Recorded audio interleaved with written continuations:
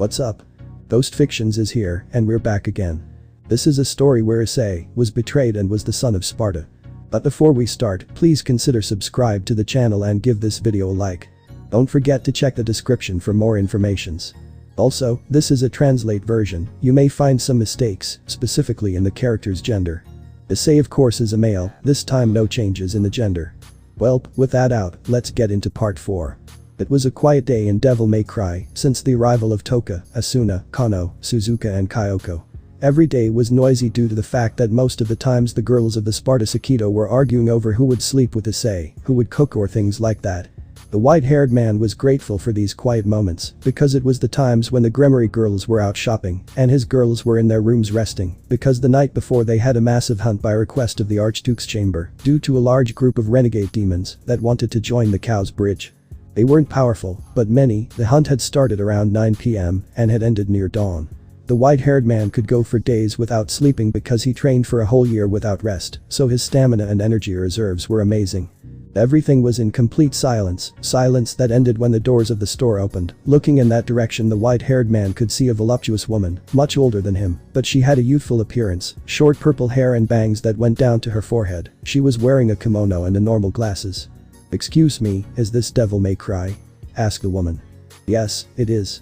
The white-haired man answered reluctantly to tell her that he was closed, but he chose not to say it because when he saw the woman he was quite surprised. Despite being an older woman, about 40 years old, she had a seductive and very charming air.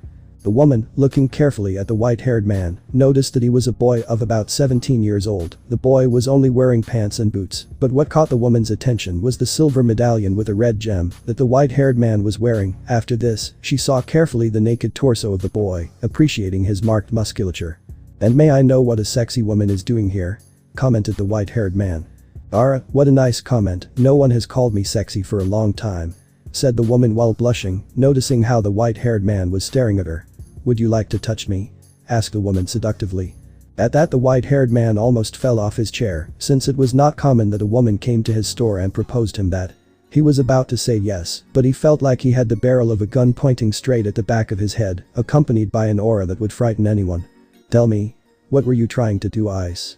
Issei turned around. As he did so he saw an extremely jealous Lilith, the red-haired woman, to protect what was hers. Even when she was blushing, she sat on Issei's lap and kissed him lightly on the lips. Then with a triumphant smile, she turned to look at the woman on the other side of the desk. "I get the hint. I came in search of Issei, the demon hunter," said the client, completely defeated. "That's me," said the white-haired man who still had Lilith in his lap. "I need you to look for my daughter." "Your daughter?" asked the pink-haired girl. "Yes, she left to train her dragon," answered the woman. "Dragon?" asked the boys, imagining a girl who, for some reason, had a dragon as her pet. "I'm Goi-san Saku and I'm 17 years old," said the customer, but that last thing caused a reaction in the boys in front of her. "You don't even believe that one," thought Lilith, containing her laughter when she saw how that woman was blatantly lying about her age. "You're right. If you're 17. I'm the vanishing dragon," thought the white-haired man who, like Lilith, restrained his laughter, also avoided making a comment about the woman's age, because if he had learned something since he was a child, it was that it hurts women to be called old or out of their proper weight. The woman, now identified as Goi, told him about the Magatamas, the reincarnations, the warriors and the dragon sealed in her daughter, who answered to the name of Hakufu. That last part clarified the doubt that Issei had. The girl called Hakufu didn't have a dragon as a pet. She had it inside her. But Ddraig hadn't told him anything about a girl that had a sacred gear of the dragon type. The only ones he knew of that had this kind of object were Saji and Vali. "What happened to her?" asked the white-haired man. "She went to the mountains to train, but she hasn't come back. I think she was kidnapped by demons," answered the woman. "What is your argument?" said the white-haired man. "When she releases her dragon she becomes much stronger than she is, that's why I doubt that someone normal defeated her." "But Goi-san, you don't think it's lost?" said Lilith. "It's impossible. The place where she was training, it's a place she has visited all her life, so she knows the way back home." "I see, in any case, I see. In any case, I accept the job, but," said the white-haired man. "But my services are very expensive." "I know, that's why I brought this." Leaving a bag with different kinds of jewels that at first sight were very valuable, and then she started to take off her kimono. "I give you those jewels and my body so you can do whatever you want with it." "I'll give you my body to do what you want with it." "I'll give you my body and my jewels to do what you want with it." The white-haired man could notice that the woman was wearing suggestive underwear. At that, Lilith pecked Issei's eyes. After that, all the girls of his entourage came down with lightning speed to embrace him, while they expelled their auras and looked at the woman with a bad face. "He already has us, don't tempt him," exclaimed the white-haired man's handmaidens. "Bara, you have many girls at home," said Goi impressed. "Yes, they are my team and they are also part of my harem," answered the white-haired man with normality, causing a strong blush in his girls. "Well, when do we leave?" asked the woman. "Whenever you want," answered the white-haired man. "Okay, I'll come for you first thing in the morning," said Goi, leaving the place. After the woman left, the white-haired man activated his boosted gear. "How do you see the Ddraig? I hadn't heard about that topic, maybe Yulong knows something," spoke Ddraig, being heard by all the women present. "Yulong?" asked Akio. "I told my partner some time ago, before you arrived, about the power scale of the dragons, below Albion and me, who are the two celestial dragons. There are the dragon kings who are as strong as Amau. They are Yulong, Fafnir, Midgardsormr, Vitra. There was also Tannen, but he retired some time ago, and Tiamat," said Ddraig, but everyone could notice the nervousness of the dragon at the mention of the last name. "What's with that dragon, Ddraig-san?" asked Lilith. "Actually, she is the only female among the Dragon Kings, besides being the strongest among the current 5. Said the dragon, so that the girls were impressed and smiled to know that a woman was the leader of the Dragon Kings, according to them. "But she hates me, 3 of my previous bearers died devoured by her." Hearing that, the girls became nervous as they hugged Issei. Meanwhile, the boy was slightly surprised to see how Ddraig was afraid of that Dragoness, who in terms of power was below his category. "Great, I think I want to."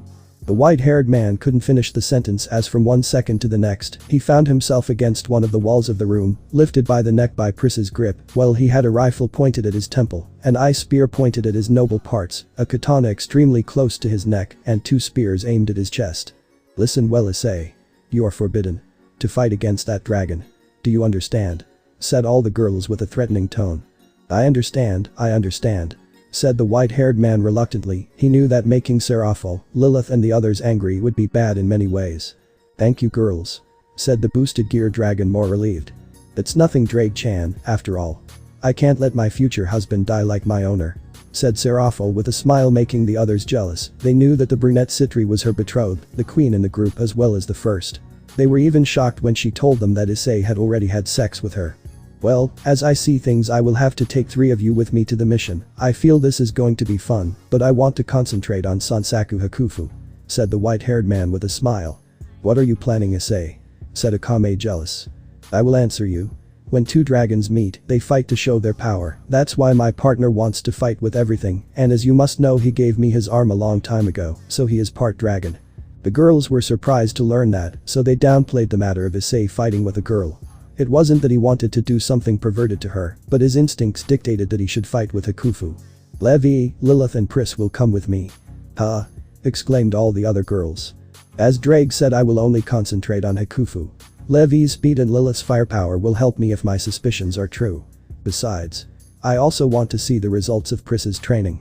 According to what Ryu told me, she has a great talent for close combat," said the white-haired man. "Do you suspect?" asked Seraphol, curious. "Simple, when someone has power, there are always scumbags looking for those people to use them," said Issei, remembering how he had discovered that truth. Every day that passed, his desire for revenge against a certain redeed grew exponentially. Remembering those tortures, their faces of joy and their words were something that burned his soul with the dark fire of hatred and anger.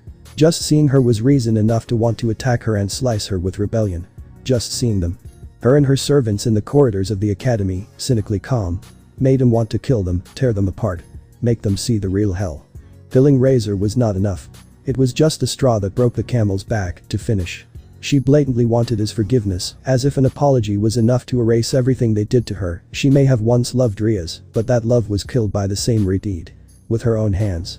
Now all he feels for her is hate, anger, thirst for revenge and indifference. He can't do anything else but hate her. That hate that burns his blood.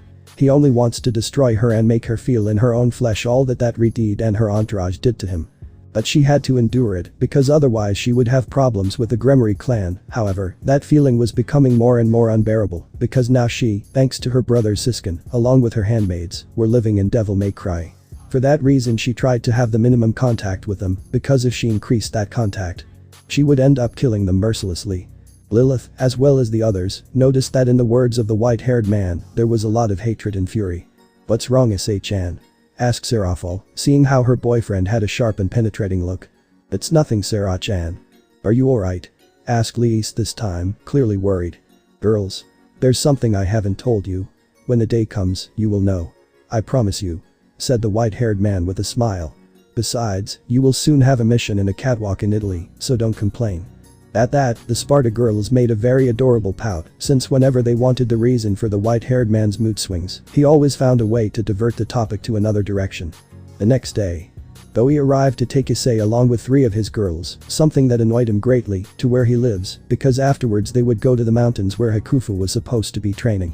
The white-haired man was wearing a red shirt, over it a scarlet leather jacket, black pants and white tennis shoes with a red stripe.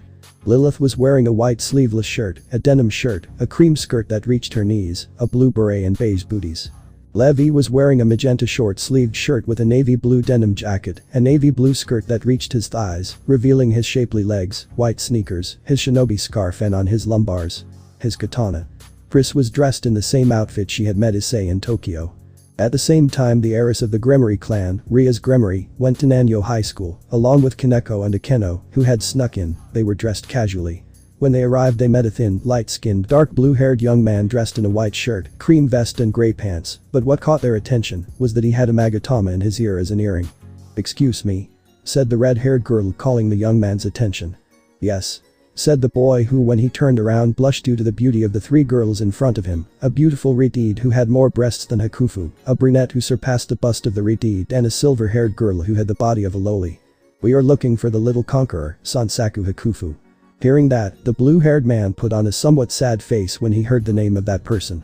"She hasn't returned from her training and I'm worried about her. Forgive me if I haven't introduced myself. My name is Kauken Shuayu, I'm Hakufu's cousin." "It's a pleasure, I'm Rias Gremory. Next to me is Akeno Himejima." "How do you do?" And Kaneko Taoju. "Hello. Why are you looking for Hakufu?" asked Kauken curiously. "I'm sorry but I can't tell you," said the Redeed with a smile. At that girl's smile, Kauken blushed, just that gesture made him forget all his suspicions about the Redeed. Rias, seeing him, reminded her of the days when Issei was her pawn and how she treated him, only to feel a horrible and strong pressure in her heart while she shed small tears, remembering how she lost Issei and how she hated herself every day. But she had a goal. And that was to obtain the forgiveness of the young Red Dragon Emperor, besides living by his side forever, with the purpose of making up for her mistake, even if it cost her the rest of her life. "Is something wrong?" asked the boy. "It's nothing," said the red-haired girl, wiping her tears. "But why do you say you're worried? Maybe he decided to train more," commented the brunette Gremory, changing the subject. "What happened is that my aunt went to see her in her old house, but when she arrived," said the boy, wondering why he was telling all that to some girls that he had not even known for 10 minutes. "I found the place trashed and traces of blood on the floor and walls," said Goi as he poured his guests a cup of tea. "I see," said the white-haired man. "Then your suspicion may be real, Ice," said Levi. "Suspicion?" asked the woman. "That your daughter might have been kidnapped by someone to use her power." "Really?" asked the worried mother. "Yes. Goi-san, I must give her a warning before she fully accepts the mission. There is an 80% chance that she will kill Hakufu-san." At what the white-haired man said, Goi was extremely terrified. The thought of her daughter dying made her very upset, but she thought it would be better than seeing her turned into a monster. But even with regret she said, "I accept the condition, but I would prefer my daughter to be alive." "Alright, I'll do my best." At that moment Kauken arrived together with 3 girls, which surprised Goi. "Ara, did you forget Hakufu so soon?" said the woman mischievously, making the boy blush. "It's not that, aunt, what happened is that these people offered to help in the search for Hakufu." "I see, but I hired," said the woman, but she was interrupted by Issei. "Issei," exclaimed the Redeed, surprised to see the white-haired man she loved, but he didn't exactly welcome her with open arms. While Kauken was surprised to hear that name. "Issei? Like the demon hunter, Issei?" asked the excited young man. "PSK, I had to come." The white-haired man mumbled in annoyance when he saw the Redeed, the brunette and the lowly Pelaplatinum. "Ria-san, what are you doing here?" "Hello Lilith-san, we came to meet the little conquistador.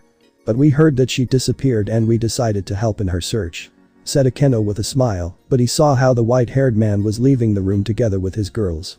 "Just stay out of the way, will you?" mumbled the white-haired man with resignation without looking at them as he left the place.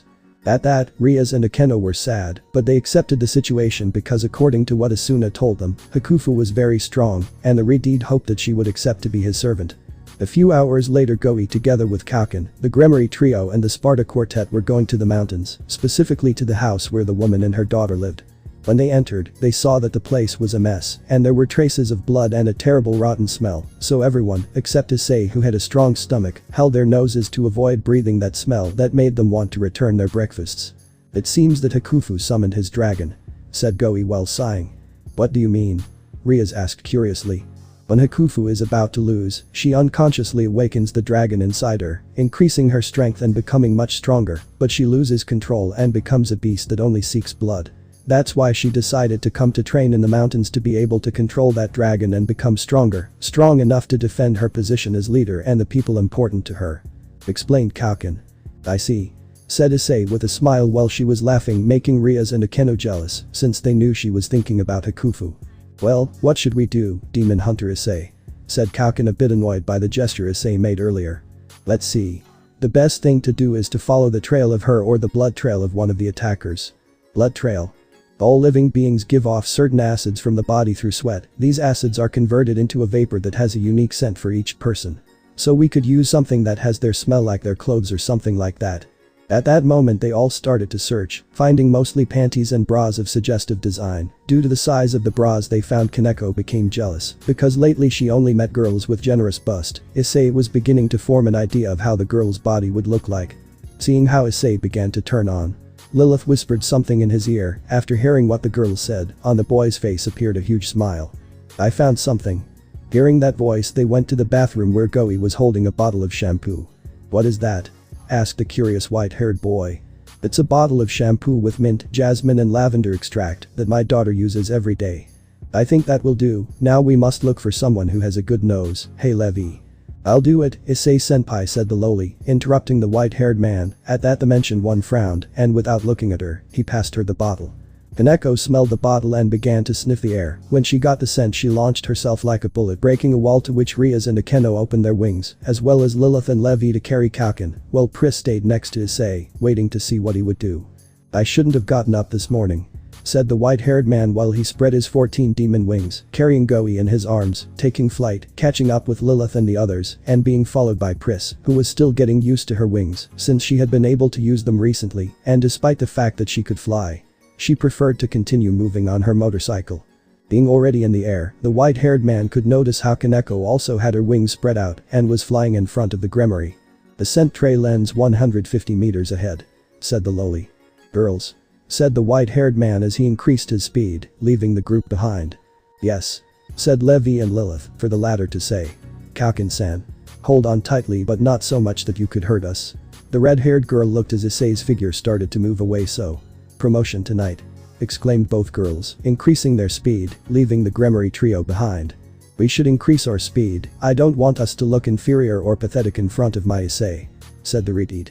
"Yes, but you," said the Queen and Rook Gremory. The three girls increased their speed, but because they were not used to flying at that speed, it was hard for them to keep their eyes open due to the wind that crashed against their face. After a few minutes, Issei and the others arrived to the place where the trail ended. "Is this the place?"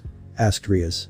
"Yes, but you," said the silver-haired girl. Advancing through the trees, they arrived at a clearing and could see a huge Chinese-style palace 8 stories high, with high walls around it.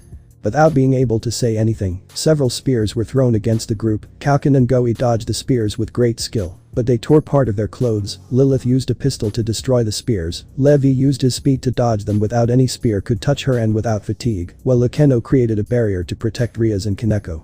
The white-haired man, for his part, nothing happened, not even a spear could touch him. "I see that they were able to withstand the flurry of spears. I must commend them for that." At that moment a stocky brown, blue-eyed and attractive-looking man appeared with a Chinese armor, which was used in the era of the Three Kingdoms, but what was striking in the subject was that he had a cat's tail. "But how rude! I am Toad of the Tiger's Fist, first general of the Kimono Ikki, Beasts of the Twilight." "Kimono Ikki?" said Kaneko in surprise. I see you know a sister." "I am no sister of yours," said the white-haired girl, annoyed but without losing her characteristic expressionlessness. "Kimono Ikki?" asked the white-haired man in confusion. "I've heard of them," said the blue-haired man. "It is said that they are a group of warriors who are looking for someone to fight with. Not much is known about them." only that they kill their opponents in a fight. He is a Nekomata," said Rias when he felt the boy's aura. "Nekomata?" Lilith asked, a bit confused. "They're cat-like yaokeis," replied Levi. "Where's Hakufu?" asked Kaukan angrily. Are you talking about the little conqueror? She is on the top floor. If you want to go for her, you will have to go through the 7 floors of the Palace of the 7 Sages. But only one can go." "I'll go," said Kaukan. "I'll go," said Kaneko, stepping forward. "Yes, of course, as if you could do anything, midget," said the white-haired man without seeing her while he used a magic circle to change into his combat suit. While Levi and Lilith activated their Magus mode, and Pris was waiting to see what happened, since before leaving Issei had told her that for the moment she would only intervene in the fight if she considered it necessary or if she got bored. He left that to her discretion, but to be careful since she had just entered the supernatural world a few days ago, and even if she had Ryu as a mentor for her training, she couldn't get 2 good results in such a short time. He had thought of taking her to the training dimension where he had trained, but that was a secret that for the moment he would keep it that way, even from his girls. At being called a dwarf, Kaneko became quite annoyed. "At least I'm not a pervert who uses a sword and guns to fight," said the lowly, trying to insult Issei. "I also know how to fight hand to hand, Potenko. I may be a pervert, but I'm more useful to society than you. Besides, I gave you the beating of your life, or did you forget?" replied the white-haired man with a biting smile, causing the lowly to clench her fists tightly as she remembered that scene where her ex-partner mopped the floor with her and the rest of the Grimoire group. "I see these two are excited, how about a competition?" said Toad with a mischievous smile. "What competition?" asked Issei and Kaneko. "The first one to get through 1,000 men will be allowed to enter the castle. But there is a rule, once they pass through the gate. Weapons are forbidden in the castle," said the warrior to snap his fingers, and a group of 1,000 soldiers with Chinese weapons appeared. "What were you saying about the weapons?" said the white-haired man mockingly without looking at Grimoire Rook, while Grimoire only looked at his adversary. "See you inside," said the Nekomata before disappearing in a blur. After seeing how the Nekomata disappeared, the white-haired man launched himself against his adversaries. Using his stinger, he entered the enemy formation. Due to the reduced space between man and man, it was impossible for his enemies to touch him, because by the time they realized that they were within his range of action, the white-haired man cut them in 2 with incredible ease. While the seconds kept running, the distance between the white-haired and the lowly kept increasing, mostly due to the fact that Issei attacked with the intention of destroying and killing. On the other hand, Kaneko, with the strength she had, could only leave unconscious the opponents that entered her range of action, because unlike Issei, she could only take care of one opponent at a time. After several minutes, the result became clear.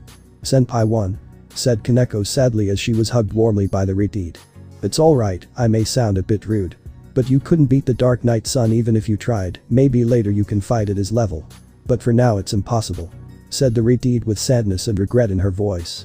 The white-haired man had entered in what seemed to be a dojo. In the place there was a light-skinned girl with a slight tan touch, blue hair like her ears and tail, dressed in a Chinese outfit, sitting in lotus position.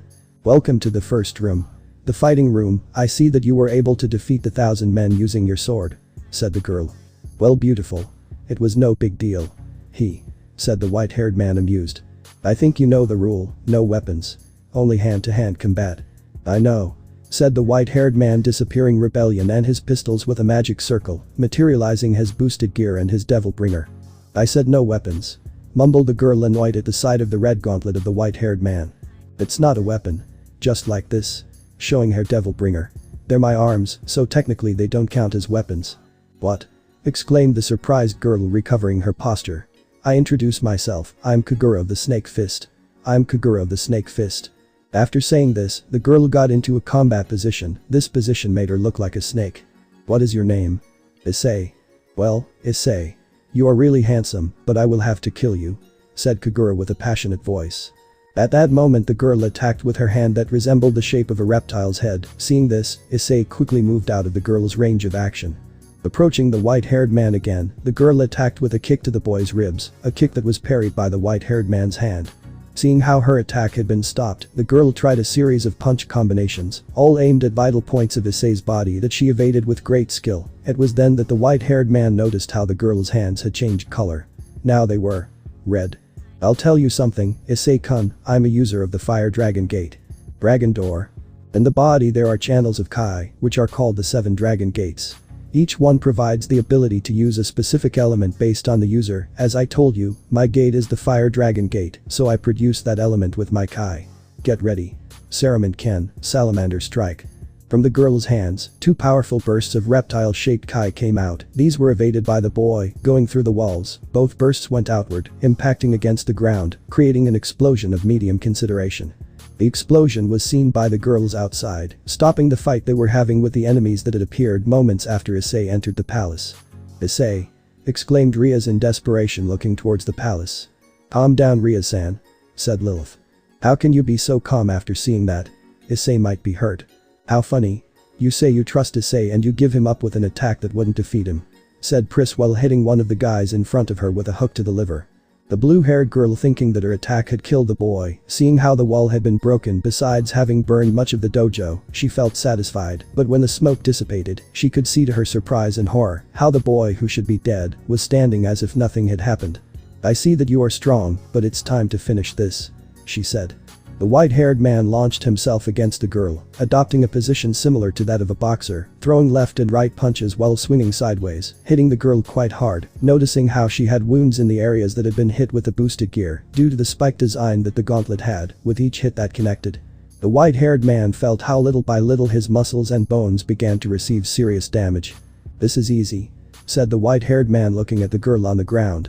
Seeing that the Nekomata didn't get up, Issei continued his way while outside the palace. A holographic message appeared saying, "Issei wins."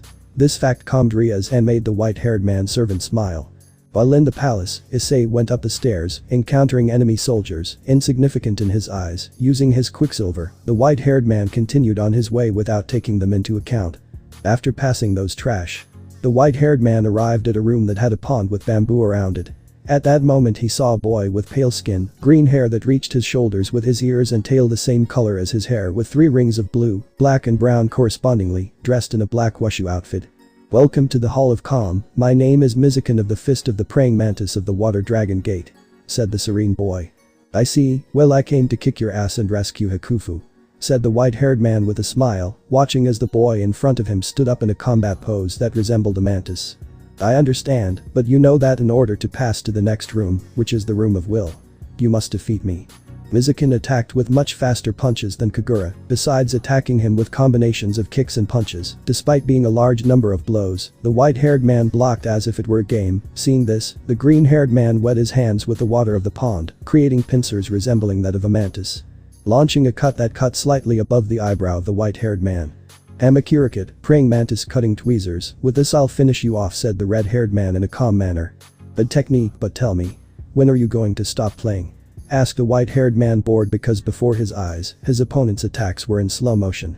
When he said that, the green-haired man immediately became furious, losing all his calmness. He looked like a geyser ready to burst. "You bastard, I'm going to kill you. Kenketsusen no Shinryuken, geyser fury." Mizukin launched a powerful jet of boiling water under pressure, which melted the wall of the hall, leaving the white-haired man somewhat surprised, who whistled in response to the surprise he had received. "Phew. What an attack. Water has properties, it can be calm, but it has a surface tension that if used under pressure can cut a diamond, and if its temperature rises, it can even melt rocks," explained the green-haired man. "I see. But I'm going to kick your ass anyway," said Issei, raising his power, extending his devil bringer, catching the mantis, crashing him 3 times in a row hard against the ground to then throw him into the pond. Approaching the pond, the white-haired man pulled the green-haired man out of the water, throwing him through the air, placing himself at his height. The boy delivered a powerful hammer blow in the stomach, charging down, sinking the green-haired man into the ground, knocking him out of combat. Seeing that he didn't get up, the white-haired boy continued on his way, encountering more small enemies. Using his quicksilver again, the boy ignored them and entered the next room. "Welcome," said a voice. Turning around, the white-haired boy saw a girl with brown hair, ears and tail, peach skin, athletic body, with a little bit of muscles, but it didn't make her look bad if not very sexy. The girl was wearing a Chinese dress that came up to her thigh, but she was wearing tight black thermal tights below that area of the dress, but they showed her shapely legs. "You are in the Room of Freedom. I am Rika from the Fist of the Crane of the Dragon Door of the Wind. You really are sexy." At the white-haired man's comment, the brunette turned red. The girl didn't know what to do. Meanwhile, outside the palace, for some reason Lilith, Pris, Levi, Rias, Akeno and Kaneko were very angry. As a reflex, the girl rose in the air to deliver a powerful downward kick that the white-haired man evaded. Seeing where the girl was standing, the white-haired man noticed that there was a deep hole in the area where the attack had hit. "I am a user of the Air Dragon Gate, which makes me able to rise and attack using the air as if it were part of my body," explained the chestnut. Take this.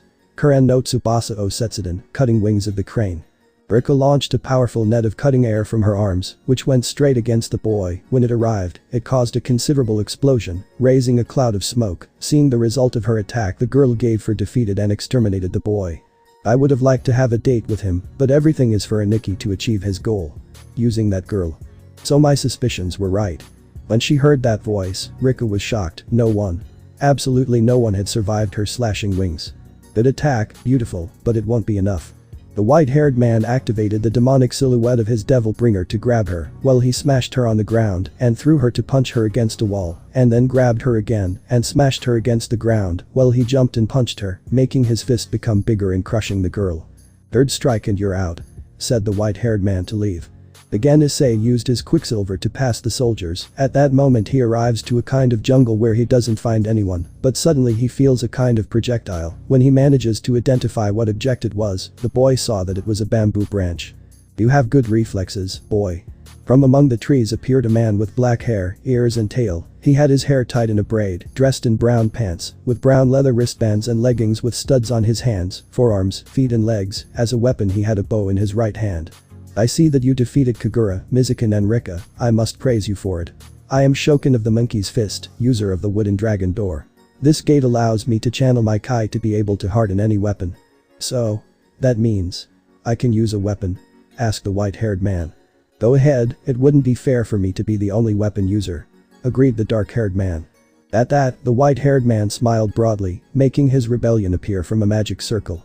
Trickster. After saying this, Issei moved at a surprising speed, a speed impossible to follow by the brunette. Approaching quickly, the white-haired man closed his distance with his enemy.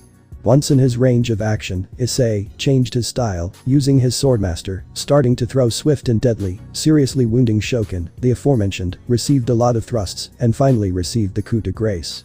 A vertical cut that cut him in two, ending his life. I don't think you should have given me that advantage, my friend, said the white-haired man while he put his sword behind his back, but then he heard a voice. The fighter Issei is reminded that he can't use weapons inside the palace. But the guy in black told me that I could use it. The white-haired fighter refuted. Only in his battle and you already killed him, said the voice with annoyance. Damn it, mumbled the white-haired man under his breath, his rebellion disappearing again. The white-haired boy left the room, heading upstairs to access the next room, and just like before, more soldiers were waiting for him, but this time he didn't use his quicksilver, as it was using a resource he didn't want to wear out against such low-level opponents. Using Trickster, the boy increased his speed and continued on his way without the soldiers could even see him pass by him. Entering the next room, Issei saw a guy in his 30s, muscular, tall, with tanned skin, blonde hair just like his ears and tail, meditating in lotus position. So you are the participant who defeated 4 of the generals and killed Shokin from the Monkey's Fist, said the man angrily as he uttered these last words. Yes, I'm that one, said Issei haughtily. Friend. What do you eat to be a mass of muscles? Concrete and concrete. At the white-haired man's mockery, the blonde stood up with a vein in his forehead throbbing loudly, while cracking his knuckles. The one you killed is my younger brother. You fucking brat, he said as he saw that the white-haired man looked like he was about 16 or 17 years old. Oh. Do you want me to send you to him? To the other world? Asked Issei defiantly. At that moment the blonde attacked the white-haired man with a punch, but unlike the attacks of his opponents. This punch was charged with lightning. Evading it quickly, the boy saw how his opponent's fist was buried in the ground with ease. I see you noticed, my name is Tsuchikin of the Leopard Fist, and my gate is the Earth Dragon. With this one I can harness the electric fields of the earth and generate electricity from my body. I see, I must say that these gates are interesting. If you think so, I'll make you one. If you see it that way, I will make you a proposal. Become my disciple and together we will rule by Sahaku-sama's side. Boo. The leader of our organization, a kitsune who wishes to reclaim what is his own. The position of ruler of the Yao case held by his younger sister, Yusaka. Okay. I thank you for the information, but I have no interest in being your disciple. Well, I wanted to leave you alive, said the blonde generating electricity with his body. The blonde's attack began, furiously attacking the white-haired man, unleashing a great combination of punches that were directed to Issei's upper body. The boy avoided the attacks, but there were some that grazed him, causing small wounds on his cheeks, eyebrows and the lower part of his neck, but they were not visible for long, since those wounds closed in a matter of seconds. Grimya's in Tsum, Crimson Claws. said the man as he reached the white-haired man, burying his hands in the boy's body. From Issei's back, multiple crimson rays came out and destroyed the wall behind him. Before that fact, Akeno was quite worried about Issei's well-being, but when he saw Lilith, Levi and Pris, they were calm. When he saw them, he decided to follow their example and keep calm. "This is over," said the man as he removed his hands from Issei's torso, wiping the blood on his hands with a handkerchief. "Do you think so?" The blonde heard a voice behind him. Turning around quickly, he could see the white-haired man standing as if nothing. Without a trace of any damage. I impossible, my crimson claws must have dried your blood. It's a good technique, plus it's really dangerous, but what?" asked the blonde rather frustrated as he saw how his technique had had no effect. "You're not facing an ordinary opponent." After saying this, a demonic silhouette appeared above Issei, terrifying the blonde who couldn't believe what he saw before him. "Why you're..." Unfortunately, he could not finish the sentence. Appearing in front of him, the white-haired man gave him a powerful blow to the liver, destroying it. Thanks to the help of the silhouette on Issei, the damage was multiplied. Continuing with the punishment, Issei only focused on the torso of his opponent, destroying the ribs and several internal organs, causing serious internal bleeding. Finally, the white-haired man delivered a powerful kick to his stomach, sending him like a bullet against the wall, shattering it. But despite that, the blonde continued standing, preparing to attack the white-haired man. But "Sweet dreams," said the white-haired man, pointing his thumb upwards. If the blonde had looked up, he would have seen how some debris of considerable size crushed him, burying him and leaving him to die without remedy. With his opponent defeated, the boy made his way to the next room, but unlike the previous times, in the stairs leading to the next room, there were no enemies. Thanks to this, the white-haired man took all the calm in the world to advance to the next room.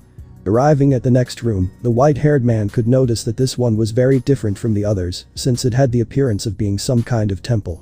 "Welcome, I was expecting you." That voice caught the attention of the boy, who turned around and saw Toad, but he was wearing a Chinese sleeveless shirt, pants and wushu shoes. "I am Shukyu Toad of the Tiger's Fist, user of one of the 6 branches of the 8th Dragon Gate. The Dragon Claw. Wow. At last I will be able to see how great the Dark Knight Sparda's lineage is. Wow. Wow. Wow. So you know my father?" said the white-haired man, squinting his eyes. "Are you serious? All supernatural beings of all factions know your father," replied Toad sarcastically. "We'll see how long that smile lasts."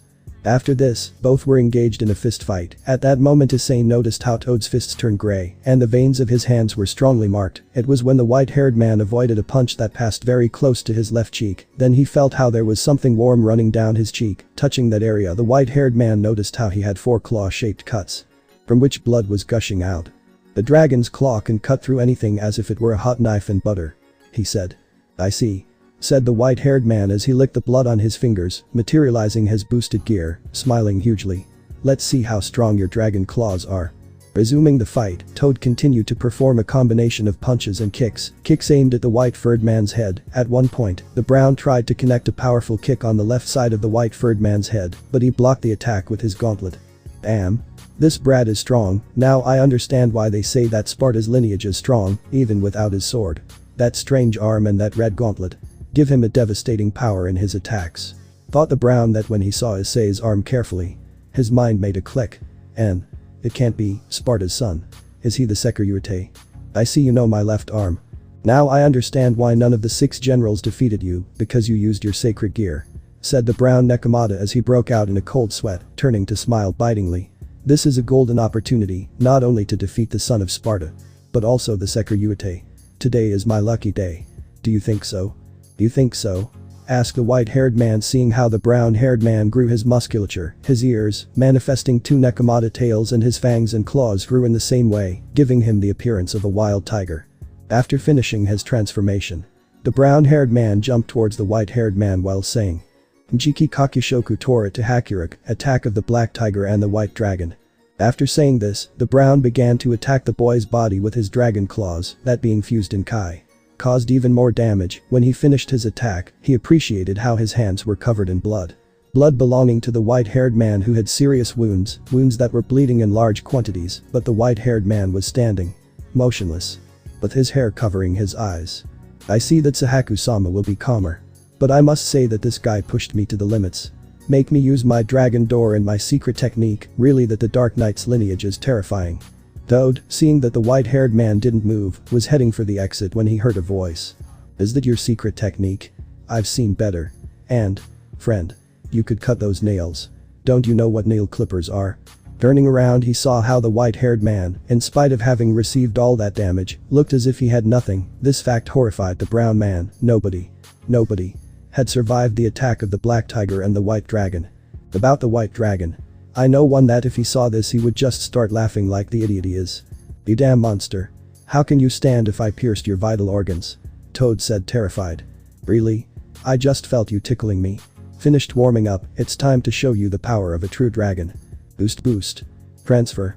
Clashing his boosted gear with his devil bringer, the white-haired man transferred the accumulated power to his right arm, changing the hue of the light on his arm to light green.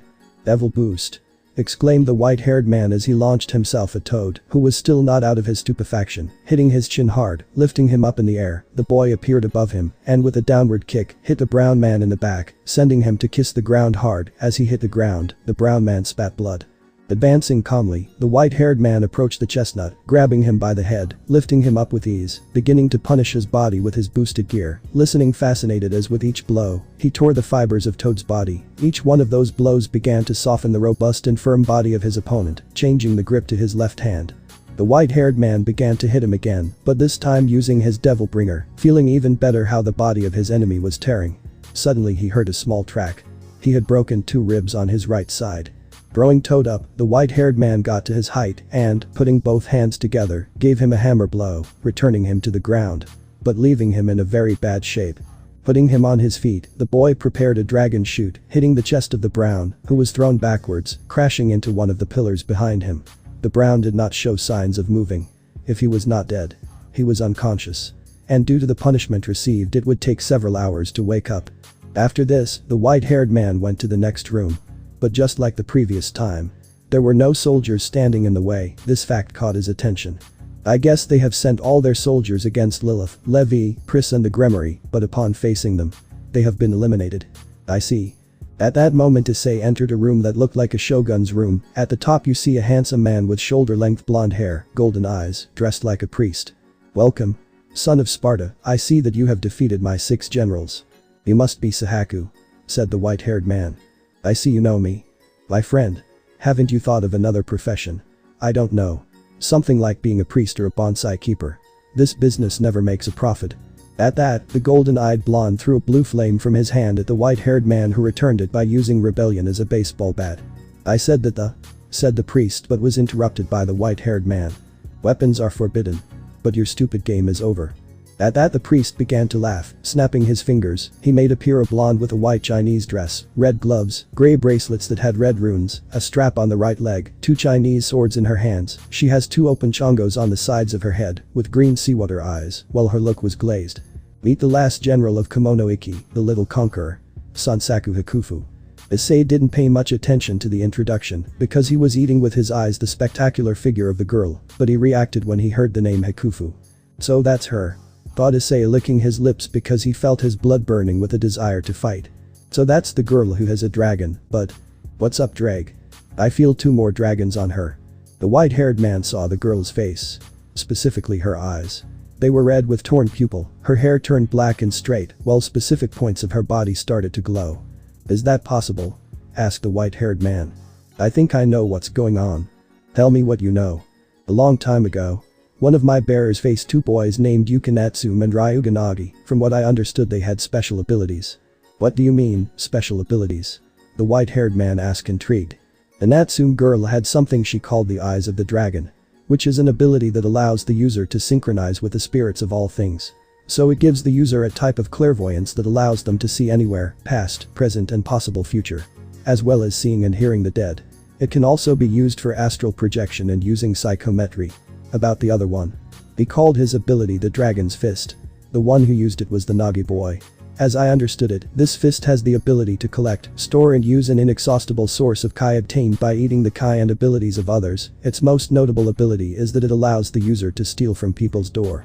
It is this most unusual, powerful and feared ability by all Dragon Door users. My wearer almost died in battle, but won in exchange for losing an arm and an eye. Are you telling me that right now that big-breasted girl is at my level? Said Issei in surprise. No mate, your level is superior, and those dragons don't match me, it just won't be easy to beat her like the others. Said the dragon while a smile appeared on the white-haired man's face. I see you noticed that my last general has some interesting abilities. The eye of the Natsume dragon and the fist of the Nagi dragon. The white-haired man replied with a wolfish grin. How did you know that? Sahaku exclaimed in surprise. The devil knows better than the devil, said the white-haired man showing his gauntlet. Oh, you're also the Sekiryuutei. I propose you something. Help me to overthrow my younger sister and I'll give you whatever you want, proposed a blonde while watching the white-haired man thinking about his proposal. Just a reminder that if Serafal Citri and the other girls find out about this, they'll kill you. But since you have an overwhelming amount of stamina and regenerative ability for being from the Sparda clan, while they won't murder you, they'll torture you. For quite a while. Thanks for the detail. Replied with sarcasm the white-haired man, looking at the blonde. If that's your offer, I have a counter-offer for you. Take the sexy girl in front of me and I'll destroy you. I see you want it the hard way, little conqueror. Finish it off. Yes, master. At that moment, the brunette throws herself to attack him, but the white-haired man evades the girl's swords, taking out his own. Hakufu used the dragon's eye on his swords to enhance the techniques with them. On his part, Issei with his sword blocked the girl's attacks and made his own attacks. In the face of both could be seen an enormous smile. This girl really has talent. Why do I feel like my body is on fire? It's because her dragon is a water-type female, plus when two dragons of different sexes plus opposing elements fight. There is a great excitement in both of them that ends in mating. So, I'll tell you later, now let me see it. The white-haired man raised his gauntlet, leaving the orb on its back at the level of the girl's face, so that the red dragon emperor could see her full body. He noticed how the brunette's eyes were full of lust, her gaze was lost, panting and with a very evident blush. Yes, she is attracted to you. I say it'll take you less than 5 minutes to mate with her, at most. What? The white-haired man exclaimed in his mind. Do you know what Sarah-chan, Lilith and the others will do to me if I sleep with her? The white-haired man said nervously. You. Den. Me. Hearing that, the white-haired man saw how the girl was crying. Please. You. Den. Me. Mind control? Asked the white-haired man mentally. Partner, place your forehead on hers. And what's that for? Just do what I tell you to do. Mumbled the red dragon somewhat angrily. I trust you, partner. But to make sure he doesn't move, I'll do something.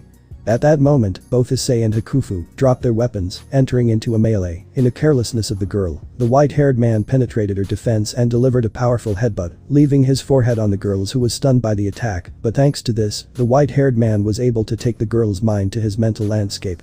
Mindscape. Hey, where am I? What is this place? Asked the blonde. Note. Out of mind, she is a brunette because of the dragon's fist that gives that aspect to her hair. The white-haired man and the red dragon only had a drop behind their necks when they saw the girl. I apologize for the attitude of my carrier, said a light blue dragon with aquamarine eyes and a very sweet and melodic voice. I introduce myself, I am the water dragon Princess Shuj plus Ngu, daughter of the Dragon King Yulong. Now it all makes sense, said Ddraig. The Dragoness noticed the red dragon, becoming shocked and nervous. SSS Sekiryuutei-sama. After being playing dumb and looking around the place, Hakufu noticed an imposing red dragon behind a white-haired boy with a well-proportioned musculature who was naked like her. Seeing the white-haired boy, she blushed strongly. Hey Shuj plus Ng. Do you know them? Asked the blonde. The boy no. But the dragon behind him. Yes. It's the Sekiryuutei, one of the 2 celestial dragons that are said to be the strongest dragons, after Great Red in office, even stronger than my father. Is he really that strong? Hakufu asked excitedly. Yes, it is said that he along with the Hakuryuuku are within the top 10 of the most powerful beings. I didn't think I would have the honor of meeting him, said the dragon in a respectful way. Do you know what's going on? Asked the white-haired man to the blonde. To tell you the truth. The 2 dragons and the white-haired man waited for her answer. I don't have the slightest idea, said Hakufu, leaving Issei and Ddraig stunned. Is she a fool or what? Asked the white-haired man and the dragon looking at the dragon who laughed nervously. Hey, don't call me a fool. Foolish people call other people fools, exclaimed the blonde angrily.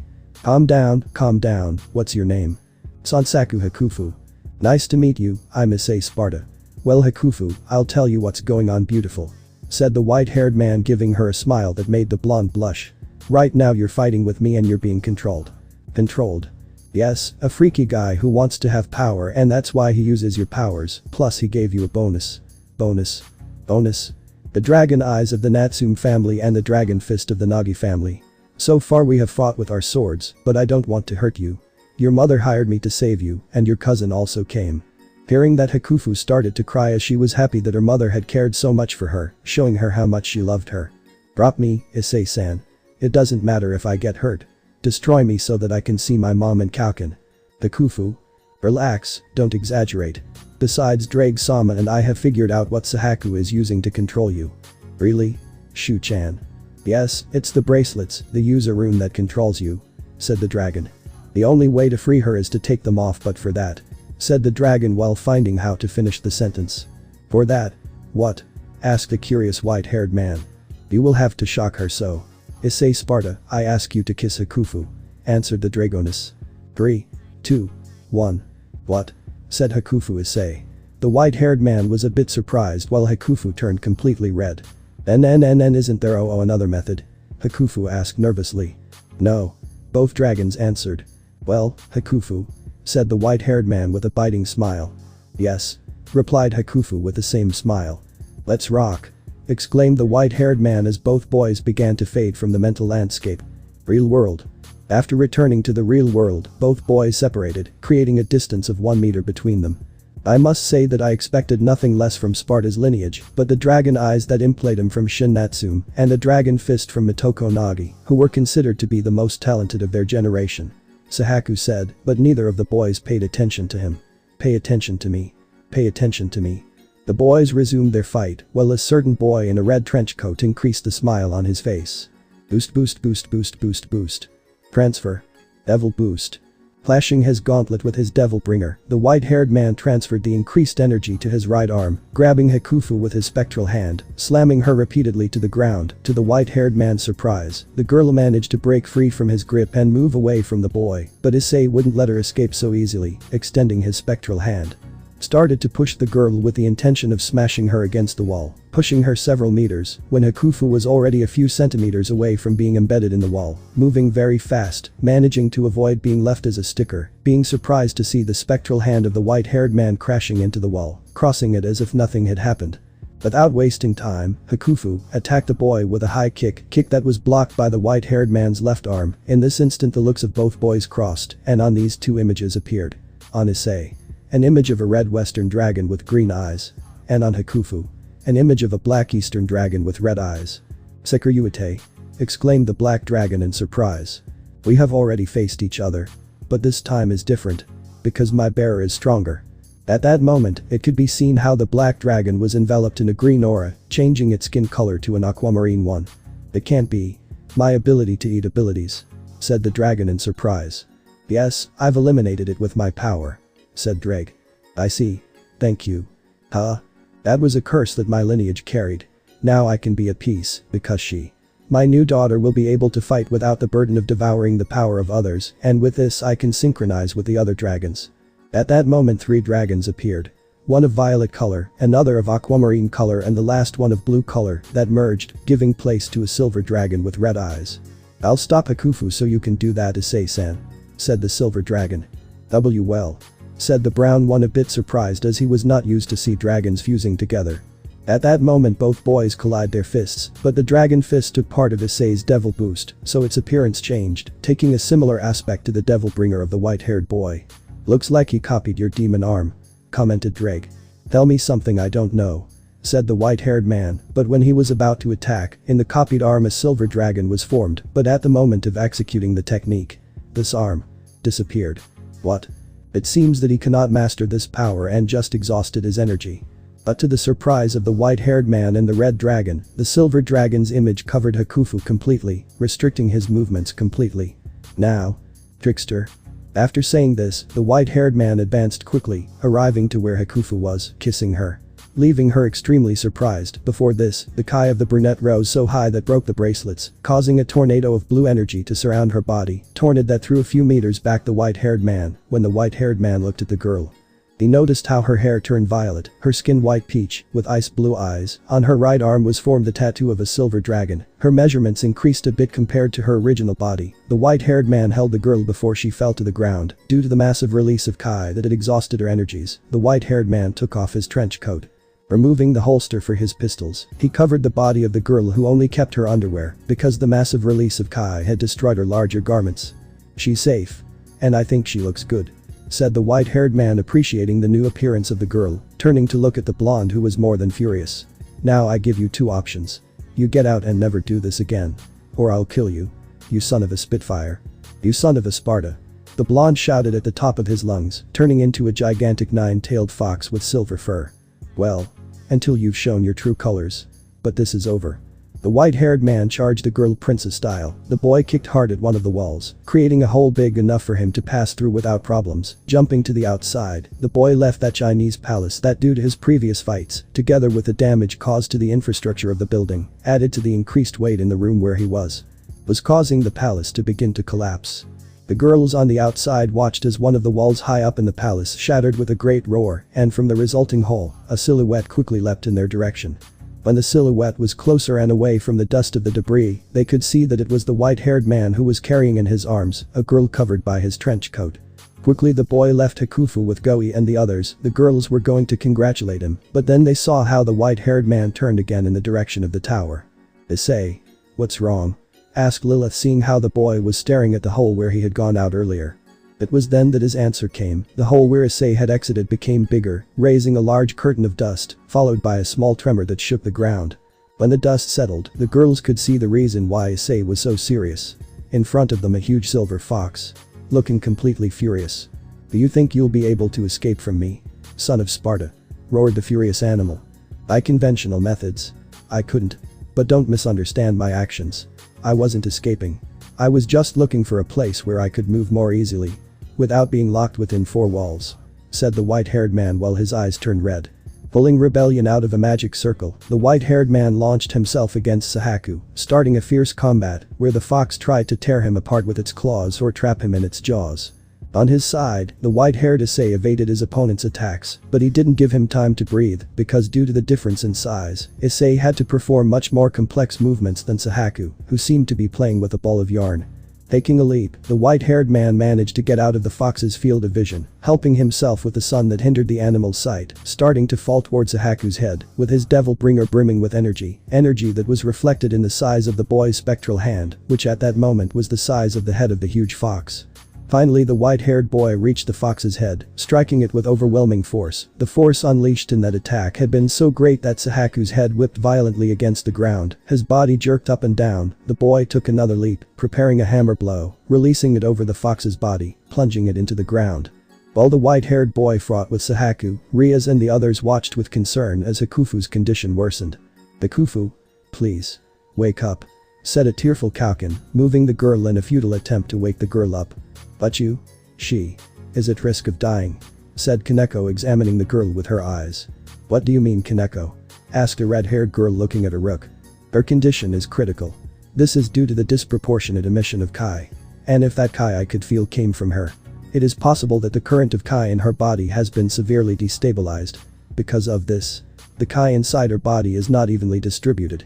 It is dispersing towards the outside of her body. And isn't there a way to help her? Because of her condition, there is only reincarnation. With that method, her body will be revitalized, and her condition will return to normal. Finished the lowly explaining. I understand. Goi-san. Can I talk to you for a moment? Alone? Asked the Redeed. Yes, but make it quick. Every second that passes, life abandons my daughter, replied the Redeed. After that, both of them moved a little bit away from everyone. I will propose something. In normal cases I should propose it to Hakufu. But it is evident that in his state he will not be able to answer me, said the Redeed. And what is it that you want to propose to me? I can save Hakufu. But for that I must reincarnate her in a demon. A demon that will be my servant. And will belong to the Gremory family, explained the Redeed. Alright. If with that my daughter can be saved, I accept, replied Goi. After that they both went back to where Hakufu was. When they arrived, the Redeed took out from her pocket her last two pieces of pawn. When she saw them, certain memories of the time where Issei was her servant came back to her mind. But I will become the strongest pawn of all.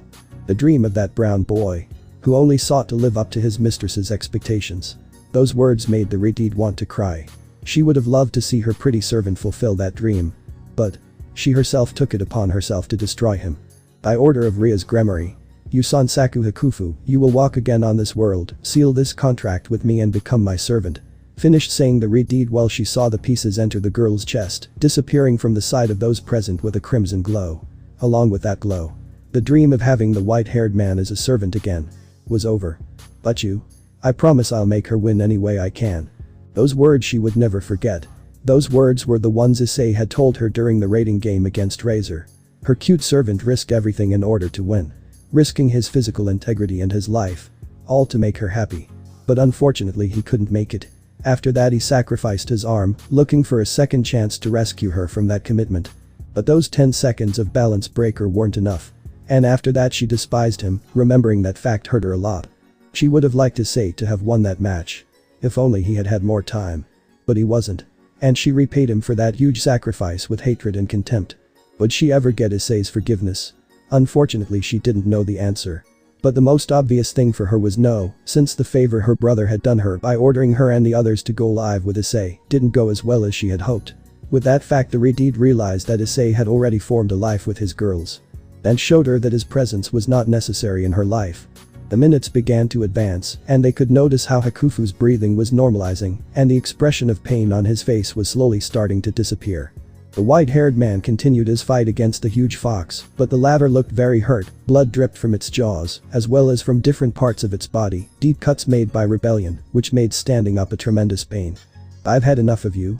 I'll finish you with my best technique, said Sahaku, covering himself with strange but powerful blue flames. His body began to reduce its dimensions, returning to its human form. But unlike a normal human body, this one kept Kitsune's features. Disappear in my blue flames. Final fire. Exclaimed Sahaku, running towards the white-haired man, turning into a blue igneous whirlwind. The flames blocked the white-haired man's image, enveloping the area around both fighters with an embracing fire. Issei! Shouted Rias and Akeno with their hearts pounding, fearing the worst. When the fire dissipated they could see that Issei was still standing in the same place. Sahaku was behind the boy, both had their backs turned, separated by about 3 meters. But something caught everyone's attention. The white-haired man seemed to have an object in his left hand. But due to the boy's position, they couldn't distinguish what kind of object it was. Suddenly they saw how Sahaku's body started to tremble. A blood stain appeared on the left side of his chest. Damn. How did you do it? Said Sahaku with difficulty, turning to the white-haired man, while the tremors in his body increased. Rias and the others wondered what the guy was referring to, and then they saw him. Little by little, the white-haired man started to turn around. He had a huge smile on his face, showing the object he had in his left hand. A heart. It was a heart that was still beating. Give me. Give me. Sahaku said, advancing slowly towards Issei. The boy just looked at him with a smile and then he did it. Squeezing his heart. He bursted. Instantly Sahaku fell down dead, collapsing at the feet of the white-haired man who only smiled. The most of those present that scene gave them disgust and repulsion. The only ones that didn't have those feelings were the white-haired man's handmaids. They were already used to see that kind of scenes, because most of the fights in which the white-haired man participated ended in carnage. But they all had doubts. How had he managed to rip her heart out? If everything had happened in a matter of seconds. The white-haired man approached the others. When he arrived he was greeted by his handmaidens. Issei. What kind of art was that? Asked a ninja, intrigued since she didn't know of any technique that allowed to take the heart of an opponent in such a clean way as that one. It's not worth calling it an art. I simply took his heart, explained the boy. However, I manipulated part of my body to be able to rip it out of him, transforming his left arm into his dragon arm, showing the sharp claws he had on his fingertips. Although, it's not perfected at all. Why do you say so? Asked Pris curiously. Because it will be perfected when it manages to take a person's heart without a single drop of blood coming out of the wound. Returning her arm to normal, turning to look at Hakufu, feeling a very faint sensation he once had. The sensation of carrying Ria's Grimory's pieces. He still hadn't forgotten that sensation. That sensation emanated from Hakufu's body. I see you reincarnated it. I see you reincarnated it. If,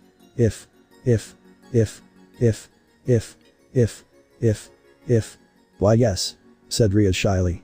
Well, I already found your daughter and we finished with the bad guys. My job in this place is over, said the white-haired man while he took his raincoat, putting it on, starting to walk away from Rias and the others, followed by the girls of his entourage. But then, Issei-san, who shouted was Hakufu, who, helped by her mother, stood up, watching how the white-haired man walked away. Will we see each other again? The white-haired man did not answer her, just waved his hand as a goodbye. After a few minutes, Issei and his girls disappeared from the sight of Rias and the others. The Khufu. This must be difficult for you, but you will have to leave Nanyo, said the Rias. Why? Exclaimed the girl. You are now a servant of the Gremory clan and you must be at the side of your mistress, which is me, explained Rias. I understand.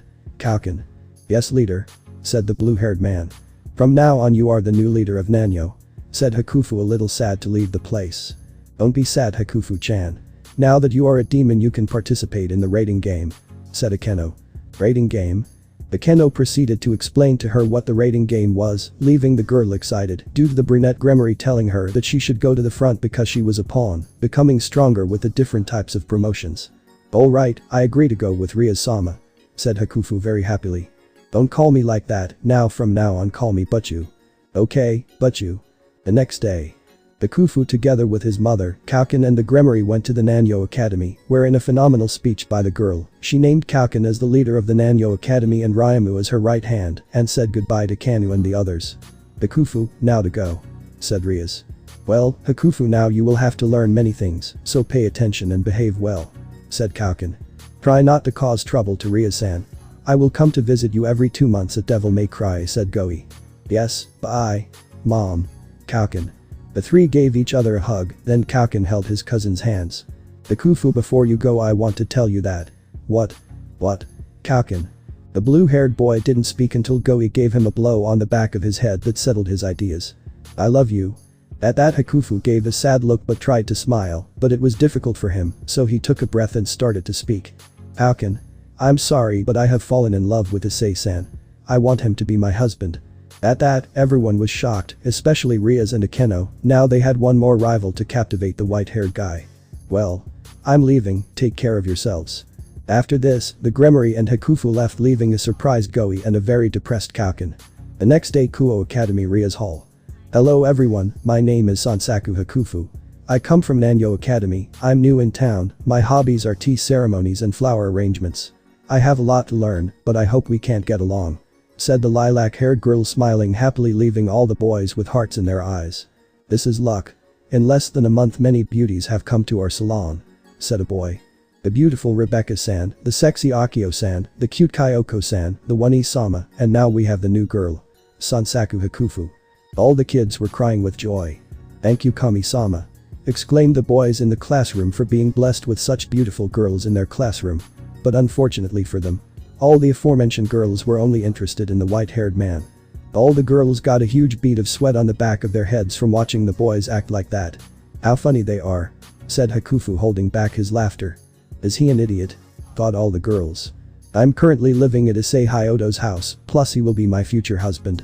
Hafuku's statement left everyone in shock. There was an overwhelming silence until 3, 2, 1. In his living room, the white-haired man only sighed. He felt that the annoyances in the academy would continue to increase. Somewhere in the human world, Ryu was advancing through a forest. That was the place where was the last seal that his master Sparda had left. Suddenly he felt the presence of someone. Turning around he could see a harlequin with a very long aquiline nose, dressed in a purple suit with feathers on his sleeves and a scepter in his hand. Who are you? Asked a blue-haired man, summoning a silver sword from the ground that had the hilt of an armless skeleton. So I have the honor of meeting Sparda's first student. The blue lightning demonic, Ryu. I can deduce that you are a demon, or that you are familiar enough with them to know who I am, said the blue-haired man, wielding his sword as he pointed it at the subject in front of him. I see that you have noticed that we have been breaking your master's seals. Why do you want to unleash that thing? Master Sparda died so that this world would live in peace, that's why I won't let you get away with this. The blue-haired man wrapped his sword in an electric blue aura, sending a slash of energy against the harlequin, watching in disbelief as it disappeared. I hope your disciple does better than you. The harlequin's voice began to grow fainter and fainter, finally getting lost in the whispers of the wind. He clenched his fists in frustration. Due to being carried away by anger, he let slip the one responsible for the seals having been broken. Devil May Cry. It had been a few days since Hakufu's quest, and since then, Issei hadn't received enough interesting jobs for Ryu to approve them and give them to him. For this reason he decided to close the store for a few days, since there was no point in having it open if no interesting jobs were coming in. The white-haired man was sitting as usual at his desk, reading a magazine while listening to Future in My Hands by Elena Houston, which came inside the LP he had obtained during his mission in the United States, but then the music cut off suddenly. Looking in the direction of the stereo, He could see a certain red-haired woman. "What right do you have to turn off the stereo? I told you the other day, don't touch my stuff, Gremory," said Issei coldly. The Redeed clutched her arm, lowering her head with a look of sadness. Ever since Rias and his servants had come to live in Devil May Cry, the white-haired man increased the coldness when dealing with them. He still remembered the day when Akeno prepared some food for him. But the white-haired man just threw it on the ground. When the brunette Gremory asked him why he had done it, he only answered her. "You think I've forgotten how I was asking you to stop and you were telling me that you enjoyed watching me agonize? So listen, someday I'll murder you. Slut." But that the Queen Gremory went to her room crying, with a broken heart. The same happened with Asia, when she tried to pull her cheek, extremely jealous when she saw how Liis was sitting on the lap of the white-haired man while they were playing. Flashback. Issei-san. Liis noticed how the blonde Gremory wanted to pull the white-haired man's cheek, but at that moment, Asia felt something brush her cheek. Looking at the white-haired man, she noticed how he had his ebony pointed at her, which surprised the older Sherlock. "Don't do that again, you useless bishop of the red-haired idiot," said the white-haired man icily. At that, Asia went away extremely sad, while the king and the pawn continued with the game. The ex-nun saw how Issei caressed Liis's legs, while she licked his neck in an erotic way. After seeing this, Asia went to her room to cry. End of flashback. "I'm sorry," said the Redeed extremely sad, walking to her room while the other girls were arriving from shopping in the city's mall.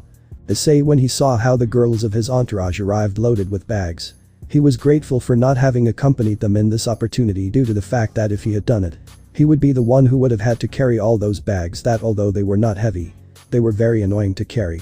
Already in the afternoon, Issei stopped reading his magazines and started to think about everything that had happened to him so far, leaving Rias Gremory's team, his fight against Kakabiel, how he fought and killed Razor Phoenix, his first fight against the Vanishing Dragon. He didn't think he would have so much trouble awakening his lineage as a son of Sparda, but he also had a positive side. He met Seraphil and the other girls, whom he is very fond of, but he couldn't feel so close to them because of what he had experienced with the occult club and Rainer. Ryu, who at that moment was coming down from the second floor, noticed how the white-haired man was thoughtful, approaching the boy. "What's wrong?" asked the blue-haired boy. "Ah, nothing. It's nothing important," the boy answered. "Is it about girls?" asked Ryu, receiving an affirmative from Issei. "I don't know how to approach my girls. Something inside me just won't let me do it." "I understand, how about going on a date with them?" "I don't know," said the white-haired man doubtfully because he remembered his first date. Since this one hadn't gone as he expected. Well, at least he didn't think it would end with a spear through his stomach. Courtesy of his girlfriend. The past is the past, Issei, live in the present and look to the future. At those words, Issei thought his mentor and right-hand man was right. Rainer was dead, and Rias knew what would happen if he tried to hurt him again. "Okay, but how do I organize it?" asked the white-haired man, confused since it was obvious that when asking the girls who wanted to be the first, they would all say them. "Easy, just draw lots."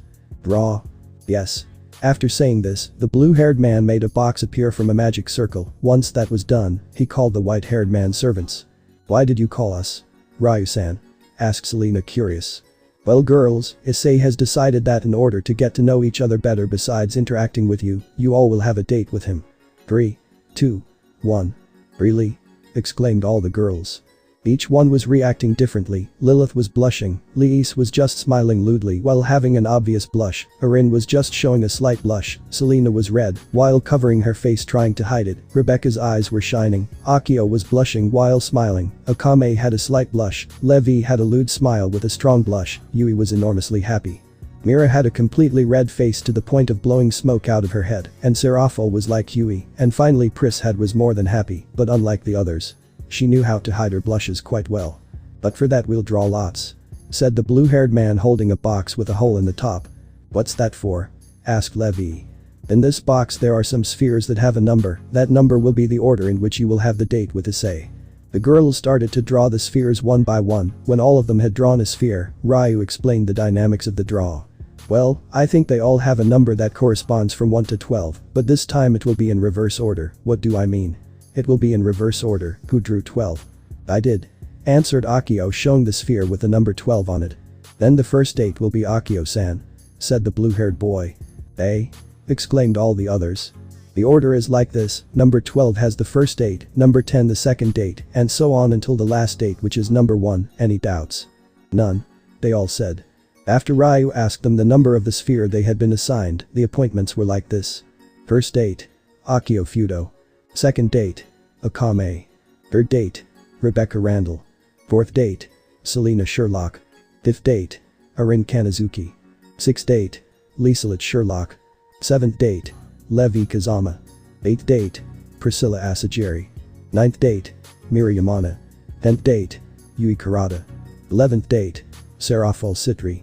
12th date. Lilith Asami. Well, I think everything is ready, Akio. Tomorrow at noon we will go on our date, said the white-haired man. Why yes, answered the blushing girl. What they didn't know was that 3 girls were spying on them from the balcony of the 2nd floor, and without further discussion they decided that they would follow the white-haired boy on all his appointments. Minus first date. Everything was as usual. The Sparda girls like the Gremory girls had breakfast in the dining room. Everyone was there except Issei. That detail depressed Rias and Akeno since because of them he could not eat in the dining room because the white-haired did not like their company at the table. After a few minutes the Sparda tower got up to wash her plate and then went to the 2nd floor. An hour later. At that moment the white-haired man was wearing a blue jacket, a red shirt, a black tie, black pants and shoes, a silver belt and a black vest waiting for his date. All the girls were blushing to see the boy dressed like that, they even envied their companion and friend. Suddenly, they could all see a girl with light skin, black hair down to her back wearing a cream-colored sleeveless shirt with thin straps, an aquamarine skirt and white sneakers, and her hair was tied in a ponytail. It was Akio who saw how the white-haired man looked and blushed. How do I look?" asked the brunette magician a little nervous when she saw how Issei was looking at her carefully. "Beautiful," said the brown-haired man blushing a little. "Well Akio, shall we go?" "Yes." At that moment, the brunette took the white-haired man's arm burying it in her breasts while they left Devil May Cry to walk around the city of Kuo, but what they didn't know was that Rias, Akeno, Kaneko who was forced and Asia were following them. The white-haired man and the brunette were walking happily through the city. "What would you like to do?" asked Issei. "Can we go shopping?" said Akio. "Sure, why not?" The people watching them pass by mutter things like, "What a cute couple, how handsome the boy is, the girl with him is cute, they look so good together," and things like that. Those comments caused Rias, Akeno and Asia to be terribly jealous, and Kaneko for some reason was angry. And just said, "Issei-senpai, you're the worst." First they went to a clothing store where Akio tried on a few pieces of clothing, asking Issei's opinion. To Issei's surprise, everything looked very good. Then they went to a restaurant where the food seemed very bad to Akio, so once they finished eating, they paid the bill and left while the brunette was walking. "When we get home, I will prepare something better for you." "Okay he," answered the white-haired man. The couple went into an ice cream shop where the boy ordered 2 strawberry ice creams. That fact caught Akio's attention because there he knew that the white-haired guy didn't only like pizzas. After eating their ice creams, they went to the video games, several stores and even to a karaoke, and finally they went to the supermarket to buy some things by request of Akio. Finally they returned to Devil May Cry, but when they arrived they noticed that there was no one there, so they assumed that each of the girls had their own missions and issues to solve. "Well, you do what you always do and I'll prepare dinner," said Akio with a smile as he took the bags of food and went into the kitchen. The white-haired man was reading a magazine that he had on his desk. After a while he heard someone talking to him. When he put down the magazine, he was speechless, seeing his tower dressed only with an apron, with nothing underneath. "Issei, the meal is ready." Entering the dining room, the white-haired man could see a series of dishes that could easily fit in a menu of a luxury restaurant. "How? I think I said it the other time, my file is gluttony, so I have culinary knowledge." They both started eating, but this time, Akio sat next to Issei, something that in normal situations was not possible due to the fact that the seats on the sides of the white-haired man were always occupied by Lilith and Serafal. Or at least that was the case when the Gremorys were not at the table. The white-haired boy enjoyed eating the dishes prepared by his personal chef, and the time had come for dessert, which was nothing more and nothing less than a huge cup of strawberry ice cream. As he tasted it he was amazed with the flavor. It was much better than the ones he had eaten before. While the boy ate his dessert, his rook stuck to his left arm, burying said arm between her breasts. "Did you like it?" asked a Trinity 7 of Gluttony. "Akio, I have something for you." Taking out from his jacket pocket a small box, handing it to the girl. When Akio opened the box, he could see a necklace with a violet jewel and fairy wings on the sides. "This is..." "Yes, one of the necklaces you tried on, I really like the way it looked on you," said the white-haired man taking the necklace from the box, placing it on the girl's neck with great care. Akio took advantage of the situation and sat on the boy's lap, sticking her breasts to the white-haired man's chest, igniting the boy's hormones that were already starting to do their work, waking up his other self. "What do I do? Akio really has a beautiful body," thought the white-haired boy. Partner, I didn't think you'd get self-conscious so easily. And remember that you longed for this before. Hey. Cried the white-haired man, annoyed inside his mind, but Akio's scent was starting to drive him crazy. Damn. His scent drives me crazy. What's wrong, Issei? Am I not attractive?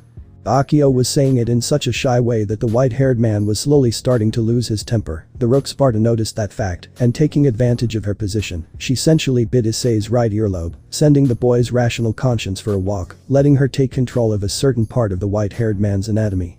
The boy untied her apron, caressing her back, provoking an electrifying wave of pleasure in the girl, at the same time descending his hands, caressing her firm butt, going up again, caressing the girl's hips and belly, smiling contentedly as he felt her gasp with her flushed face.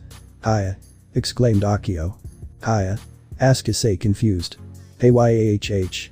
That day the white-haired man knew that even Akio could become complex and could be dangerous even when she was embarrassed. Second date.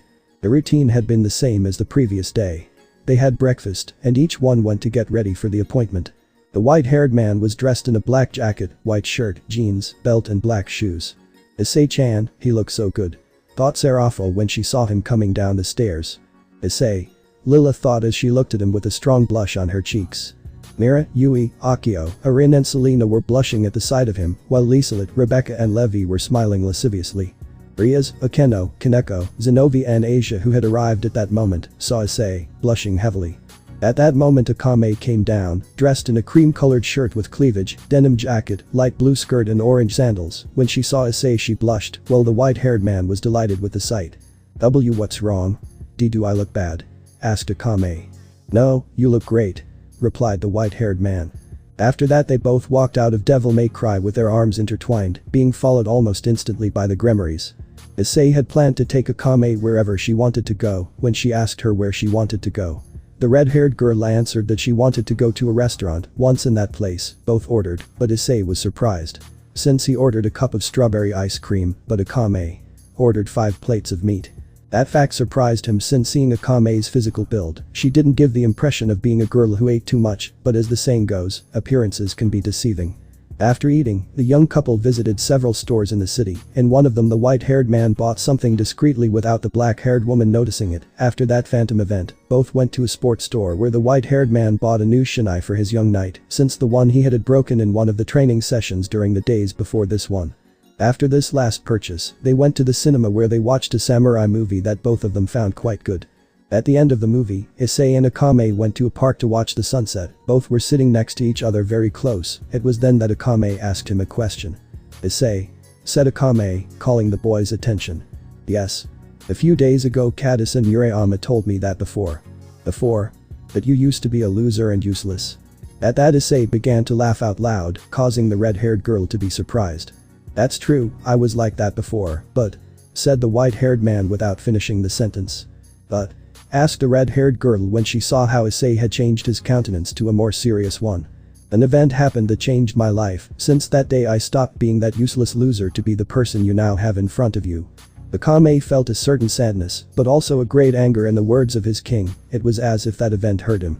But what he didn't know was that when the time came he would know the reason for that way of acting of the white-haired man. He would also know what it's like to hate someone with all your soul. "Issei. I promise to tell you everything someday, just be patient, Akame." "Alright." After that conversation, they both headed back to Devil May Cry, but what they didn't know was that Rias, Akeno, Asia and Kaneko had heard that conversation. They knew perfectly well what event Issei was referring to. Because of this they started to shed tears, plunged in a deep sadness. "Issei. I'm sorry," said the red-haired girl, shedding tears while she felt a deep stab in her heart, watching how the white-haired man walked away hugging Akame. "Rias," said the brunette as she saw how her king was crying. "But you-san," said Asia sadly. "But you," said Kaneko, worried about the Redeed's lousy sentimental state. Devil May Cry. Issei and Akame were standing in front of the entrance of the store. The white-haired man was staring at his knight's eyes, getting lost in them. They were a deep red color. The color of his eyes reminded him of his passion for his fight, those eyes that he always liked. "What's wrong?" Akame asked, bowing his head. "Akame, I want to give you something." The white-haired man took out of his pants pocket a black box, leaving it in the girl's hands. When the Spartan knight opened it, he saw that the content of the box was a bracelet with swords decorations, but the blades of those swords were made of rubies. "Issei," said the red-haired girl, caressing the bracelet. I bought it while we were walking through the shopping district. I bought it because it reminds me of your beautiful red eyes. ARKHAM asked her to put the bracelet on him. After doing so, they both stared at each other again. The red-haired girl closed her eyes and started to bring her face closer to his. Issei also did the same. When they were about to close the distance between them, the girls of the Sparda team fell from the other side of the door extremely embarrassed. "What are they doing?" asked the white-haired man, between annoyed and amused. "Well," said Selena. "You see," said Yui. "I can't let you kiss a girl other than me," said Erin monotonously. "And no. You can't do that in the street," said Lilith. Note: for this scene insert chibi dolls of Issei and his girls. ARKHAM started to tremble and pouted. After that, he took out his lethal Murasum and started to chase the girls of the Sparda entourage along the street. Issei laughed in amusement as he watched them all run one after another, while a furious ARKHAM chased after them waving her katana. Minus third date. This day it was Rebecca's turn. This time Issei was wearing a black leather jacket, blue shirt, black jeans, black tennis shoes with white details, plus her white hair that gave her an attractive look. Rebecca, who was coming down at that moment, was dressed in a white shirt, a blue denim shirt and jeans with high-heeled shoes. "Well Rebecca, shall we go?" "Yes Ice," answered the red-haired girl happily. The two left the store together. Issei decided to take her for a walk and let her decide where to go. When they were walking through the streets, they met two people known to the white-haired boy. "Tim, Elena." "Issei-san," said the two, identified as Tim, who was a brown man dressed in a suit, and Elena, a blonde elegantly dressed. "How have you been?" asked the white-haired man.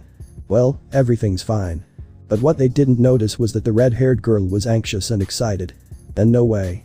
Are you the legendary Queen of Rock, Elena Houston?" exclaimed the red-haired girl excitedly. "I see you know me," said the blonde with a smile. "Are you kidding? You are a legend all over the world, but what are you doing here in Kuo?" Elena is giving a farewell tour, so she decided that her first and only concert in Japan will be in this city. Tim explained. "Lucky you. By the way, Issei-san.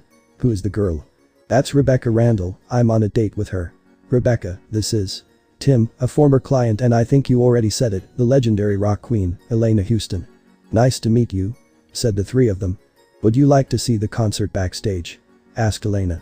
Issei looked at his date, who nodded happily while. "Yes, but could I have 11 regular tickets?" After that, they went to the stadium where the concert would take place. Once there, the white-haired man was given the 2 backstage tickets and 11 regular tickets that only cost him 75% of the original price. Meanwhile at Devil May Cry, "We were lucky that Saji and Momo-chan got the tickets, Rias. I know Sona, but it's the first time the Rock Queen is playing in Japan, and it's said to be her farewell tour." "I know." The Sparda girls were discouraged since they didn't manage to buy tickets, but Akeno told them. "Don't worry, we will bring you a concert t-shirt as a souvenir," said the brunette Gremory as she and the other Gremory girls and the Citri left the store. After several minutes after the Redeed's departure, Issei and Rebecca arrived, but the white-haired man was surprised to see the discouraged faces of his maidservants. "What's wrong?" asked the white-haired man. "It's Elena Houston's concert today, but we couldn't get tickets," said Lilith. "Besides, Ria-san said it was her only concert in Japan, it would be a first time to attend," said Selena while holding her camera. "I see, I think I have the right gift," said the white-haired man while he took out 11 tickets from his pockets. The girls were surprised to see that they were tickets for the concert and backstage passes for before the concert. "How?" they all asked. "It's a secret," said Issei. "Well, let's eat and get ready to go to the concert," said Akio with a smile. "We'll pass, let's go on with our date," said Issei and Rebecca, surprising the girls who saw how the couple left the store. What they didn't know was that the two of them had an exclusive seat for the concert. Issei and Rebecca continued with their date. The boy was looking for the perfect opportunity to give something to the orange-haired girl. Besides, they had to kill time since the concert was still a few hours away. Later that day, finally it was time for the concert. Both Issei and Rebecca were in the backstage where they were enjoying each other's company while they listened to Elena singing her best repertoire. The stadium was completely full. The fans chanted the songs of the Queen of Rock, whistled and always asked for another song. And so the hours passed and passed. The concert ended after midnight, and finally it was time to go home. The girls of the Gremory, Citri and Sparda Sekiryuutei returned together to Devil May Cry. For their part, Issei and Rebecca took their time to return since they were not in a hurry. Rebecca also wanted to be as much as possible with the white-haired boy, since when they were in Devil May Cry, she had to share him with the other Sparda girls, which didn't bother her, but she couldn't help wanting to have the white-haired boy all to herself. Devil May Cry. At last they had arrived at Devil May Cry. The couple was standing outside the store. "Rebecca," said the white-haired man, calling his companion's attention. What's wrong? At that moment the white-haired man took out a small box from his pocket, leaving it in the hands of his companion, who was looking at it curiously. Rebecca, when opening the box, could see a medallion in the shape of a dragon, but what caught her attention was that the dragon was made of emerald. "Ice," whispered the red-haired girl. "It's a gift, I hope you like it." Issei took the medallion while Rebecca did her hair forward. The white-haired man put the medallion on her very carefully. They both looked at each other, and with just that look they told each other everything. Little by little they were getting closer, being just a few millimeters away from putting their lips together. The same thing happened as with Akio and Akame. All the girls who were spying fell down as they leaned heavily on the door, while the Gremory girls watched from afar, the scene full of envy and jealousy, since they also wanted to spend those wonderful moments with the white-haired man, but they could not, since it could be said that the white-haired man had a restraining order against them. Only that if they violated that order you were not taken to court or imprisoned. Issei himself began to shoot them. As usual, an argument started between the Sparda girls, but to everyone's surprise, the white-haired man kissed Rebecca on the forehead and then entered the store, ignoring the Gremory girls. That kiss caused a pitched battle to break out outside the tent. -4th date. The day it was Selena's turn, but unfortunately the white-haired guy had a mission, so he decided to take the blonde with him. Selena at first complained as she didn't find it fair that her date was interrupted by Issei's work, but when she heard that the mission would be in Paris, known as the City of Fashion, and that they would be 3 days together, she stopped reproaching him to prepare her things with a huge smile. But because of that, Issei had to readjust the appointment schedule. The white-haired man was wearing a black long-sleeved shirt with red pants and jacket of the same color, black boots and black gloves, while Selena was wearing black straight pants, white short-sleeved shirt, short black vest and sneakers in her camera. "Ready?" said the white-haired man, who was carrying a guitar case and a small suitcase. "Yes," said the youngest Sherlock with 4 suitcases. "How will they go?" "I doubt they will give you permission to bring a gun on the plane," asked Lilith. "They will go in a magic circle they sent," said Ryu to give Issei a piece of paper. The white-haired man infused some magic in the paper, activating the magic circle to teleport both boys moments later. Angers, France. At that moment, from a magic circle appeared the king and the pawn of the Sparta's team. Both appeared in a forest where there was nothing but trees. This fact surprised the younger Sherlock, since she expected to appear in some kind of residence. "Where are we, Issei?" "Supposedly in the territories of the Sang-Vivant," the white-haired man answered, looking around. "The Sang-Vivant?" "Yes, it's a family of lycanthropes, leaders of the eastern region of France." "Lycanthropes? Leaders?" "According to Ryu, werewolves and vampires are the mafia here," explained the white-haired man. "What?" exclaimed the blonde, as she didn't expect to be hired by the mafia. At that moment Issei could feel something approaching at high speed, so taking his pistols out of the holster while protecting Selena with his body, he started to shoot, but even though he hit the target, the shots didn't make a dent in his attackers. After a few seconds, both of them could see that they were subjects dressed in black that in a matter of seconds turned into humanoid wolves. "Selena, don't let your guard down. These are not demons." "Why, yes." The white-haired man proceeded to fight with his sword, but even though he was fighting multiple targets, at no time did he separate from Selena. "Swordmaster." But that said, the white-haired man launched a series of slashes and thrusts that hurt the werewolves. Connect to Acedia's archive. Execute theme. Logos art. Logos art. At that moment all the werewolves were restrained by the blonde's logos art. "Thank you, Selena," said the white-haired man, stroking her head, blushing the girl who was smiling beautifully. "Enough, it's them." At that moment a man in a black suit, white skin, older looking with black hair, green eyes and a scar under his right eye appeared. "Oui, monsieur, yes sir. I apologize for greeting you this way, but I wanted to check the skills of the famed Issei, the demon hunter, son of the legendary Dark Knight Sparda." The man apologized. "I see you know my father around these parts," said the white-haired man. "Your father is someone very respected and admired in supernatural France. But where are my manners? I have not yet introduced myself. I am Adolphe Noel, right hand of the leader of the Sang-Vivant family." "Nice to meet you, I'm Issei Sparda and this is my pawn, Selena Sherlock." Much pleasure to meet you," said the blonde a little shyly. "The pleasure is mine. Well, let's go to the mansion, but first." "What's up?" asked the boys. "Can you release my men?" After solving that small detail, the men who attacked them brought the boys' suitcases, except for the guitar case that remained with its owner. After 30 minutes of walking, they arrived at a large villa that was next to a river. "Welcome to the summer home of the Sang-Vivant family." "Well," said both boys to enter the main house, which was more like a mansion. After leaving their things in their rooms, both boys were taken to a room where two men, about 40 years old, were facing each other, and next to them were a boy and a girl. One of the men had brown hair, green eyes, and was dressed in a blue suit. Next to him was a young brown-haired girl with lilac eyes dressed semi-formally. In front of them were two blondes with red eyes, an older one dressed in a black suit with long hair, while the young man was dressed semi-formally with short hair.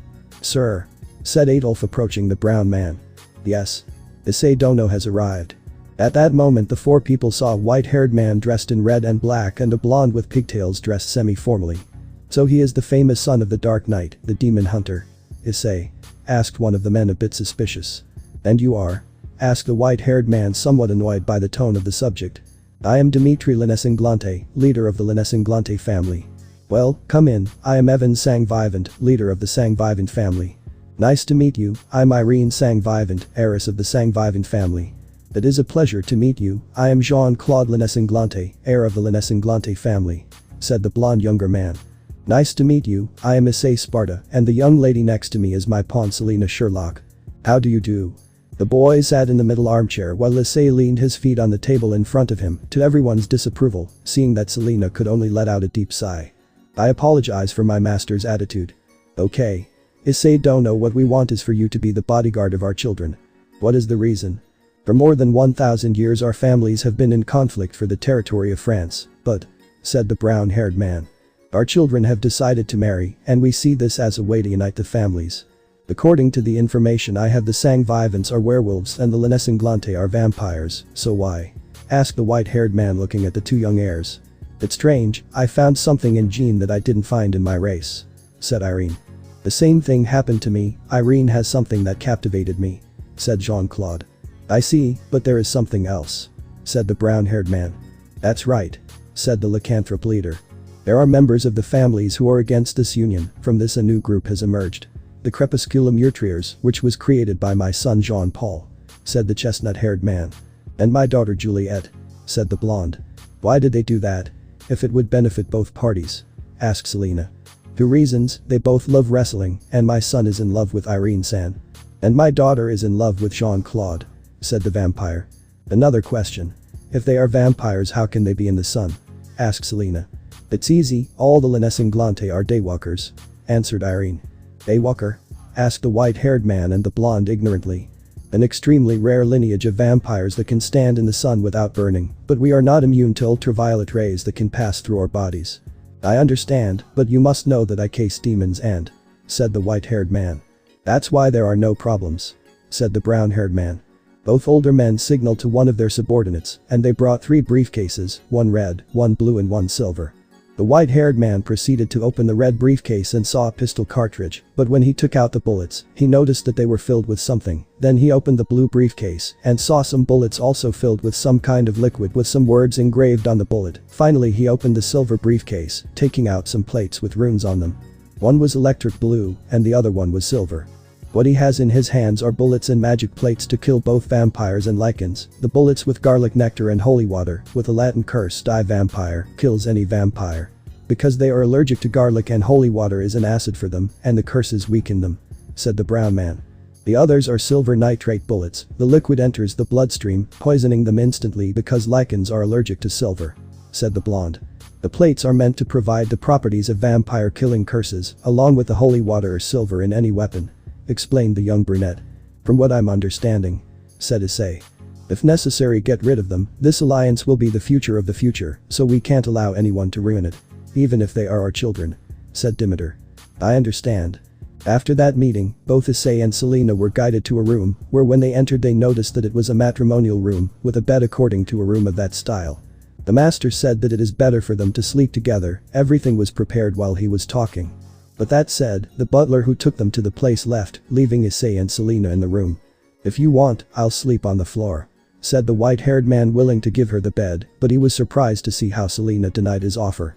I want to sleep with you like Serafal-san, Rebecca-san and my sister do," said the youngest Sherlock. Issei was surprised by what the blonde had said, and after thinking about it for a few moments, he agreed to the request of his pawn. After dinner and a little chatting, all the residents of the summer house went to bed, but for some reason Selina slept naked with Issei. She herself didn't understand why she did that. Implemente. She was born to do that action since according to her sister, she as well as some of the girls had slept like that with him at least once. It's very warm, said Selena leaning on Issei's chest as she breathed in her master's scent, falling fast asleep. Thus passed the days before the engagement party. Selena played the role of personal cameraman of the bride and groom, taking pictures of the places they went, while Issei fulfilled his role of bodyguard, bringing only his pistols, because he couldn't show his sword to the public.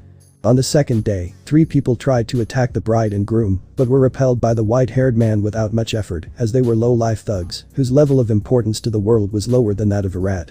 It was a normal day. Irene and Jean-Claude decided to go for a walk around the mall. They were told that it was not necessary for them to accompany them to a wedding exhibition that was in the mall. So Issei and Selena left them at the entrance, but told them that if anything happened, not to hesitate to call them. "What do we do now, Issei?" asked the blonde. "Selena. Let's have our appointment here." At that the blonde smiled beautifully, hanging on the white-haired man's arm with much affection, without realizing that she was burying the arm between her breasts. "Yes, I would love that," said Selena with an adorable expression. They both passed by several stores where Selena bought things like souvenirs for the girls. Also for the party she bought a long-sleeved black gala dress that came below her knees that fit her curves and left her shoulders a little exposed. When Issei saw her she blushed a little bit. "How do I look?" asked the blonde nervously. "Beautiful," said Issei almost in a whisper, but it was loud enough for the girl to hear him and smile at his answer. After buying more things that Issei sent in a circle to her room, they went to eat something, and now they were both in a table drinking a cup of coffee. "This is the best date I've ever had. Besides being the only one," said Selena blushing. "I had fun too," answered the white-haired man. "Have you ever been on a date before?" At that question the white-haired man remembered a scene that he blessed for a while, but now he cursed with all his soul, so he took a deep breath to say in a calm tone. "Yes, a long time ago, but it ended in a peculiar way." "How?" "I was pierced with a spear of light courtesy of my girlfriend." Hearing that, Selena spat the coffee in Issei's face. While he was wiping himself with a napkin the blonde asked another question. "How did that happen?" "A long time ago I was a normal person, a stupid, pervert, idiot and useless. One day while I was on a bridge, a girl came up to me and asked me out and asked me to be her boyfriend. We had the date. At the end of that day I found out she was a fallen angel who was tricking me to eliminate me because of my sacred gear." "For the boosted gear?" Selena said surprised. "Yes, but then I was reincarnated as a demon servant of a certain person. I fought with her again to defeat her," said the white-haired man with some nostalgia. "What was her name and what happened to her?" asked Selena. "The name she went by was Yuma Amano, but her real name was Rainer. She was a fallen angel who had a group that killed sacred gear carriers. She was killed by the person who reincarnated me." Selena was relieved to know that the bitch who hurt and tricked Issei was dead, but she was also curious to know who the person who had reincarnated him was, but something told her it was better not to ask. At that moment Issei stood up. "What's wrong?" "I think it's time to work," said the white-haired man, cracking his knuckles. At that moment shots were heard and at the same time the cell phones of both boys rang. Then the white-haired boy carried the blonde girl princess style, who blushed heavily. "Issei," said the blonde all red. "This way it will be faster since we are on the 5th floor and the exhibition is on the 1st floor. Issei." Both boys jumped from the 5th floor. Selena was a bit scared due to the height and the fact that Issei wasn't using his wings, but she calmed down when she saw the calm expression on the boy's face. While they were falling, the white-haired boy took advantage of the moment to change into his combat suit. Finally they reached the 2nd floor. Both were near the entrance of the mall. It was then that they could see 5 hooded subjects. But the white-haired man could feel that despite the fact that they were carrying assault rifles. They were not human but were vampires. "Selena," said the white-haired man giving her the signal to attack the blonde. "Understood. Logos art," exclaimed the girl. At that moment on the body of the 5 hooded men appeared multiple ribbons with numbers that immobilized them immediately. After this they received the shots of the white-haired man who was using the modified bullets he had received the other day, killing them quickly and painlessly. After finishing with the subjects, Issei and Selena headed towards the store where the wedding exhibition was located, where their protégés should be. When they arrived at the store, the first thing they could see was that the store was a complete mess. There were several corpses lying on the floor. On one of the tables of the store was a vampire sucking the blood from the neck of a girl. Issei took out Rebellion, and after doing so, he disappeared from Selena's side and appeared next to the vampire, severing his head with a quick flick of the wrist.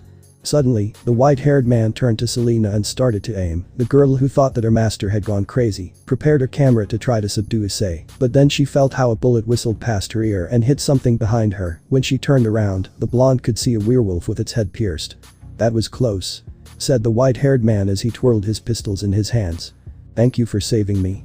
It's nothing, the duty of a king is to protect his subjects.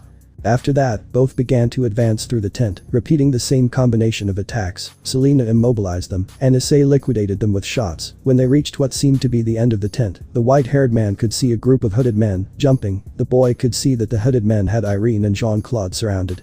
Gunslinger, murmured the white-haired man in the air while he began to turn and shoot against the hooded men, seeing how some of them turned into ashes and others simply fell dead. After a few moments the group of hooded men lay dead on the ground, leaving alive in the place only Irene and Jean-Claude. Issei-san, said both of them who were a little hurt. Then Selena took a picture of them with her camera and their wounds stopped bleeding. Unbelievable. I see that I shouldn't have left them there. It was a shame. It was a shame. It was a shame. I see that I shouldn't have left them alone. Their parents will reproach me for this, said the white-haired man putting away his pistols. Later that day, Irene and Jean-Claude had been forbidden to leave the house without Issei and Selena's escort since the incident that had happened was due to the fact that they themselves had left the white-haired man and his companion. Now thanks to that small mishap, Issei and Selena had to be with them full time. Last day in France, day of the engagement night. It was less than an hour to start the wedding between Irene and Jean-Claude. Issei would escort the bride and Selena the groom. Both had to escort them to the boat where the wedding would take place. It should be noted that both Irene and Jean-Claude arrived at different times to the place to avoid the superstition that the fact that the groom sees the bride before the wedding attracts bad luck. When they arrived, both Issei and Selena were surprised to see a huge and luxurious ship. But although it was very luxurious, it also had quite powerful weapons at first sight. It even had an anti-aircraft gun. The wedding had already begun, and the attendants were waiting for the arrival of the bride and groom, who would be taken to the altar by their respective parents. Selena was dressed in the dress she had bought at the mall, but Issei was not there because he was checking the surroundings of the ship, looking for possible enemy ships approaching. He had also left the order to Selena that if something happened in his absence to evacuate all the guests and not to stop recording everything that occurred. Ladies and gentlemen, let's welcome the heir to the French vampire family, Irene sang vivant. People started to applaud for Jean to shake her hand and Irene her delicate hand in her fiancé's. It was a unique night for both of them. Words were not necessary because just by looking into each other's eyes they were saying everything, and at the same time they were saying nothing. While the ceremony began, Selena imagined what her engagement party with Issei would be like, blushing a lot. Hours earlier, Devil May Cry. All the Sparda girls were bored. They missed the white-haired man, but they knew that he had a mission, and they shouldn't intervene no matter how much they wanted to, otherwise he would punish them. What do we do? Asked Lies. How about if we all go to the Karaoke? Proposed Yui. But, said Levi. We can use the Karaoke we bought with Issei-chan speakers and screen, said Serafal. Good idea, I'll set everything up, said Akio, moving one of the speakers. Rias heard the noise, so he went to the second floor to see what it was about. Then he saw Akio moving a speaker, while Serafal connected something to the screen. What are they doing? We missed Issei Ani-san and decided to sing. Do you join? Rias-chan. Yes, but don't they have to finish their school homework? Asked Iridid. We already did, Lilith-chan made us do it, said Serafal. First the duty and then the pleasure, said the pinkish-haired girl. I understand, said Rias. After half an hour the Sparda and Gremory girls were preparing snacks, since all of them, except Selena, had done their school homework. Even Lies had done it. With everything ready, they started to sing. Rias sang Silky Heart by Yui Makino. Asia together with Kaneko and Yui sang Pre-Parade by Kujimi Arai, Kitamura Iri and Hori Yui.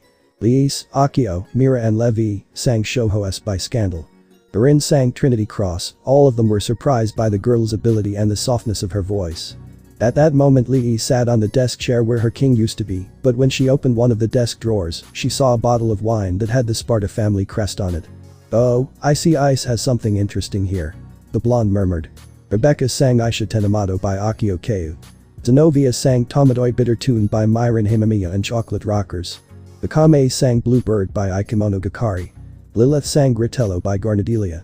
Finally Serafal sang Finally by Saoelu. They were all really surprised and amazed. They never thought to hear the older Citri with such a mature and melodious voice.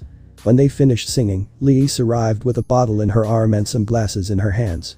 Look what I found, said the sexy blonde. Where did you get that bottle, Lee-san? Asked Lilith. From one of Issei's desk drawers. Serafal recognized that bottle. It was the special wine bottle that Ryu gave to Issei to relax when he finished a mission where there was a strong enemy. As far as he knew about it, Issei had only drunk a single glass, and that was after the meeting of the three great factions. That's the bottle of wine that Ryu-chan gave to Issei-chan. Why did Ryu-chan give Issei-chan a bottle of wine? Why did Ryu give her that bottle? Rebecca asked, confused. According to what Ryu-chan told me, that bottle is one of the 3 bottles from the Sparda family's wine cellar that he has in his possession. Only the Sparda can handle that drink because it can intoxicate a demon almost immediately. The girls were surprised to hear that, so with curiosity, they took one of the glasses that Liis brought, and while the others went to the kitchen to get more glasses, the sexy blonde started to serve her friends so that she could serve herself at the end. After 2 drinks, the girls were already drunk and started to sing songs of all kinds, even those they had never imagined. For example, the Keno started singing Lovers from 7 Oops while crying. Rias sang Estrella from Dragonfly. Although he sang in Spanish, he was understood due to the ability of the demons to speak any language. But you san. Hick. Sing. Metal. Asked Asia drunkenly. That's how it's done. Rias-chan. Said Serafol drunkenly. Asia sang Rise by Ariga and Yako Kano. But none of them imagined that the adorable and tender blonde could have such a voice. Ara. Hick. Hick. Ara. Hick. Asia-chan has such a beautiful voice.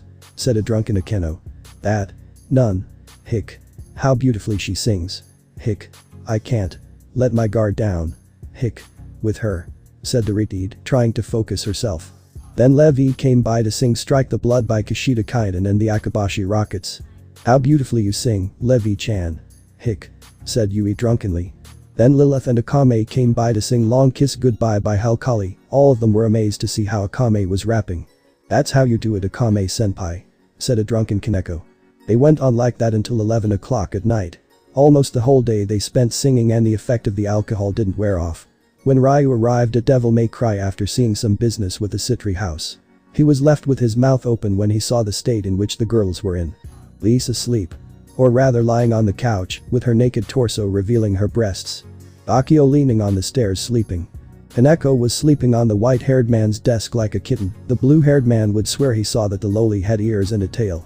Levi with his head lying on a table. Zenobia and Asia asleep on the floor. Both snoring.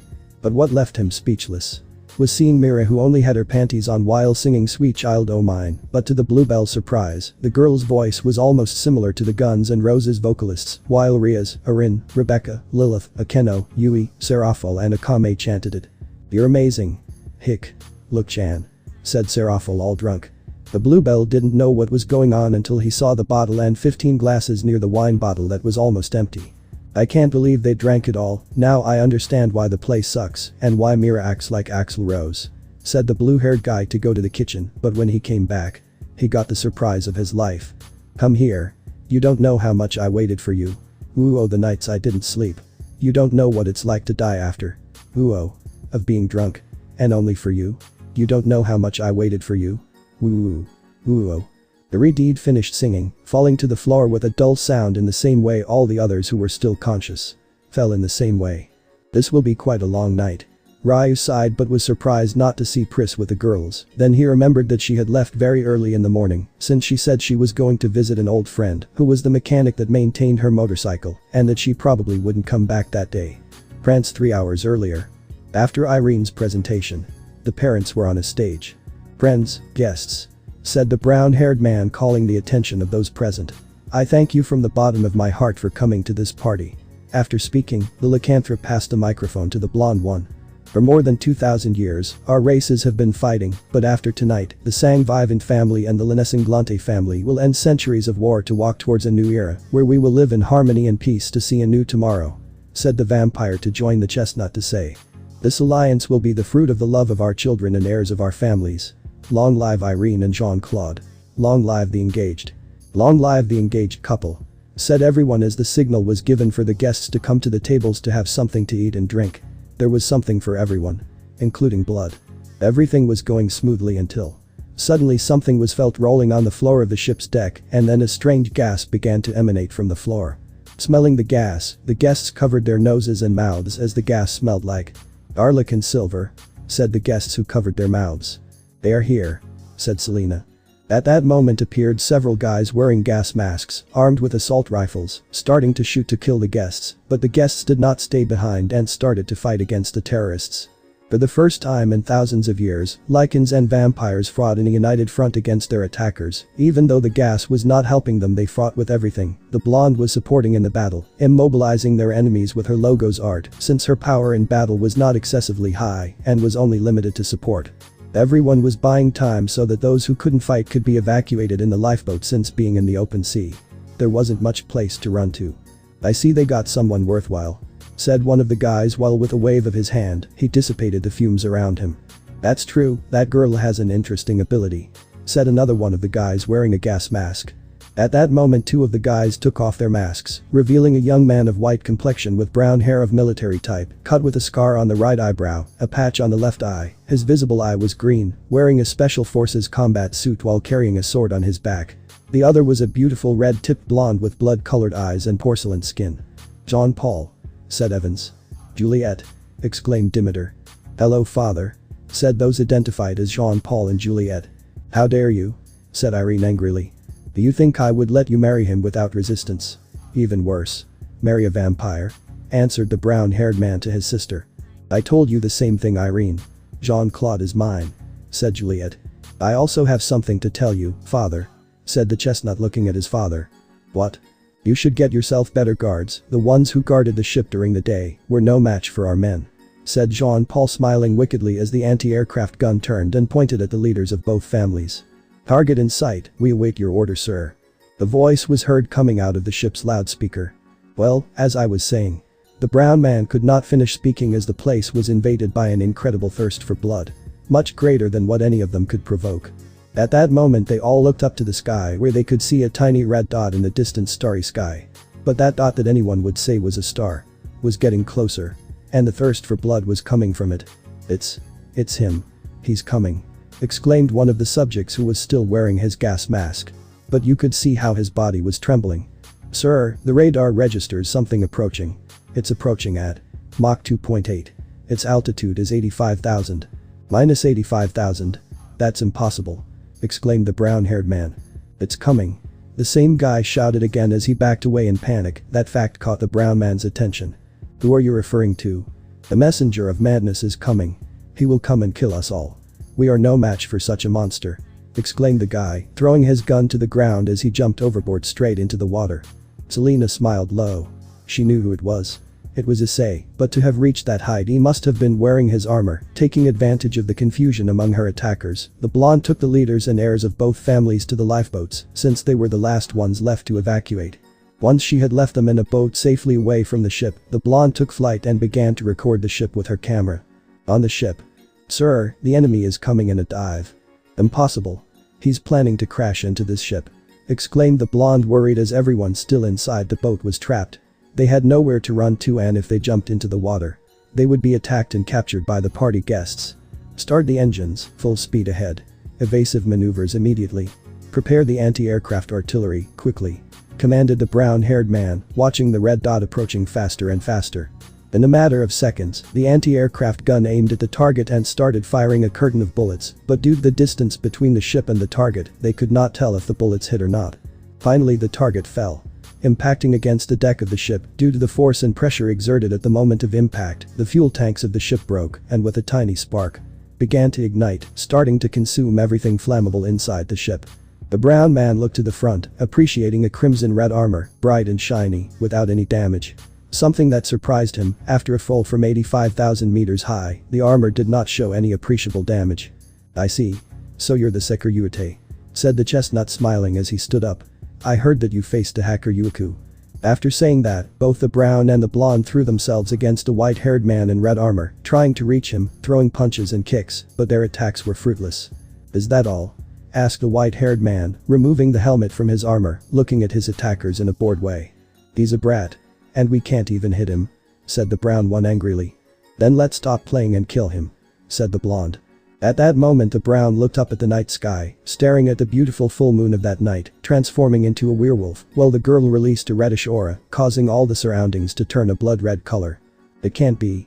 My brother will use beast mode," asked the brown-haired girl, a bit scared. "And my sister the Shinso mode," said the blonde. What's up with that? Selena asked, landing on the boat where the brunette and the blonde were. Those are the strongest forms of lichens and vampires, respectively. At that Selena was surprised, but then she smiled calmly, which surprised Irene. Why aren't you going to help him? Asked Irene, worried about the white-haired man's condition. The blonde Sherlock noticed how the customers looked at her with disapproving and reproachful glances. Don't worry. On the contrary, after listening to what you just told me, you should pray that Issei doesn't overdo it. Why do you say that? Asked Jean-Claude. Because he's addicted to violence and doesn't know how to hold back when he's fighting for real. Suddenly there were explosions followed by small flashes that briefly illuminated the deck of the ship, flashes that were followed by a violet aura that destroyed the bloody atmosphere. Ship's deck. Dawn, Paul and Juliet were in shock. In just a second the white-haired man had given them the beating of their lives and forced them to undo beast mode and Shinso mode. Both young men were surprised. The white-haired man was moving at a speed that was impossible for them to follow. They could not anticipate his blows, and it was a coincidence that the white-haired man was hitting hard, but what caught their attention was that moments before putting his case back on, Issei's eyes had turned red. In an instant the white-haired man appeared in front of the brown and delivered a powerful kick to the side of his body, sending him against one of the walls of the ship's cabin, impacting against the steel with a thud. Then he turned to look at the blonde, who suddenly tensed up as she felt like she was standing in front of a furious dragon who would unload that fury against her.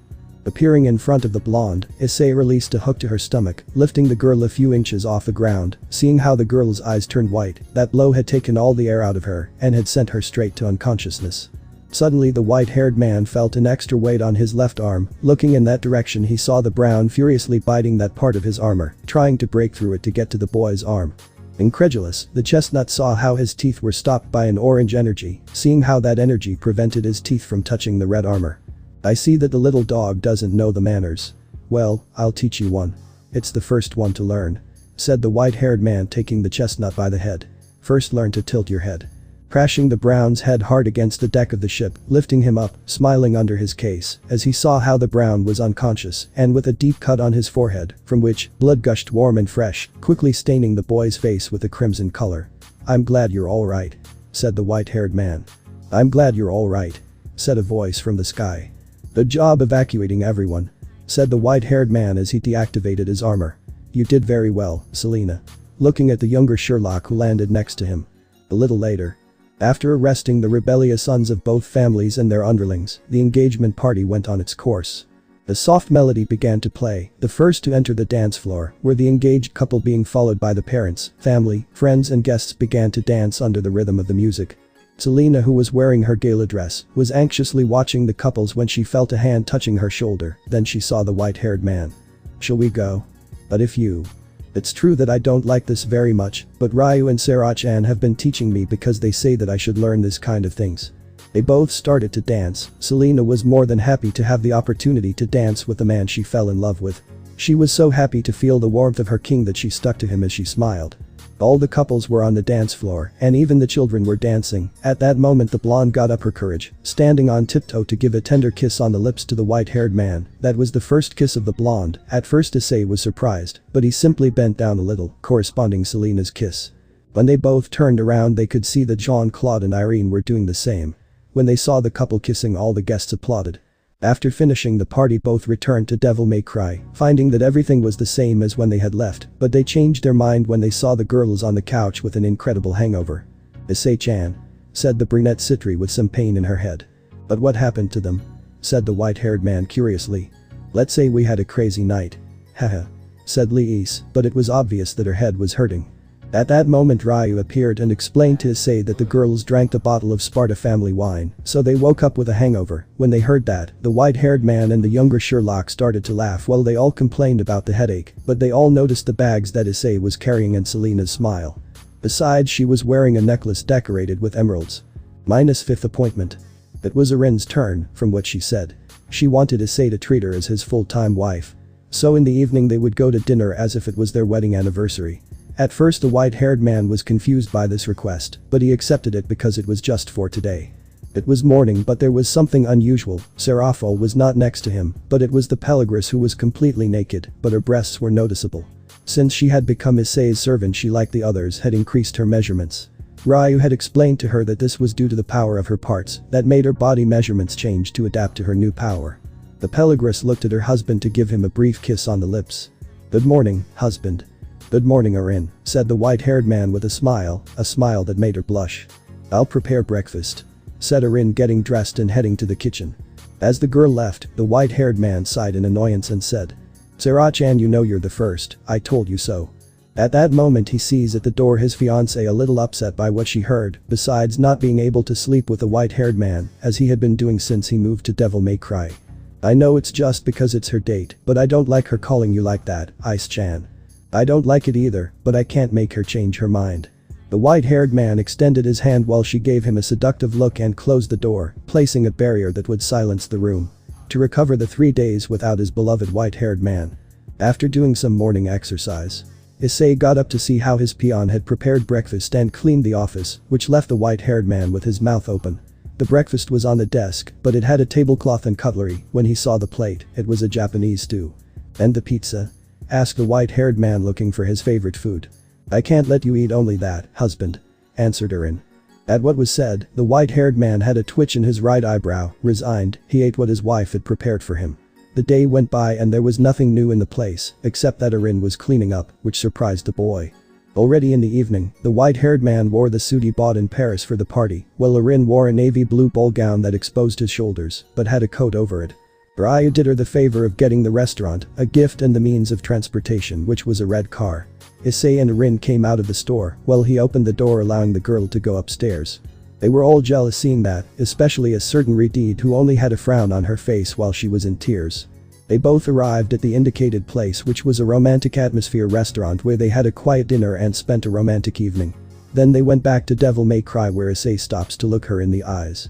"Arin, I want to give you something." At that moment he took out a little black box from his coat pocket to give it to the girl. When he opened it, she noticed that it was a pair of white gold earrings with sapphires. "Husband," said the gray-haired girl, blushing and surprised.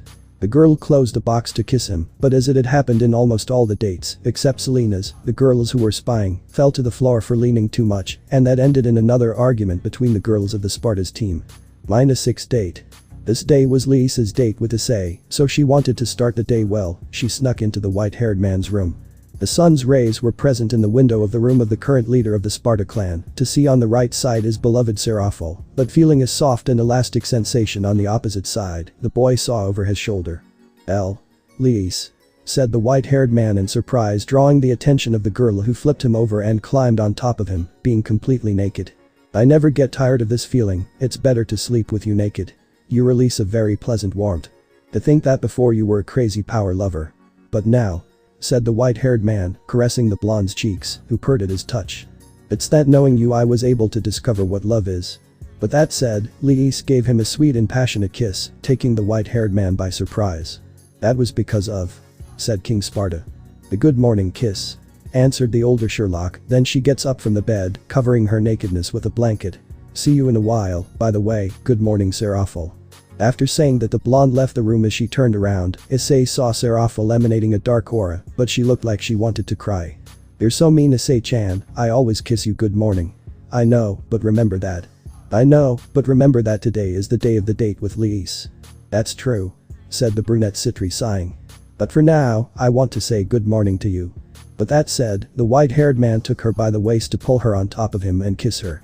After breakfast, Issei and Liis decided to have a normal date, so the white-haired man was wearing black pants with boots of the same color and a black t-shirt with a black jacket. Liis, who was coming down at that moment, was wearing a purple dress over a black t-shirt, black heels with a white handbag resting on her right shoulder for an extra touch, and her hair was down. Issei blushed when she saw how cute her date looked. "What's wrong?" asked the blonde nervously. "You look beautiful." When she said that, Liis blushed so much that her face was the same color as Ria's hair. They all got really jealous. Issei offered her his arm to leave the store and go for a walk around the city, but this time all the girls of her entourage followed them at a discreet distance so they wouldn't be detected.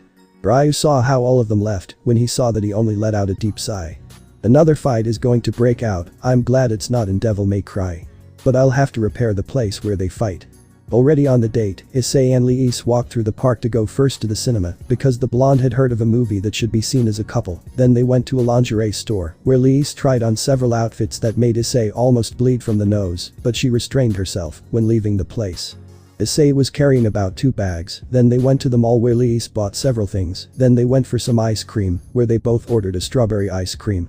At the end of the day they both returned to Devil May Cry. When they arrived, Liis went into her room, but before entering she told the white-haired man, "Come to my room in a little while." After that the white-haired man went to his desk to read a magazine, but it seemed strange to him not to hear noise at this hour or not to see Ryu around the store, but then he remembered that he would be doing business with the Gremory. At first he thought it was a bad idea due to the fact that he would have to talk to the red-headed idiot. But when he learned that Ria's family business was mainly town planning, it made it interesting, and he asked Ryu to go in his place, because he was sure that if he dealt with business with his parents they, in one way or another would try to help their daughter to get a forgiveness, plus today he also had to close business with the Phoenix clan, but he was not even in the mood to see them. As he imagined how the stupid sister of Razor Phoenix's damned sister was going to react.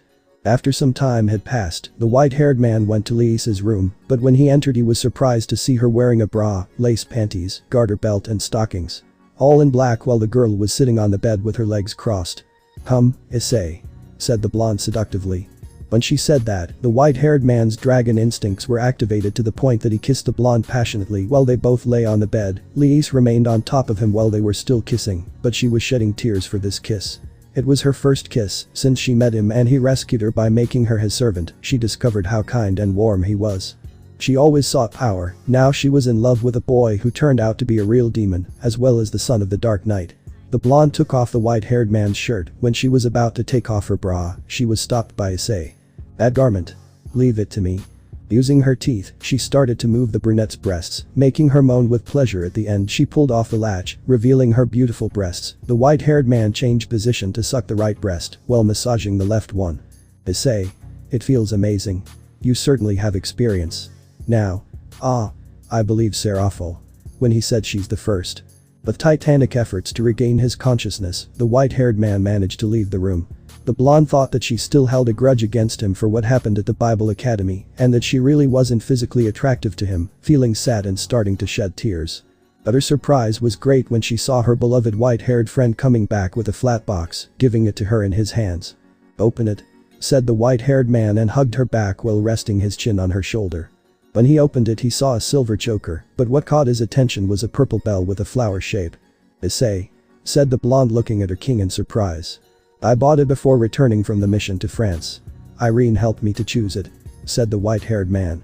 "I want you to know that you will never be alone because you have your sister, the girls and me, never forget it."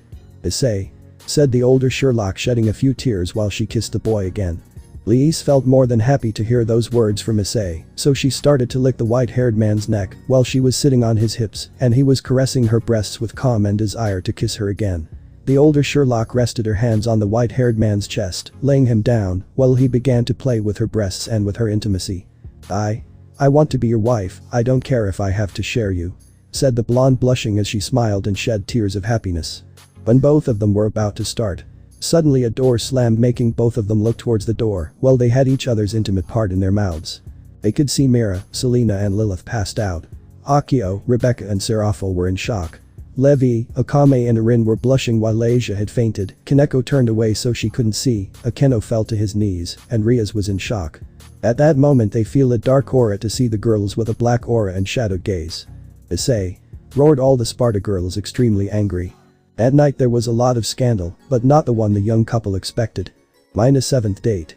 After that hectic night, it was Levi Kazama Ninja's turn, but she decided to go for a walk in the park, so she went to sleep with Issei after the complaint that they all gave her the night before.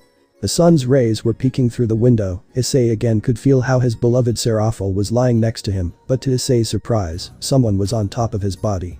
"Good morning, Issei," said the chestnut to give him a kiss, but Serafal, who was already expecting something like that, went ahead of him and in a quick movement, took the lips of the white-haired man. "Good morning, Issei-chan." "Serafal, today is my day," said the ninja. "I'm sorry, Levi-chan, but you should be faster."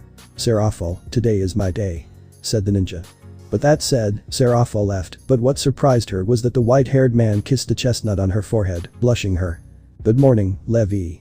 "Gee, good morning," said the ninja nervously. "Let's go have breakfast. Outside, shall we?"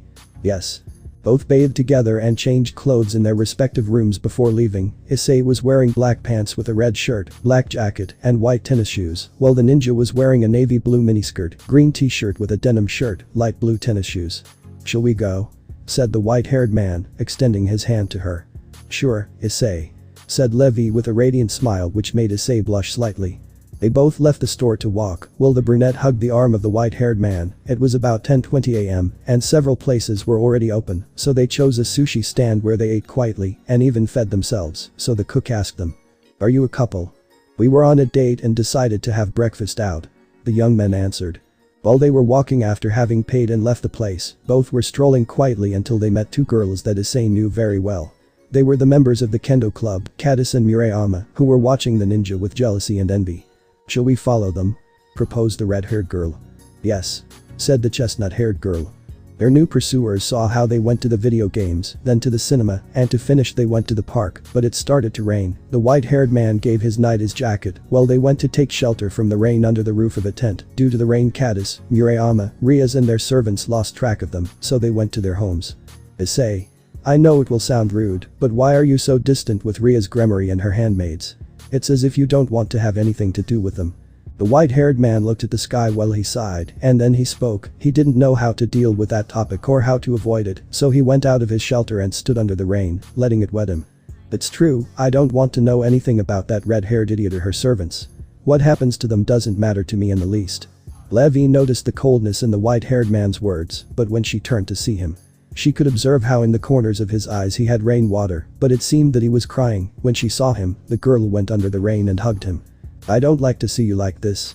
It breaks my soul. I don't know what happened before the girls and I arrived, but when you feel you are ready, open your heart to us," said the ninja, taking Issei's face, giving him a brief but passionate kiss. "Levi," said the white-haired man, hugging her against his chest, to the girl's surprise. "Thank you." At that moment, as if he remembered something, he took out from his jacket a little box to give it to Levi, who, when he opened it, saw that it was a brooch in the shape of a ninja star with golden borders. "Issei, I bought it when I went to the mall with Lies. I thought it would look very nice on you." Levi blushed, giving Issei a kiss on the cheek. When the rain stopped, both returned to Devil May Cry, where the white-haired man told the girls to take a bath with the ninja, which surprised them. "Hey Issei, why are you going to take a bath?" Lilith asked, blushing and jealous. "We just got wet in the rain, and if we don't take a bath we will get sick," answered the white-haired man. "But why is Levi-chan going to bathe with you?" asked Yui, throwing a tantrum. "Does it bother you that we bathe together?" asked the white-haired man, looking at the brunette, but there was something underneath that question. "Not at all." But that said, they both went to the bathroom where they took a shower together. With this, Issei had managed to see all the Trinity 7 naked. But the one that caused him the most fun was Mira. That time the boy entered the bathroom and the blonde was getting out of the bathtub. He would never forget that red face that could match the color of his armor. -8th date. Today it was the turn of the newest addition to the Sparda squad, Priscilla Asagiri, but unlike the other girls, the older brunette wasn't like the other girls, since her tastes were more similar to Issei. Due to that fact, the white-haired boy had planned to take her to a bar and to tour the city to later give her something that he had been guarding with extreme suspicion since a few days ago. They both left in the middle of the afternoon, around 5 o'clock, but the girls were surprised to see how Pris took Issei with her on her motorcycle. Obviously they knew what it was for. The brunette wasn't planning to go close, and she didn't want to be followed on her date either. That left the other girls a bit depressed, since without using magic, they wouldn't be able to keep up with them. Pris took the white-haired man to a well-known bar in the city. She had found it during her tours around the city. They both shared a few drinks. After that they went to the cinema to watch an action movie, a movie that the brunette chose because before going in, she had told him that movies with too much romance bored her. Once the movie was over, they both got on the chestnut's motorcycle and continued touring the city. Finally they arrived at a viewpoint that was near the mountainous area of Kuo, from which you could see the whole city. Both got off the vehicle and approached the railing that prevented people from falling. At that moment Issei decided to give her what he had prepared for the brunette, since he knew they were alone, because he did not feel the presence of his girls in the surroundings, and there were no unwanted followers either. "Pris," called the white-haired man, calling the girl's attention. "What's wrong, Issei?" looking at the white-haired man. "I have a surprise for you," said the white-haired man, making a black case appear. It was a guitar case, handing the case to the girl. The chestnut-haired girl opened it immediately, observing inside it an electric guitar, a beautiful guitar with a bright red body, with black details. But what caught the girl's attention was a signature written with a black marker, which was on one side of the bridge of the guitar. It can't be. How? Said the girl excitedly looking at the white-haired man. I asked it as a favor to Elena before she started her concert. Besides, before leaving Tokyo, I asked Mike what kind of gifts you liked and he told me that you mostly like things that had to do with music, said the white-haired man. The signature on the guitar belonged to none other than the queen of rock, Elena Houston. After that the girl closed the case and jumped on the white-haired boy, kissing him with a lot of passion and love, transmitting her feelings to the boy. They were kissing for a few minutes, separating only to take a breath of air to kiss again. Finally they both returned to Devil May Cry, but the moment they arrived, the older brunette was surrounded by the other girls who looked at her with a face of what did they do. The older brunette whispered something to them that made the girls surprised and jealous, heading towards her room with a triumphant smile. -9th date. The day was Mira's turn, but the blonde didn't know what to choose. Because of this, the day before not being able to follow the white-haired guy on his date, Mira went shopping with Akio and Lies, choosing a set of clothes that consisted of a long cream skirt and a white shirt with a black leather jacket and white sandals. After eating, the blonde was ready waiting for the white-haired man to come down so she could go to her date. This day the boy was dressed in a semi-formal clothing, wearing a pair of pants with a dark red jacket and a long-sleeve shirt. Let's go. Why yes. She said nervously and blushing.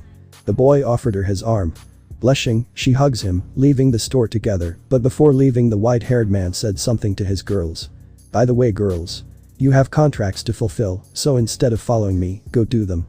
At that, they all made a pout while they watched as the blonde and the white-haired guy left Devil May Cry. What do you say we take a walk around the city? Proposed the white-haired man. Yes, I like the idea. Mira answered. That said, they both strolled through the mall where they entered several stores, where he saw how his blonde-haired date was staring at a white gold heart-shaped locket that was in the window of a jewelry store. They visited a coffee shop for a light lunch, then went to the video games, at which point they stopped at a skill crane, where there were some stuffed Shinku dolls from Rose and Maiden. Do you want one? Asked the white-haired man. That I, said the Bishop Sparda nervously. Believe it or not, I'm good at these things. The white-haired man took a coin from his pocket, depositing it in the machine. Before Mira could say anything, Issei already had Shinku's stuffed animal in his hands, smiling amused when he saw how the blonde's eyes were shining, handing him the stuffed animal. Thank you. It's nothing. Said the white-haired man, giving her a warm smile that caused her to hug him, but what they didn't notice was that several second-year students of the Kuo Academy were watching them. Hyodo, mumbled one of them. Is he with Mira-san? Yes, he is. And she looks very pretty. He can't get enough of Serafal-san. Now he's got another one. After winning the stuffed toy, they both went to the park where they sat down on a bench to rest while drinking a canned drink. Hey Issei, said the blonde. Tell me, said the white-haired man taking a sip of his drink. I heard some rumors in the school. What's it about Mira, said the white-haired boy as if it were nothing. That before, you were in the occult club that precedes Ria's Gremory Senpai, but after a while you distanced yourself from them. Why? At that the white-haired man tensed up. He didn't expect Mira to ask him about that. But he decided to do better than to create a lie. He told a half-truth. An event happened that caused me to be on bad terms with him, and I decided to distance myself because I couldn't be in the same place with her and her servants. Issei, said Mira when she saw the seriousness of her king's words. I promise that when the time is right I will tell everyone what happened between me and them. Okay. Said the blonde, hugging Issei while he caressed her head. After that moment, Mira separated from Issei while he gave her a tender kiss on her cheek to her surprise. After that they returned to Devil May Cry, stopping at the entrance of the store. Look, said the white-haired man taking out a big white box with a red ribbon. Handing it to the blonde, who opened the box with curiosity, looking at its contents in surprise. Issei, this is. I saw how you were looking at it. And I thought it would look very nice on you. Issei. The blonde put aside her hair, letting Issei put the necklace on her neck. She blushed, hugging the boy, burying her face in the boy's masculine chest. Thank you. It has been the best date of my life. At that moment, as in all the previous dates, she heard how the Sparda fell from the door as she leaned on it more than usual. Oh hey, you don't know what privacy is. Said Mira, really angry, but she was so red she was stuttering. You can't claim anything, because you've been eavesdropping too, Mira, said Akio. At that moment they all started to argue, while the white-haired man took advantage of the moment to go to his room to rest for a while. -10th date. It was the morning of the next day, but Issei noticed something unusual, referring to the fact that the person next to him was not his fiancée but Yui, exclaimed the white-haired man, waking her up, who looked at her king and then gave him a kiss on the cheek. Good morning Issei Ani-san. What are you doing in my bed? Serafol-chan allowed me to sleep here in exchange for buying her some chocolates that she likes. What did she ask you? Is that what she asked you? Asked a white-haired man incredulously. Yes, well, I'm going to take a bath. After eating, the white-haired man was waiting for his date. The white-haired man was wearing black pants with red tennis shoes, a crimson belt, a red shirt with black and a black jacket with red. Yui was wearing a light pink dress and white short heels with a wine-colored jacket over her dress. I'm ready, said Yui. Shall we go? Yui takes the arm offered by Issei. Both went to the amusement park as planned by Issei, who saw how Yui was having fun. The white-haired won a happy stuffed toy from Fairy Tail in a shooting game for her. They went on the bumper cars, the roller coaster, entered the haunted house. At the beginning Issei told her that it was not a good idea, but the girl's insistence won him over. But at the end of the ride he was carrying her in his arms while she was cuddled, because in a certain stretch of the ride, Yui got so scared that she ended up fainting. Almost at sunset they were in the Ferris wheel enjoying the view of the sunset. It was the best date of my life, said Yui as she leaned on Issei, squeezing his arm between her breasts. I'm glad you liked it. Issei Ani-san, said Yui. Yes. Let's go home. The white-haired man was surprised, thinking that the loli didn't like her date. Yui noticed the boy's thought and answered. I love being with you, but… Yui whispered something in his ear so that the white-haired boy would understand, creating a circle to disappear, reappearing in some random park in the city. Yui activated her Magus mode along with her magic as she said. Starry Night Serenade. Ani-san, you are cordially invited to my dream world. At that moment a blinding light appeared, making it impossible for the white-haired man to see. When the light disappeared, the white-haired man found himself in Yui's world, and in front of him was the older version of the aforementioned woman. Welcome, Issei Ani-san. So your older version, well, what did you bring me to your world for? For this. Yui was about to kiss Issei, but he stopped her by placing a finger on her lips, leaving the girl confused. If you want to do that. I want it to be the real Yui and not a fantasy. I understand. Yui undid her magic, but before returning to the real world, she gave him a kiss on the cheek. They both woke up and noticed that they were in the white-haired man's room. They also noticed that it was already night, so Yui took advantage of the moment and kissed him on the lips tenderly. Is that better? Asked the gray-haired girl. Yes, said the white-haired man taking out a small box from his jacket, handing it to her. When Yui opened it, she saw that it was an amber pendant, but the stone was in the shape of a musical note. I hope you like it, said the white-haired man being hugged by Yui. Thank you, Ani-san. For the first time, one of the white-haired man's dates ended calmly. Minus 11th date. It was Serafol's long-awaited turn, but unfortunately a mission got crossed. But to the white-haired man's surprise, she was really happy to accompany her fiancé to his mission.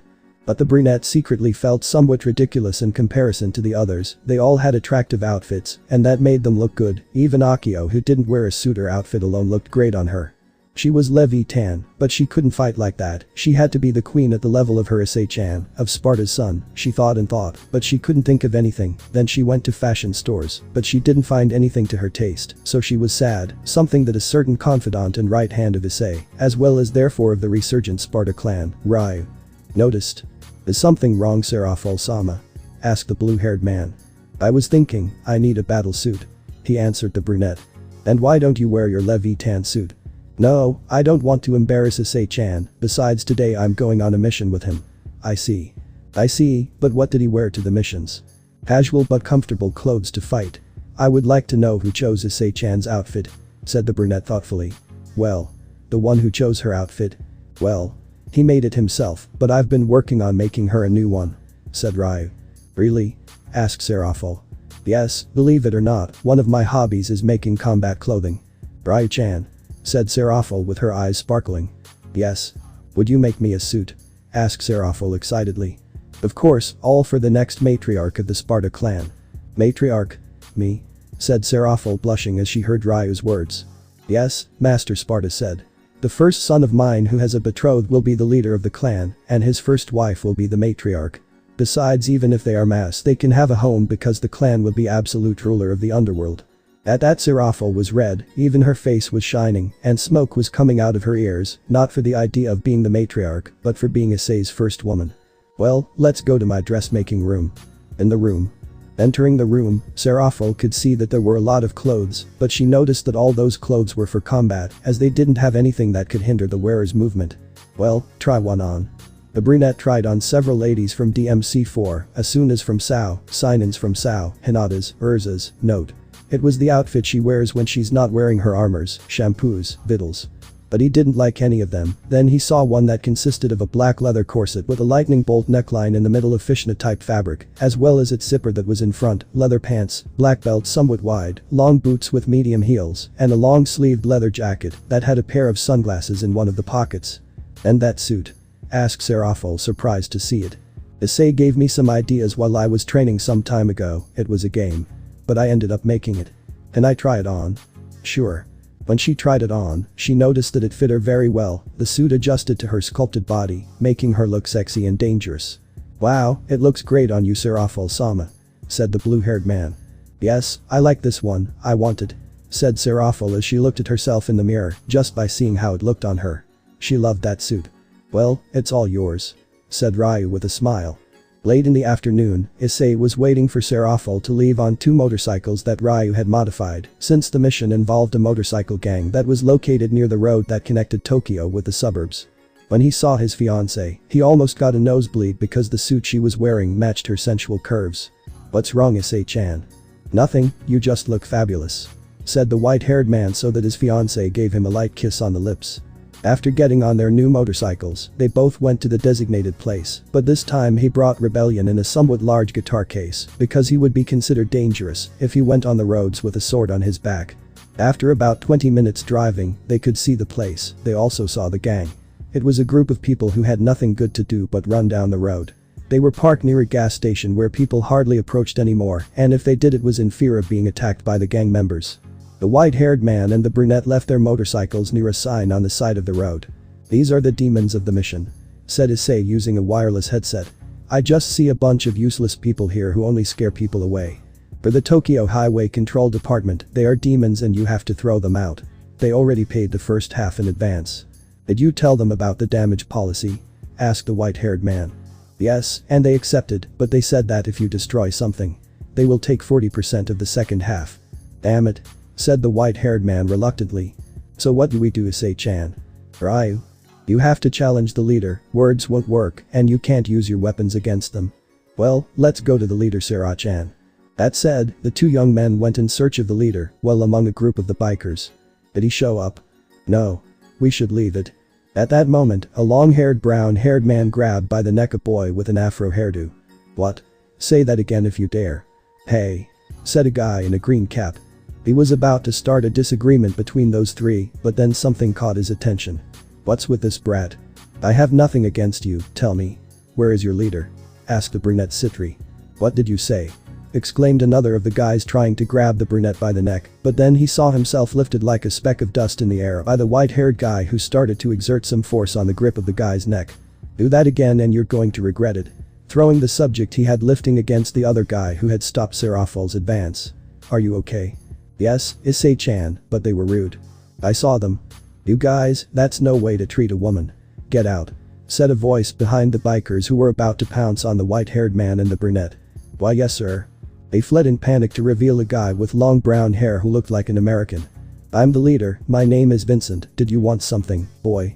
The white-haired guy stood in front of the brown guy, both looking face to face. Despite being young, Issei was quite tall, more than a Japanese guy of his age due to the Sparda genes. Looking at the one identified as Vincent, the mention gave the appearance of being in his 20s, but Issei noticed how the brown guy was devouring Serafol with his eyes. Something that annoyed him. "Stop looking at my girlfriend, asshole. Now. Could you leave this area and take your monkeys with you or I'll kick them out. You decide." At that, one of the bikers approached both of them clearly annoyed. "What we do and where we do it is not." He could not finish the sentence because the white-haired man sent him flying with a spinning kick. "What was I telling you, Sera-chan? Some guys who don't even know on the count of 3 that they're in the way. It's better to forget them." "Yes, I see Issei-chan, we really just wanted to talk, but if you want it the hard way," said the brunette cracking her knuckles, releasing a little of her aura, scaring the bikers. "Wait. I'm sorry, but could you leave us alone for the moment? There's one person I have to run with like see.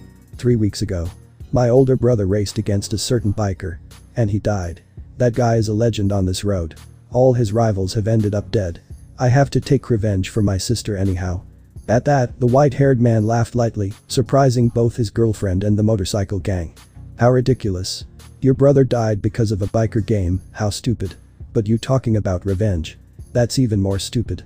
"What? you damn brat," roared the brown-haired man angrily. "Wait," said the brunette, stopping the brown's advance with a hand. "Instead of a fight, how about a race?" "Eh?"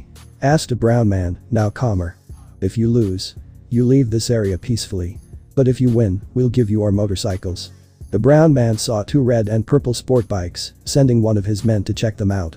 "Chief, they are late model motorcycles, as well as being modified for high speeds." "What are you saying?"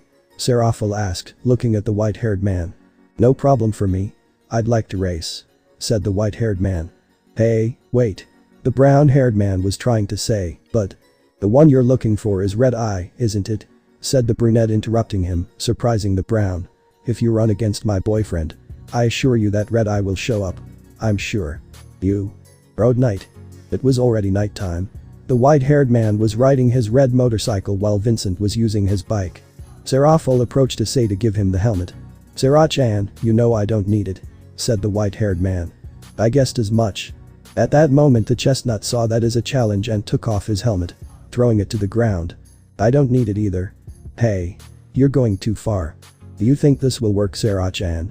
asked the white-haired man in a low voice. "Of course, if it's a wild demon. It won't like another demon in its territory." At that moment the white-haired man opened the holster he was carrying, taking out his pistols, putting them in the holsters on the back of his trench coat, but he leaves rebellion with his girlfriend. "For the time being, I won't be using this. It's okay. Just for the moment," said the brunette, giving a brief but passionate kiss to the white-haired man. "And that? For luck." All the gang members looked at the white-haired man with jealousy, as a sexy girl had kissed a brat. Serafal was holding the white-haired man's sword, standing in the middle of both riders, giving the starting signal, watching as they both started off. The chestnut saw that he had the advantage in the first few meters of the race. "What do you think?" asked the brown with superiority, but this superiority disappeared when he saw the white-haired man next to him with a bored look. "Shit." Suddenly he saw how the white-haired man started to move forward, taking advantage of him. "At this speed, you won't be able to avenge your brother." But that said, the white-haired man accelerated, frustrating the brown-haired man who, seeing himself overtaken by a brat, pressed a button that was under the steering wheel of his motorcycle, accelerating suddenly, overtaking the white-haired man. "Hahaha. How about now? I'm sorry, but this race is mine." At that moment, between the bushes, a motorcycle with a red headlight could be seen. On it, there was a motorcyclist dressed completely in black, and even the helmet was the same color. "Nitro? This guy is stupid. Ddraig," exclaimed the white-haired man, materializing his gauntlet. "Understood, partner. Boost, boost, boost. Transfer." Transferring the gathered power to the motorcycle, accelerating suddenly, catching up to the brown, taking care not to make any sudden movements or else he could lose his balance, since at the speed they were both going. With the slightest mistake they would fall off their bikes and roll on the asphalt, breaking several bones along the way. The brown was exceeding the speed limit of his motorcycle. Both riders entered a bridge. But when they entered that place, the atmosphere changed suddenly. "The pocket dimension? No. It's more like a barrier," said the white-haired man, looking around him. Ryu had taught him a couple of things like magic and knowing how to differentiate between a pocket dimension and a barrier. A few meters ahead of the two runners, a red light appeared, emitting a laugh, manifesting a ghost skull with roots that slowly began to take the shape of a third runner. Seeing that, the white-haired man pulled out his ebony, starting to shoot, but noticed how the bullets bounced off the frame of the newly appeared bike. "TSK," the white-haired man mumbled. The brown-haired man was still euphoric with speed. Suddenly he recognized the biker in front of him. "Brother. Wait. Vincent. Don't go," the white-haired man exclaimed. "Brother," shouted the brown to use more nitro. "Stop. Don't be stupid," shouted the white-haired man. "Brother. Brother. Brother. Brother. Brother. Brother. Brother. Brother. How can I stop? With this good wind?" Suddenly the white-haired man began to hear a strange sound. Taking out his ivory, he began to shoot against the beams of the bridge that began to fall on the bridge itself, while the white-haired man continued his way, but a couple of beams crossed his path, putting ivory in his mouth. The white-haired man made a quick zigzag, avoiding them quickly. Once he had crossed the bridge, the white-haired man caught up with the chestnut, but noticed how the latter had a blank stare. "Why are you trying so hard to follow your brother?" asked the white-haired man, looking at the brown with a bit of pity. At that moment, an ice dart punctured the tire of the brown's motorcycle, forcibly reducing the speed of the aforementioned, causing him to fall to the ground. Seeing the direction from which the dart had come, the white-haired man could see Sarah-chan. The mentioned one threw her sword at him. The boy caught it perfectly and started smiling. "So that was your goal?" said the white-haired man, watching the brunette on her motorcycle jump into the lane where he was at the moment. Using your boyfriend as bait. What a remedy. After that, Serafal began to throw ice spears at the biker in front of them, but as with the white-haired man's bullets, his spears bounced off the frame of the motorcycle. Damn. The brunette mumbled. It's useless, I'm sure the material of the frame must be reinforced or something like that, otherwise it wouldn't have resisted my shots or your ice spears. Said the white-haired man. Issei-chan, go get it. Encouraged the brunette. Ddraig. Yes. Boost boost boost. Transfer. At that moment the energy transferred back to the motorcycle, accelerating even more. Internally the white-haired man thanked his right hand for the motorcycles as they were incredibly resistant. With the overwhelming speed he had reached, he overtook the black biker with utmost ease. Suddenly, the black biker began to lose his human form, transforming into something that was going to attack the white-haired man, but then Issei raised his sword and tilted its blade backwards, feeling that he had pierced something. And that something turned out to be the motorcycle that was actually the demon. The sword was buried in the front tire's bridge. Speeding causes too many accidents. Exclaimed the white-haired man as he buried the blade of his sword even deeper into the demon, causing it to start bleeding. At that, the demon appeared somewhat short hands along with 4 legs, and the front tire became a circular saw blade. The white-haired man buried his sword deeper to pull it out with a jerk. Jumping up, he used his devil bringer to grab the demon by the engine and smash it against the ground. Taking it from the ground, the white-haired man whispered. Swordmaster. The demon bike received a series of thrusts and cuts. To finish it received an ascending cut. At that moment Serafal was attacking with a huge ice stake, but the demon visualized it to try to attack it. The brunette opened her 12 wings to stabilize herself and proceed to impale the creature, killing it. The brunette descended in front of her boyfriend, but saw how her left arm changed shape. Taking the shape of a cannon. Glorious burst. Exclaimed the white-haired man, observing how the crimson torrent hit the creature, raising it and disintegrating it, illuminating for a few moments the night sky of that road. That happens to those who try to harm my Serah-chan. Hearing that, Serafal blushed. Whenever she saw him fight she felt as if her body burned. It was a sensation that made her want to be one with her boyfriend. To love him as she loves him. What neither of them had noticed was that despite receiving the glorious burst, the creature had not completely disappeared. Its body had turned into an amorphous mass with a slimy appearance. Vincent came walking slowly while holding up his right arm. Brother. Serah-chan, don't you think you should have told me it would be the bait? I'm sorry Issei-chan, but it was Ryu-chan's idea. Ryu's? At that moment, the cell phone rang and using the earphone, the white-haired man answered. Tell me a good reason to use me as if I were an object. Sorry Issei, but this just confirms something. Something? Said the white-haired man when he heard Ryu so serious. It's a feeling. But it's something that's related to your father. My father? Asked the white-haired man in surprise. I'll be away for a few days. I have to gather information about something, said the bluebell, ending the call. What's going on? At that moment Vincent arrived to see the slimy mass on the floor. Thinking it was his brother. Brother. After that, they both left, but as the highway department had promised, the white-haired man had 40% of the second half of the payment deducted to cover the repairs. This annoyed him a little, but he left with his girlfriend on their motorcycles. After a few minutes they arrived at Devil May Cry. Both went to the white-haired man's room while he closed the door as the brunette jumped on him, surrounding her fiancé's waist with her legs, making the white-haired man's instincts ignite. But to have privacy, they placed a barrier so no one would hear what was happening. The white-haired man kissed her slowly, patiently and calmly as he grabbed her butt. Serah-chan. Don't let go. The white-haired man took out from his drawer a little black box, giving it to the brunette. When she opened the box, she saw that inside it was a white gold engagement ring that had a carved Siberian amethyst jewel.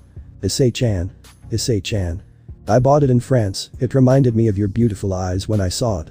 Serafal was shedding tears of happiness, putting on the ring. She continued with the kiss while holding with her hands her boyfriend's head. Little by little he was moving backwards until he lost his balance when he hit the edge of his bed, lying on his back with the brunette on top of him. After a hot love-making, the white-haired man followed his fiancée's steps, falling deeply asleep. Last date. It was Lilith's turn. She had asked to go out with Issei all day, so after breakfast, they went to get ready for the occasion.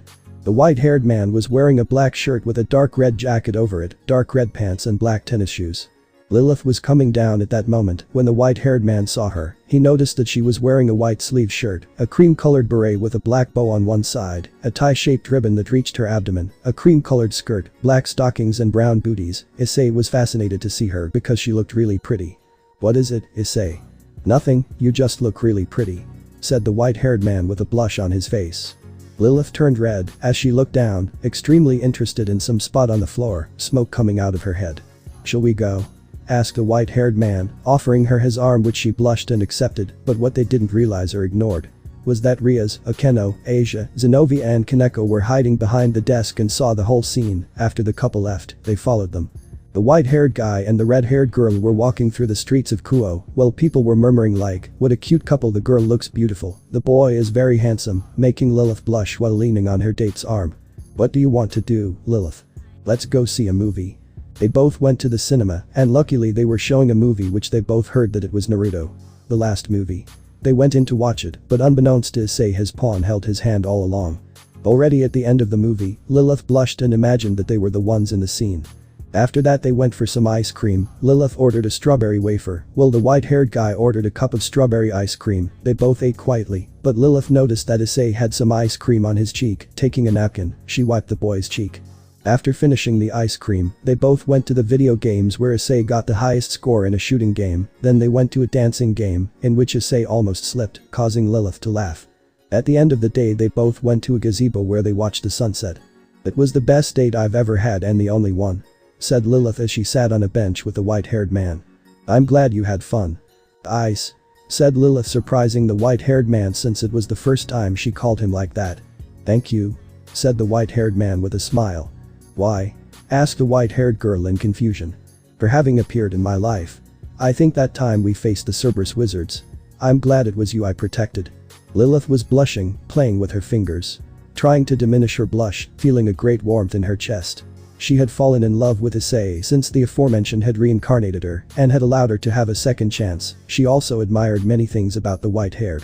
She knew from the director that he had used his balance breaker to take her to the academy. That time she had fainted, saved Yui, fought against Lies and won. The white-haired man was slowly gaining a place in her heart. "Ice. You know, when I knew who your father was and how important he was, I was surprised, but even though you are the son of Sparda, the prince of the underworld, you are very kind and a good person. Although you are a complete addict to violence and somewhat perverted, but still all of us girls love you," said Lilith with a smile and a less intense blush. I don't know what to say," said the white-haired boy, a bit nervous. Meanwhile Rias and the others watched the scene with envy, jealousy and above all sadness. The Redeed knew that someday, Issei's girls and her boys would be enemies in the raiding game, but also their friendship would end when they knew what had happened between them and the white-haired boy, something that every day didn't leave her mind and was latent as if it were an alarm. "This is embarrassing. But I'm glad that Sarah-chan, you and the girls have come into my life. It was a joy that I can't compare with anything I've ever experienced before," said the white-haired boy while he was looking at the sunset. "Ice, the girls and I have been worried about you. Since we entered, many girls and boys from the academy told us things about how you used to be, but what caught our attention was that they told us that you used to belong to the occult club, and as far as we know, all its members are from the nobility of Rias, and so." "That's right, Lilith. I was a servant of Rias Gremory. Actually, that part of my life I would like to forget it forever." "Why? Why?" asked Lilith, looking at Issei's face that showed anger and loneliness. "I must admit that it was a beautiful time in my life. I had the kindest and most beautiful teacher anyone would ever want to have, plus good companions, but everything changed. Since then I discovered many things that made me die slowly, and after an event that destroyed my life. It awoke my demonic side. That's when I knew I was Sparda's son." Hearing that, Rias did nothing but reproach herself for having been so stupid and ungrateful with Issei. He did many things for everyone. And how he was paid was something that was unforgivable. It was not only her who felt that way, Akeno, Asia and Kaneko felt the same. "What happened?" Lilith asked a little anxiously as she realized that she knew practically nothing about Issei. "Have you ever wondered how I got Devil May Cry despite my age?" The girl didn't say anything, but it was true that she had always wanted to know how it was possible that his tutors let him miss the academy, or how he lived alone and why Rai was with him, besides the fact that at school, they didn't call him Sparda, but Hyodo. "I never knew my real parents, but they left me with my adoptive parents." "Who?" said the white-haired boy while suppressing his tears. "What happened to them?" "I lost them." "That means?" "Yes, they are dead." Hearing that, Lilith covered her mouth while shedding tears. She didn't know what to say or how to react. On another side of the gazebo, the other Sparda girls were listening to the conversation, extremely saddened. "Seraph-chan, is it true?" asked Yui sadly. "Yes. When I heard about Issei-chan, I was informed that he had lost his parents." "Issei?" said Mira sadly. All the Sparda handmaids felt a great pain in their hearts, while the Gremory ones cried silently, but to everyone's surprise. Lilith hugged Issei from behind while shedding tears of sadness. "I would have wished to be with you in those moments.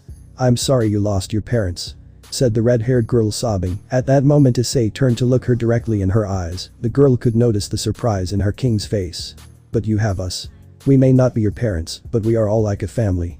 At that moment Lilith took a deep breath to start speaking. She was nervous because this day she decided to do something that was very difficult for her to do.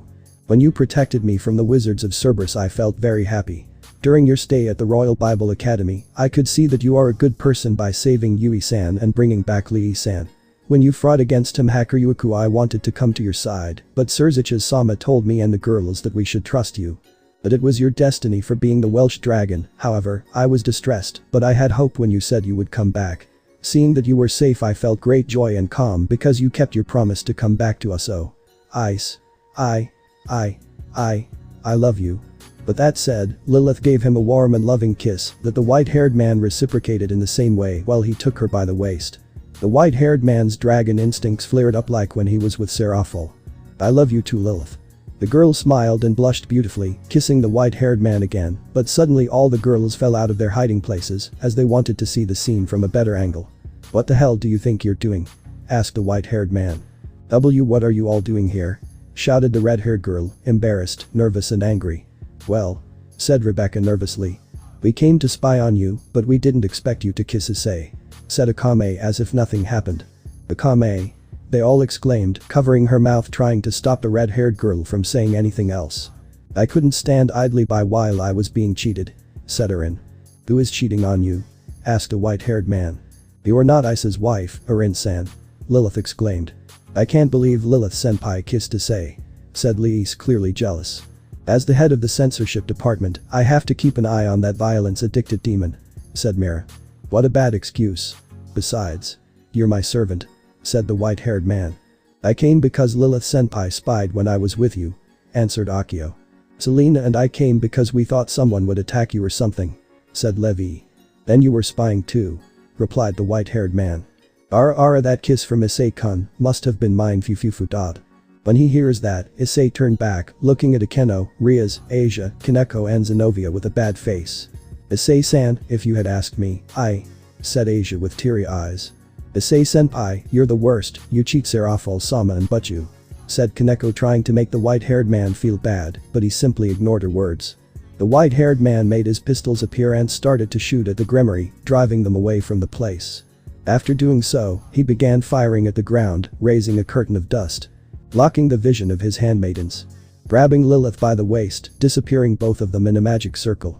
That Issei used a magic circle to leave with Lilith-senpai," said Lee Sanoid. "Devil May Cry. Issei's room. Issei after hours and hours of sex." As a last effort of the night, the white-haired man took a sheet, getting under it together with Lilith, ending that delicious encounter with a warm goodnight kiss. What neither of them noticed was that they had left the door ajar, leaving the spectators of that act in shock. And those spectators were nothing more and nothing less than the 4 oldest women in the Gremory entourage. Rias was crying as well as Akeno, Asia was devastated, and Kaneko was feeling a great pain in her heart.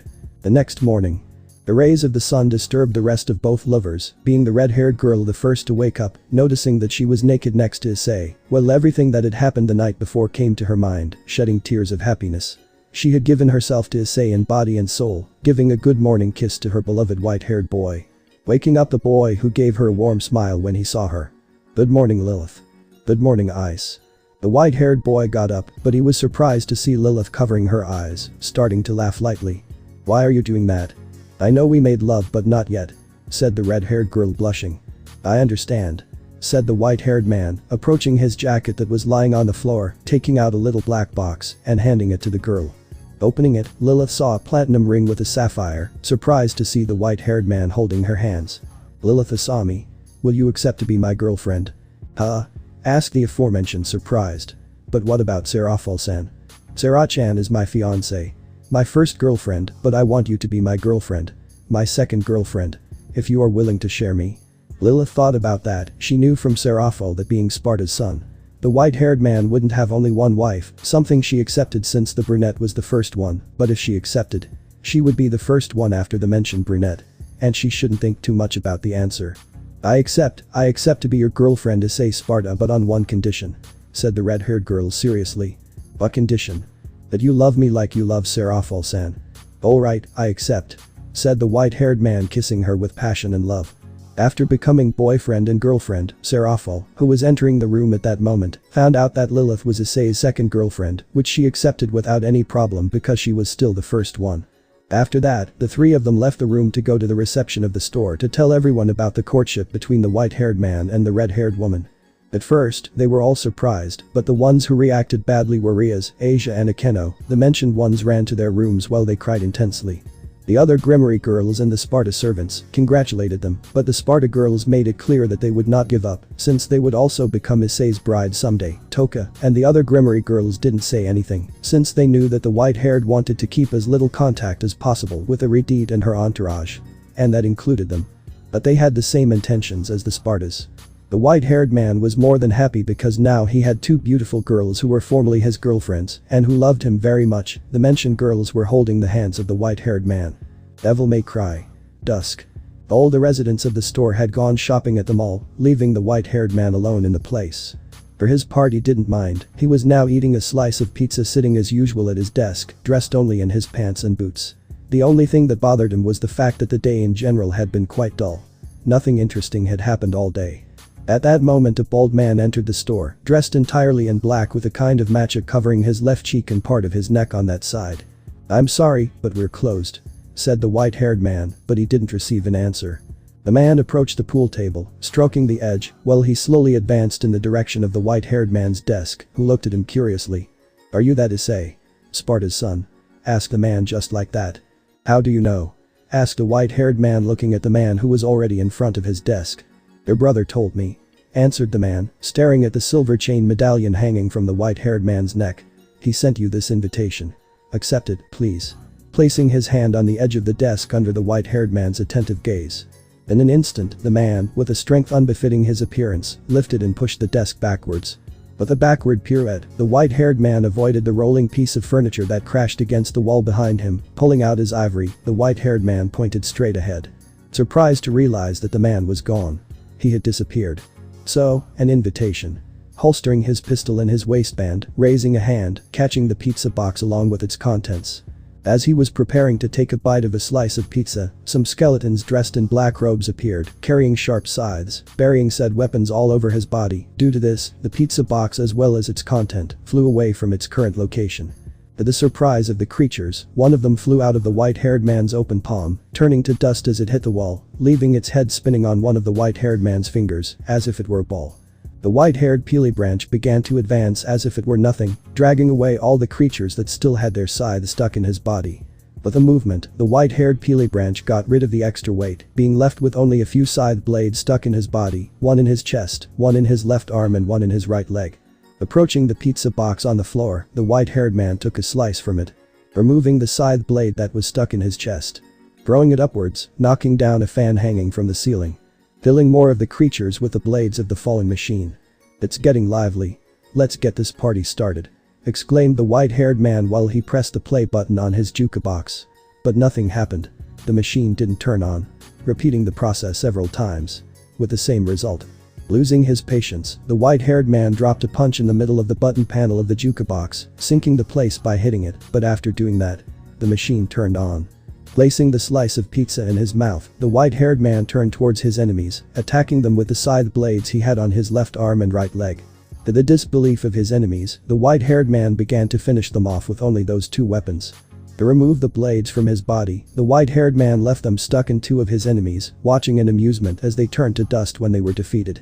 Turning his ivory in his hand, the white-haired man deflected a scythe that was threatening to stab into his face, shooting his attacker in the face. Sweeping the floor with his leg, the white-haired man knocked down another one of those creatures, climbing on his back, using his enemy as a surfboard. Issei crossed the room, taking on the way his ebony that was lying on the floor, starting to spin while shooting. One of the bodies impacted against two of the four legs of the pool table, causing it to fall and remain as a ramp that was used by the Pelo Blanco and his surfboard, that crashed against the ceiling, while the boy bounced against the mentioned ceiling and put the pool table on its feet. Making all the balls jump forward, seeing the cue ball pass by his side, the white-haired boy shot at it with ebony, sending it against the other flying balls, giving them enough momentum to damage and kill the enemies in front of him. Grabbing Rebellion in mid-air, Issei sliced his pool table in two, kicking both halves in opposite directions, crushing more creatures. "That's it?" asked the white-haired man while leaning his sword on his shoulder. "Don't make me laugh." After saying that, the white-haired man launched himself against the creatures, attacking them with slashes and thrusts, throwing them upwards with his sword, and then finishing them off with his pistols. Suddenly red magic circles appeared. But these did not belong to the Grimoire house or any other that Issei knew. From the magic circles began to appear more of the same creatures, but there was something strange. Although there were many, those creatures were not strong at all. It was enough with just 1 or 2 cuts to finish them off. Suddenly a new kind of enemy appeared. These were a little taller than the first creatures that had appeared. The main difference apart from their stature was their clothing. They had a strange red clothing, but the fabric of their attire was very worn out. But like their first enemies, they were relatively easy to defeat, although they had a little more resistance. The white-haired man kept exterminating all the enemies present in his tent. But their combat level was so low that they had barely helped Issei to stretch a little bit.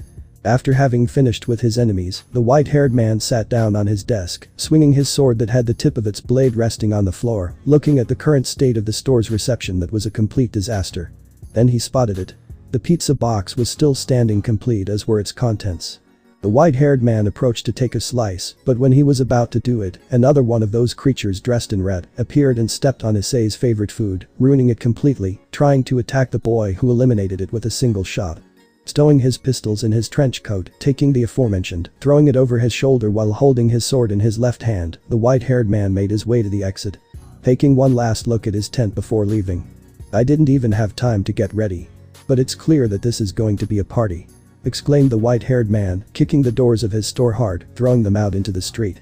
On his way out, the white-furred man found more of those creatures dressed in black and red carrying their scythes, slowly approaching him to attack him. The white-haired man felt something falling next to him. Observing that it was a piece of brick, turning to see his home. Seeing the deplorable state it was in. It was a complete ruin. That fact made him very angry and quite angry. "Shit. They left my house in ruins. And I was beginning to enjoy it." Turning to his enemies. "They will pay for it," said the white-haired man, throwing his sword up, juggling with his trench coat and then putting it on, catching his sword again. But then some dust crossed his nose and made him sneeze, hearing how something behind him collapsed. Turning around again, watching as a piece of the front facade of Devil May Cry had fallen into the entrance, partially blocking it. Finally pissed off, the extremely angry white-haired man looked at his enemies and pointed at them with his sword. "I hope with all of you, you can make this up to me," said the white-haired man, launching himself at an incredible speed against his enemies. Attacking with his stinger, piercing through several enemies. Taking a somersault jump backwards while shooting against his enemies. But when he fell to the ground he found something. A green star. He didn't know what it was for, but he decided to put it in one of the pockets of his trench coat. Turning his attention back to his enemies, attacking a group of them with a series of quick and lethal frontal thrusts, transforming the entire group into dust. Suddenly the enemies stopped appearing. But then the Pelo Blanco could sense something approaching. Looking ahead, Issei could see a black cloud that was teleporting over the roofs of the nearby houses and buildings, approaching closer and closer to the boy. From one moment to another, the black cloud appeared to one side of the white-haired man. From it appeared a creature similar to those who wore black robes but much larger, also carried a scythe, but the blade of this one had a purple glow. Without thinking twice, the white-haired man launched himself against the new opponent, but to his surprise, he was able to block his attacks, and even more surprised he saw how the creature between his swords attacked with a downward slash of his scythe. Rolling to the side, Issei managed to evade the attack that had taken him unawares. Throwing himself once again to the attack, Issei obtained the same result. Then he understood. That was the attack pattern of his enemy. Once he knew that, the white-haired man began to gain ground, throwing 2 random slashes and evading his enemy's counterattack to then launch multiple frontal thrusts, wounding his opponent more and more. Incredulous, Issei watched as his opponent disappeared out of nowhere. Looking to his feet, the white-haired man saw the same black cloud emerge from the ground. Jumping to the side, he saw his enemy reappear with an upward slash that cut the air. Throwing himself again, the white-haired man performed a great combination of slashes and thrusts, accelerating the speed of his attacks more and more. Issei did not stop until he saw how his enemy did not fight back, stopping his attack and backing away. The white-haired man watched as the creature collapsed to the ground with a thud. Suddenly the ground began to tremble with force. In the distance he could see how the asphalt was torn, buildings and houses collapsed as if they were sand castles, raising a huge cloud of dust. Surprised, the white-haired man saw how from the bowels of the earth emerged a huge tower more than 60 stories high, whose edges were illuminated by the orange sun of the sunset. "Well, it's been almost a year since we've seen each other. How time flies, doesn't it?" asked the white-haired man, looking up to the top of the tower as he felt the presence of a very familiar person there. Due to the distance, Issei could not see that the person at the top of the tower was looking in the direction where he was standing. Issei was looking towards the tower when he suddenly felt the creature behind him stand up and start jumping over the roofs of the houses and buildings towards the tower. Issei drew his ivory and followed the trajectory of travel of his fugitive enemy, but finally opted not to fire, putting his weapon away, looking with a smile at the tower. "You sure have thrown me quite a party, haven't you, Virgil?" exclaimed the white-haired man, extending his arms in amusement. Making his way towards the tower, he was sure he would find a great fun there. Top of the tower. Standing near the edge was a white-haired boy, dressed in a blue trench coat, with a black jacket underneath, pants of the same color, along with boots that reached to his knees. Between his hands he held a sheathed katana. Some of its details were perfectly visible. Its hilt was white, the sheath was blue decorated with gold clasps, and a yellow ribbon attached to the sheath. "What is it, ARKHAM?" asked the young man, feeling the footsteps of the now identified ARKHAM approaching from behind him. "Don't you find it exciting? The team in Nigru, the supreme building that once ruled the earth as a medium between the world of humans and that of demons, has risen again," said ARKHAM with almost adoration. Adoration directed at the building on which he was standing. "Isn't it a magnificent sight? The most genius evil worshippers of their time built this majestic building, and now after 2 millennia of confinement, it can finally fulfill the mission for which it was designed." "None of that interests me," interrupted the young man. "Did he have it with him?" "Of course," ARKHAM answered. "He pampers it like gold, after all, it's the only memento he has left of his deceased mother. But he has no idea of the real power it holds," said the young man looking at the medallion identical to the one Issei wore around his neck. The only difference was that this one was golden in color. At that moment the creature with which Issei had fought before appeared before the young man, giving some strange screams that added to his way of acting. They were like apologies. Hearing the creature's shrieks, the young man turned around and began to walk towards the center of the place, followed by the creature. Suddenly, the young man unsheathed his katana, making a quick slashing motion, and resheathed his katana, following his path. Suddenly the creature behind him fell apart in pieces. Pieces that due to the wind at that height, he pushed towards the edge, forcing them to fall into the void. Streets of Kuo. From the distance, between some streets that had been destroyed by the rise of the tower, a girl riding a motorcycle of considerable size observed the top of the tower with a pair of binoculars. "There it is," said the girl as more creatures like the ones Issei had faced approached from their rear. Even though her enemies were quite close to her, the girl showed no signs of wanting to face them. Instead she just accelerated, her motorcycle spewing fire from its exhaust pipes, calcining all the enemies behind her, setting course towards the tower just like Issei.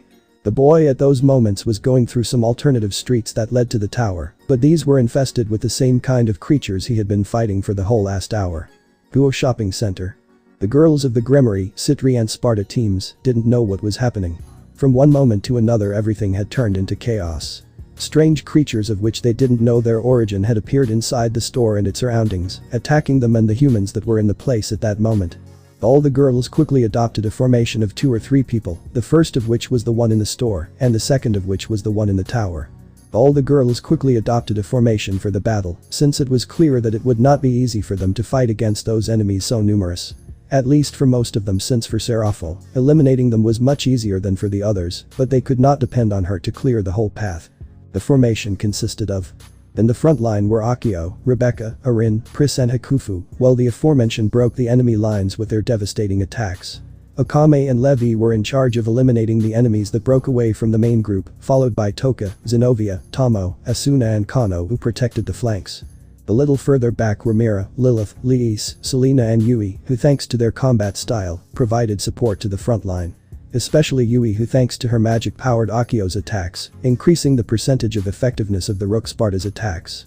In the center of the formation were Sona, Tsubaki, Serafal, Rias, Akeno, Momo, Ria, Suzuka and Kayako who attacked in different directions, bombarding their enemies with different types of magical attacks. In the rear were Aruko, Tsubasa and Kaneko, who were finishing off the enemies that were not able to stand up but still clinging to life. "Aicho, what are we going to do now?" asked Tsubaki, making a small pause in his attacks. We have to go back to Devil May Cry. Issei-kun is there. With his help we can exterminate these things, said Sona, while throwing 2 big water spheres to a group of enemies on her left. Momo-chan. Contact Saji and tell him to meet us at Devil May Cry, said Sona. Yes, Kaicho, said the mentioned one, taking out her phone, dialing the blonde Citri's number. After having managed to leave them all the girls continued their journey through the streets of Kuo that already resented the attack of those strange invaders. Wherever one looked, columns of smoke were rising, indicating that in those places fires were taking place. Heartbreaking screams could be heard echoing through the streets that literally looked like a war zone. Walls and glass smashed with blood. Those scenarios were horrible. But what caught the girls' attention was the huge tower rising in the distance, with a huge whale-like animal that seemed to be swimming around it. -45 minutes later. Finally, after running through the streets, the girls managed to spot Devil May Cry, but what they saw shocked them. The place that was their home was a complete ruin, with its main entrance partially blocked by a huge chunk of the front facade of the store. Suddenly a magic circle appeared behind their backs. They all got into combat position, ready to attack whatever came out of that magic circle, but they relaxed when they saw that it was Ryu who, like them, was also surprised to see the state of the store. "Ryu-san. What's going on?" asked Lilith. "Something I didn't manage to stop in time," answered the blue-haired man. "But looking at the state of the store, this has Issei's signature all over it." After those words, they all entered the store as they could, observing that even inside it was a mess. But they all agreed that Ryu was right. The mess they had in front of them had Issei's signature all over the place. The blue-haired man approached one of the walls where he made a magic circle appear, and after doing that, they were all surprised to see how the damage of the store began to disappear. Better said, they reversed, returning the store to its original state, leaving it without any trace of damage whatsoever. But that taken care of. "It's time to see what happened here," said the blue-haired man as he made another magic circle appear and spread it around the room. Suddenly the holographic image of Issei appeared sitting at his desk. Apparently he was talking to a man dressed in black who was on the other side of the desk. It was then that in the center of the room appeared a magic circle from which appeared 6 people. Rias recognized the person in the center quickly. It was Ani-sama. "What are you doing here? Why did my parents and the Citri patriarchs also come?" asked Rias, looking at his brother. "We heard that something was happening in the city, and after seeing some images of the current state, we were worried about the well-being of all of you," said the red-haired man, but then he saw how the blade of a sword was approaching his wife. He quickly interposed himself, applying a block with his arms forming an X, observing incredulously how the blade of the sword pierced his block as if nothing, expecting a cut that never arrived. "Don't worry, Surzicha-sama. It's just a hologram," said Ryu. After that little incident and after watching the holographic replay of the fight that happened there, Ryu explained to them what was going on, also what was the tower that had appeared, and to top it all off, the fact that Issei was heading there. All alone. "What did he do? What?" roared Seraphol. "How could he think of going all alone to a place that must be completely full of extremely strong and merciless enemies?" said the brunette, expelling his aura, cooling the air around him below 0 degrees, scaring a little bit the people present. "Seraphol. Calm down," said Lord Citri, trying to calm his daughter down, trying to avoid risking his own physical integrity since his eldest daughter was really very angry. Once they managed to calm Seraphol down with the help of Yui's music, Ryu continued with his explanation, telling them that this tower connected the human world directly with the world where the devils come from. When they heard that, they all wanted to go to help the white-haired man, but they were stopped by Ryu, who told them that even if they went, they wouldn't be of much help because once they entered the tower, they wouldn't have rest and they weren't used to fight so continuously with the devils. "But we have to help Issei. We can't stay without doing anything," said Rias worriedly. "Well, unfortunately, if he let them go, it would be sending them to death. Besides, it is Issei's duty as Prince of the Underworld to stop this, and although he doesn't know it, he will carry out this task," said Ryu, but 3 words he had said had caught the attention of Ria's new handmaids. "Ryu-san. What do you mean Issei is the Prince of the Underworld?" asked Kayako, curious. "Issei is the son of my master Sparda. A long time ago it was written that when the heir of Sparda's blood would appear, he would be crowned as the absolute Mau, the king of the underworld. That's why Issei carries a great responsibility on his shoulders, and because of that he has trained hard day by day," explained Ryu-san. The blue-haired man's explanation answered many of the questions that Ria's handmaidens had, but they were also surprised since they didn't expect Issei to be such an important person. Looking out of one of the windows, Akame saw how more of those creatures were slowly approaching the tent. "Those things are coming," said the red-haired girl. Instantly Ryu appeared at her side and observed the creatures with a look that mixed nostalgia with a certain degree of concern. "So the suburbia have appeared," said Ryu, observing a group of about 30 suburbia. What do you mean by suburbia, Ryu-san? Asked Mira intrigued. The main soldiers among the devils bear the name of the 7 deadly sins. In the city there should only be around those devils that answer to the name of pride, lust and sloth, although there might be one or another anger. Said the blue-haired man showing those present holographic images of the devils that answer to the aforementioned names. Note. To know what they look like in greater detail, search the internet for images of the mentioned enemies. The images were seen by those present, each one had different opinions about them. So, Issei has been fighting mainly with the pride and lust. Said Liis, recalling the holographic combat she had seen moments before. Let's see if I understood. That tower is a huge pillar that connects this world to the world from which Sparda, Issei-kun's father, came from? Asked Venelana, worried and alarmed. That's right, Venelana-sama, that tower is called Timan Nigru. Inside it there are several traps, secret rooms and multiple enemies that will not stop until they finish with the invaders of the tower, and those who are outside right now will exterminate anything that does not belong to their race. No matter where they come from. Said Ryu, raising a barrier around Devil May Cry. With this we will be invisible to the devils that are outside. But we can't do anything for the humans that are scattered around the city. We can't protect them since the devils outside use the strategy of the friction warfare. Rubbing war? Asked Yui, curious. It's a combat strategy where one side sends troops and troops against their enemy without giving them enough time to rest, causing them to exceed their limit, and once that happens, the level of the tired soldiers begins to decline until there is no one left in condition to fight and they are easily wiped out thanks to their huge numbers. This strategy suits the devils outside very well. Because of this we can't protect the humans. Because sooner or later we will reach our limit and we can barely defend ourselves. Explained Ryu. But can't we call someone else from the other factions? Asked Kiba, who at that moment was entering together with Saji and Gasper. All of them looked quite tired. The ideal is to keep this incident as discreet as possible. Because if word spreads among the other factions that there are other beings outside of them, those who wish to cause pain and suffering will look for the devils to achieve those goals. And with the current situation, all factions must have spies among them, and they would take this information to the wrong people, and more incidents like this can happen again. Said Ryu seriously. So, what are we going to do? Asked Lilith. We'll go out to fight and clean the surroundings, divided into teams as balanced as possible. From what I could feel, around the tent there are about 250 enemies. If we can divide into 5 teams and each of them eliminates 50 enemies, we can coolly control the situation. I see, but when do we start? Asked Sona. We'd better start making the teams, and it will take us a while to do it. Answered Rebecca. Well, I think it's time to see what Issei is doing, so we'll know how long more enemies will keep appearing, since once the tower is sealed this will stop. Said Ryu, creating a small magic circle that traveled to the plasma screen TV, turning it on, showing after a few seconds the white-haired man entering some kind of bar. With Issei. The white-haired man was inside a bar. The place was completely empty, but he noticed how at the entrance of the corridor that served to reach a door that led to another room, there was a kind of blue barrier that prevented the passage. Throwing himself against the barrier and trying to pierce it with his sword, the white-haired man saw incredulously how a hand was generated from the barrier, grabbing him and throwing him with force to the side, sending him against some slot machines that were shattered when Issei's body was hit by the barrier, and continued flying until it hit against what looked like the rudder of a ship. Issei stood up with some effort as he did not expect that attack, turning towards the rudder. He tried to turn it without success, then he tried to lift it with the same result. The object did not move, causing the boy to lose his patience, throwing a cut on the object. Issei watched curiously as on one side of the rudder, a red flame was lit. Repeating the process of attacking with his sword the object, Issei saw how more red flames appeared. Once all the flames were lit, the barrier disappeared. Seeing that, the boy smiled and began to walk down the hallway. Looking to one side of the hallway, Issei found a sawed-off shotgun. He quickly took it and checked it. It looked in good condition, making it disappear in a magic circle. Entering through the door at the end of the hallway, Issei walked into what looked like a totally destroyed strip joint.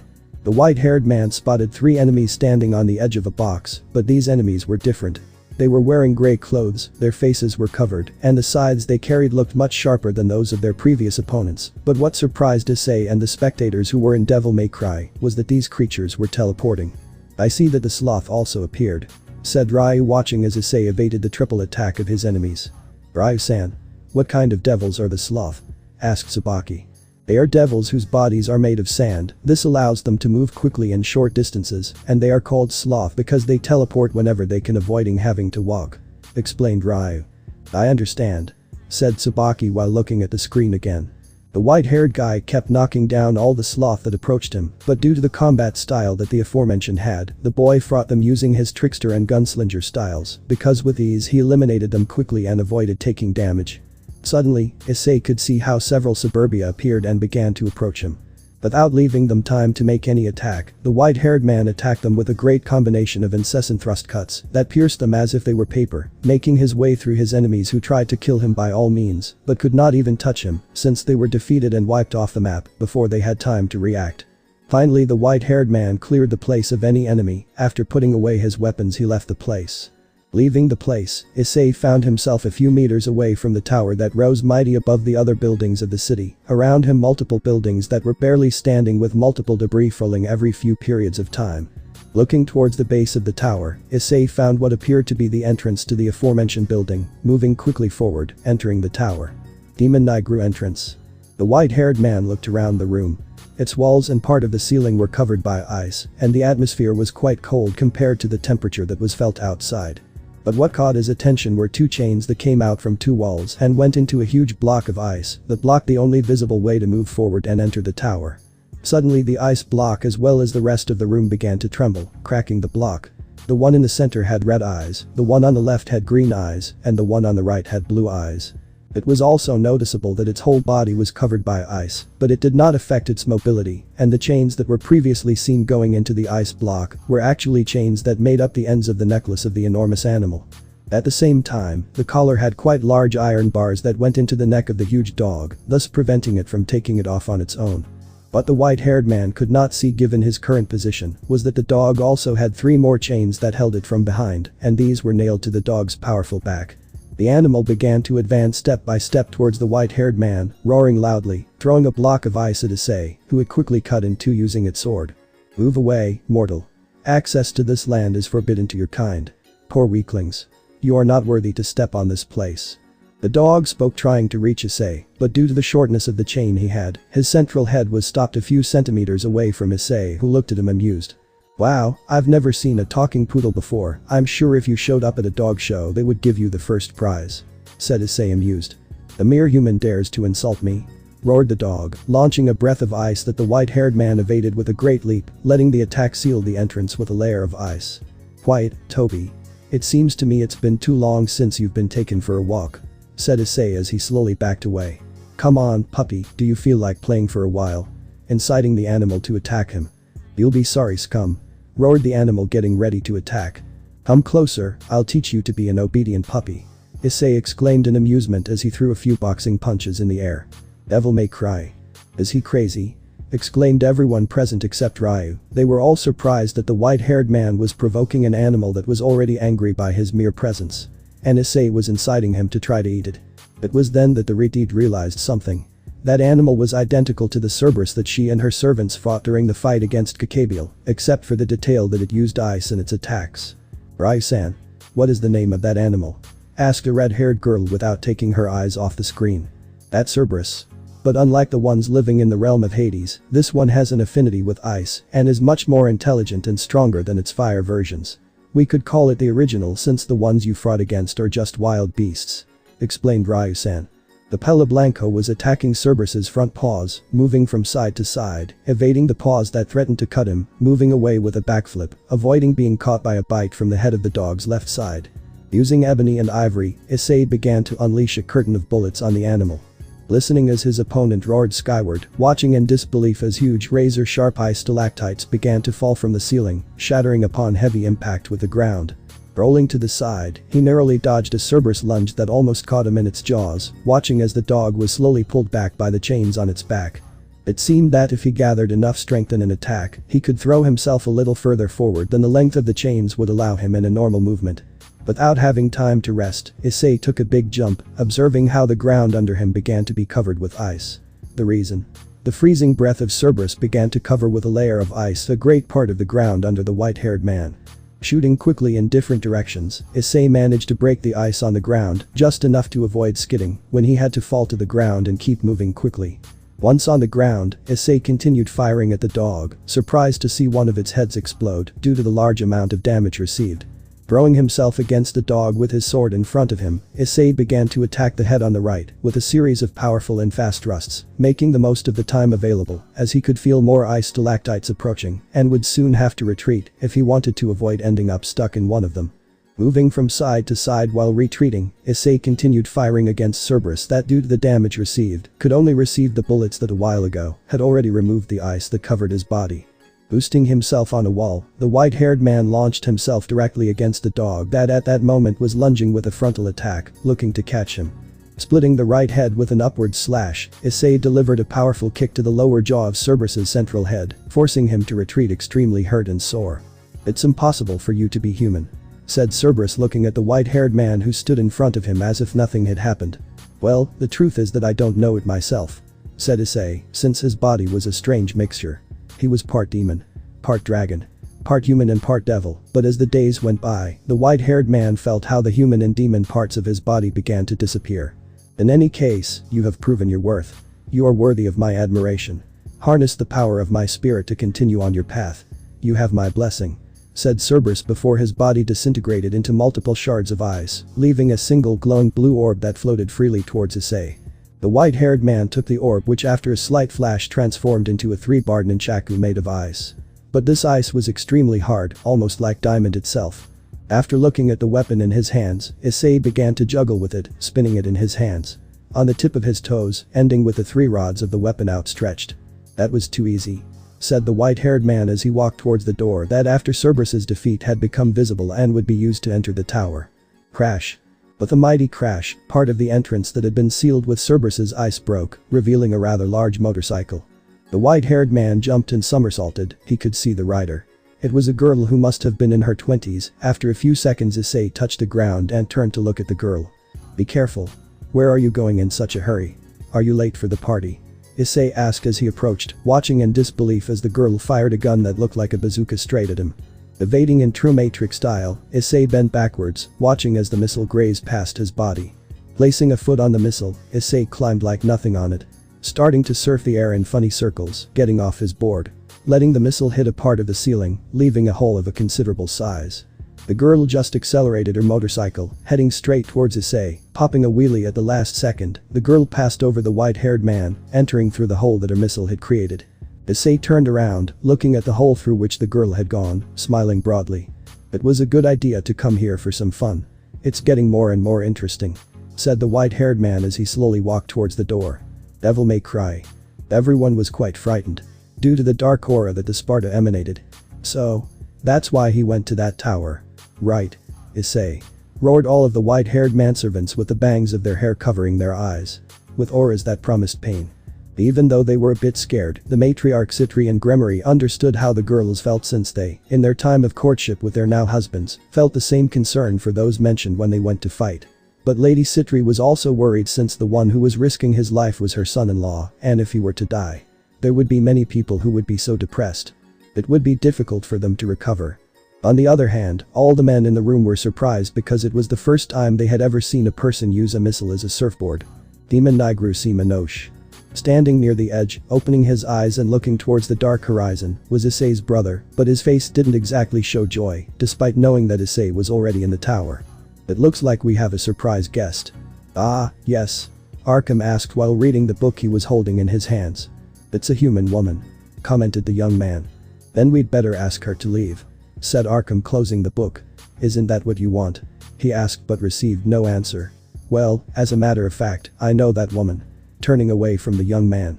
"A storm is going to break out," he said. The man's last words were heard by the young man, who only watched as his assistant walked towards the lower levels of the tower in search of the surprise guest.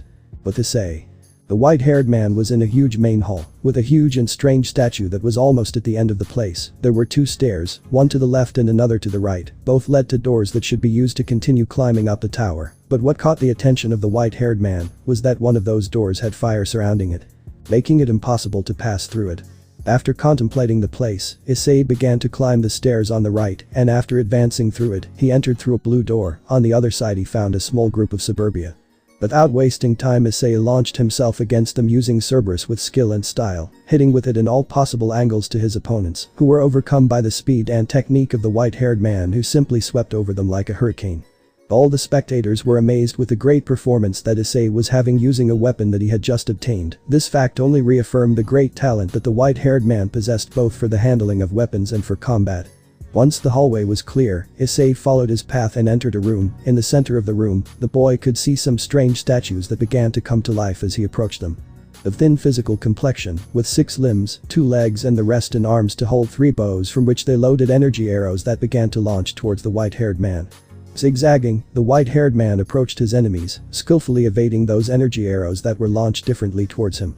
Issei thought that the fact that those strange creatures attacked like that was due to the fact that they only had one eye, so they must not have a good perception of the depth, and thanks to this, they threw more than one arrow, hoping that one of them would reach him. Jumping between his 3 enemies, Issei began to hit them quickly and accurately with Cerberus, since thanks to its design, it could hit faster and at the same time in different directions. Easily eliminating those creatures, the white-haired man jumped backwards, seeing how several arrows were sticking in the place where he had been previously. Looking to both sides, he spotted 2 other creatures, one on each side.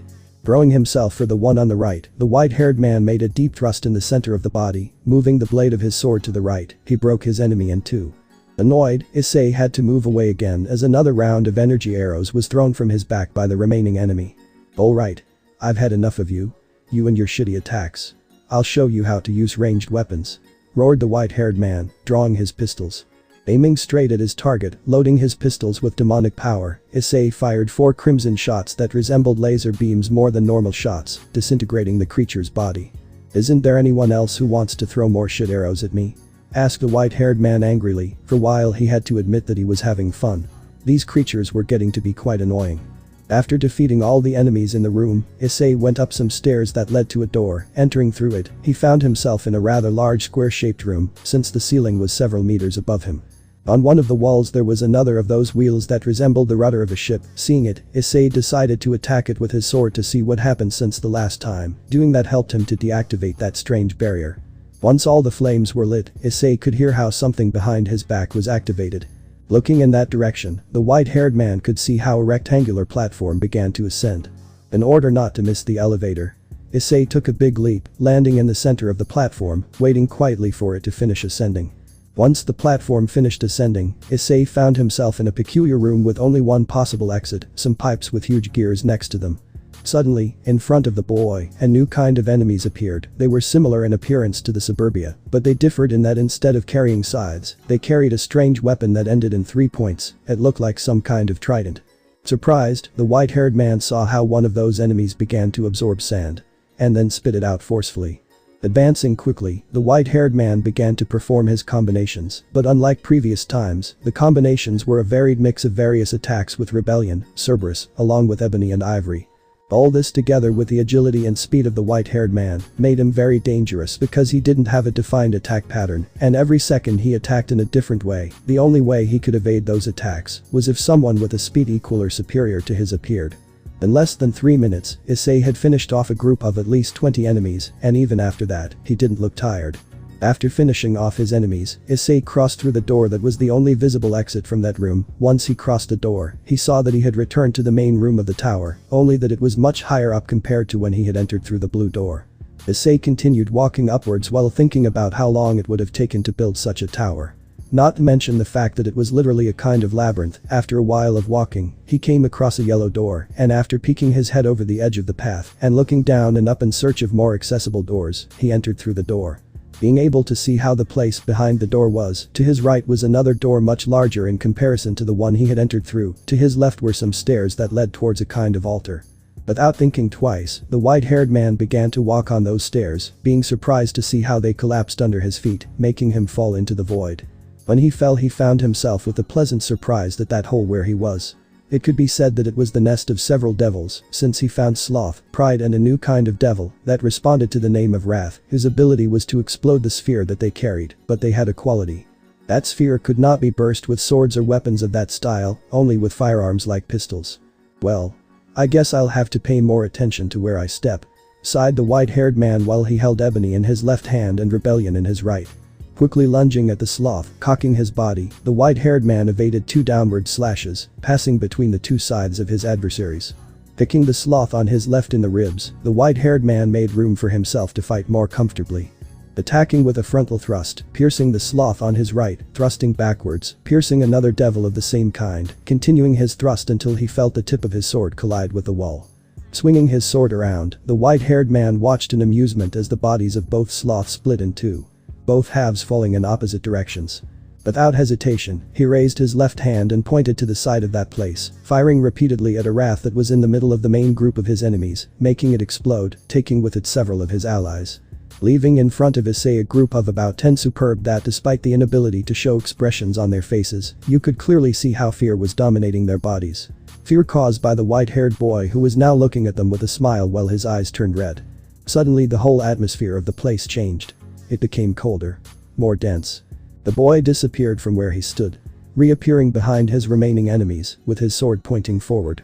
He slowly began to put away his sword. The moment he had put away rebellion, the enemies behind him fell apart into pieces. But that was not all. From the place where he had previously been to his current position appeared a cut in the ground a few centimeters deep. After finishing with his enemies, a strange flash appeared on the ground, quite close to him. Without thinking twice, the white-haired man entered into that flash, because if he had learned anything during his short stay in the tower was that anything could happen. A few seconds later, the white-haired man found himself standing in the same place he was before falling into the void when he stepped on the stairs. This time he decided to go through the huge doors he had on his right. When he crossed through those doors, he found himself in a place that must have been one of the rooms of the tower that was closer to the outside, since to his left there were several vertical openings through which the soft night wind that was beginning to take over the sky entered. He could also notice that the sky was getting cloudy. But there was something strange. It was supposed to be the beginning of summer, but those clouds looked like rain. Suddenly the white-haired man began to hear a strange sound that was approaching rapidly.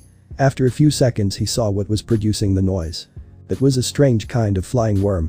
Its body was quite long, divided into sections. Its mouth had something similar to tentacles. Most likely it used those tentacles to hold and catch its prey, since the rest of its body had no arms or anything else to hold its opponent.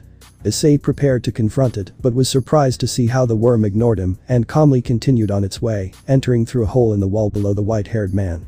Without thinking twice, Issei threw himself on the body of his new enemy, starting to quickly hit the different sections of the worm's body, but despite connecting good attacks with his sword, something did not please the white-haired man. "This is weird. I don't feel the same sensation as before," said the white-haired man while he was forced to get off his enemy's body because it had completely entered the hole. The reason why the white-haired man felt strange was because even though he had skillfully attacked his opponent, he did not feel that his attacks were causing great damage on his enemy. Looking inside the hole, the white-haired man could see that the worm was coming back, but on the sides of its body, it had some flashing purple spheres that separated from their creator and headed directly towards the white-haired man. Issei began to run in the opposite direction from where the spheres were coming from, narrowly evading some of them that dropped on him, bombarding the place with powerful electric discharges. The white-haired man turned around and using his pistols, began to shoot at the remaining spheres, eliminating them quickly. "Time for round 2, Mr. Infernal Worm," said Issei as he put away his pistols, taking a big jump, climbing on the back of his enemy, drawing his sword again, attacking the worm's body with greater force and speed. Despite hitting much faster and harder than before, Issei continued to feel the same sensation as before. He felt that his attacks did not cause damage. "Alright. I've had enough," exclaimed the white-haired man irritated. "I was hoping to use this in another situation, but it's logical that with normal attacks I won't be able to defeat you quickly and let you keep going into those tunnels. It would take me much longer." The white-haired man's muscles began to tense up. "Let's see how long I can use it. Devil Axle."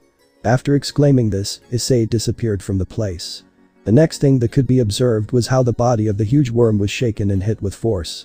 Multiple deep cuts became visible all along the worm's body. They were perfect and clean cuts, in a straight line, although in some places the cuts crossed each other, forming mostly multiple X, and from the mentioned cuts, blood began to gush out. Suddenly its body began to cut itself into segments that upon touching the ground, fell apart in smaller pieces. This process started from the tail and went in the direction of the head. After a few seconds more, the worm with a heartbreaking roar of pain, ended up breaking into pieces, leaving on the ground remains of flesh and multiple blood stains. After a few seconds Issei appeared, putting away his sword he began to look at the palm of his right hand with a smile. "Perfect. I did it," exclaimed the white-haired man happily, starting to walk through the place in the direction of a much smaller red door. After crossing the door, Issei found himself in a rather small room. So far it was the smallest he had ever been in. The white-haired man could see an opening in the rectangular-shaped wall, where there was a strange object that seemed to be made of metal. Taking the object, Issei saw there was a gold plaque with a message carved on it. On the message it read, "Planisphere, an astronomical device that shows the eternal void. Its energy is said to be time." Putting away the object now identified as a planisphere, Issei took a quick look around the place without finding anything interesting, so he decided to return the way he came. Attempting to open the door, Issei found to his surprise that it didn't open. Applying more force on the door, he tried to open it, but got nothing. The door showed no signs of wanting to open. Moving away from her, the boy began to run towards the door. When he was close to it, he kicked the door, surprised to see that the door did not even move. He quickly pulled out his pistols, aiming at the door. When he was about to shoot, calm down a little. Looking over his left shoulder, the white-haired man saw a harlequin with an extremely long aquiline nose, dressed in a purple suit with feathers on his sleeves and a scepter in his hand.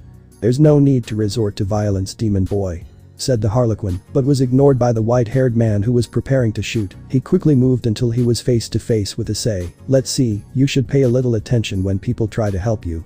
After watching as Issei lowered his pistols, the harlequin continued to speak.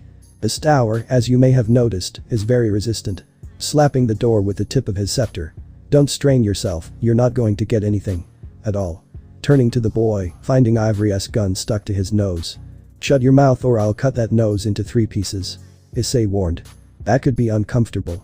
Pulling the barrel of the gun away from his nose, placing himself to the side of the boy who was already starting to lose patience. "You'd better pay attention to me. Besides, you don't have anything to lose, do you? My name is Jester."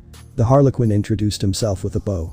"And I know a couple of interesting things about this place. That's the generator that supplies energy to the whole sector." Approaching a strange rocky-looking machine that was next to the door. "To open the door, you'll have to use your skill with that machine." As Jester continued talking, Issei looked at his ivory extremely bored as nothing the harlequin was saying interested him. "Do you get it, boy? Or shall I make you a sketch?" "Ha ha ha ha ha."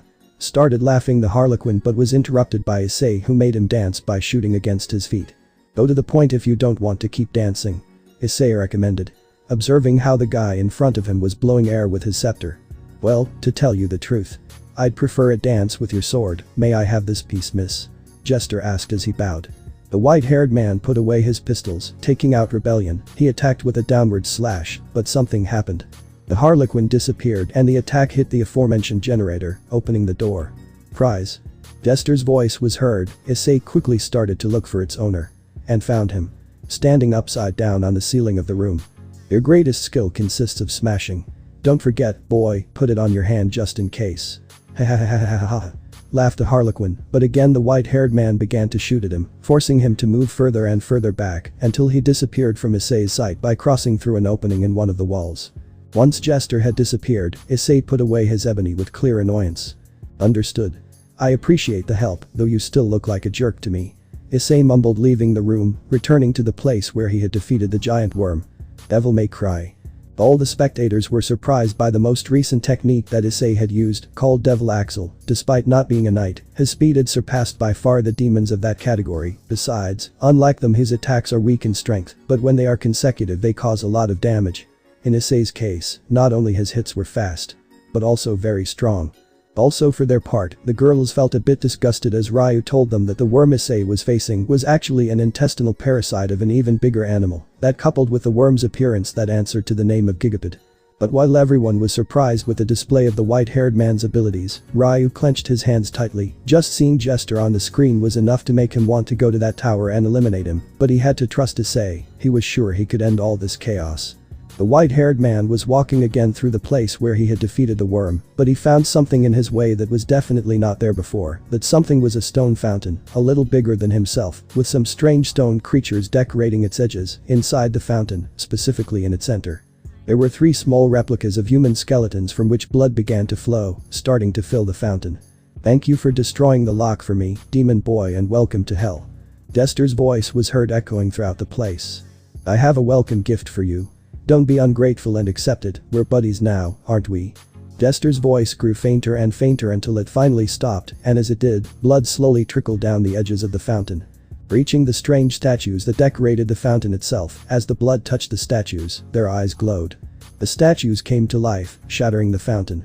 The creatures that now flew around the place seemed to be made of blood. They had bat wings, long tails, thin bodies without legs, grotesque faces with eagle beaks for mouths. One of the creatures tried to attack the white-haired man, but he used his sword as a bat and hit it hard, sending it against the wall, leaving it stamped on it.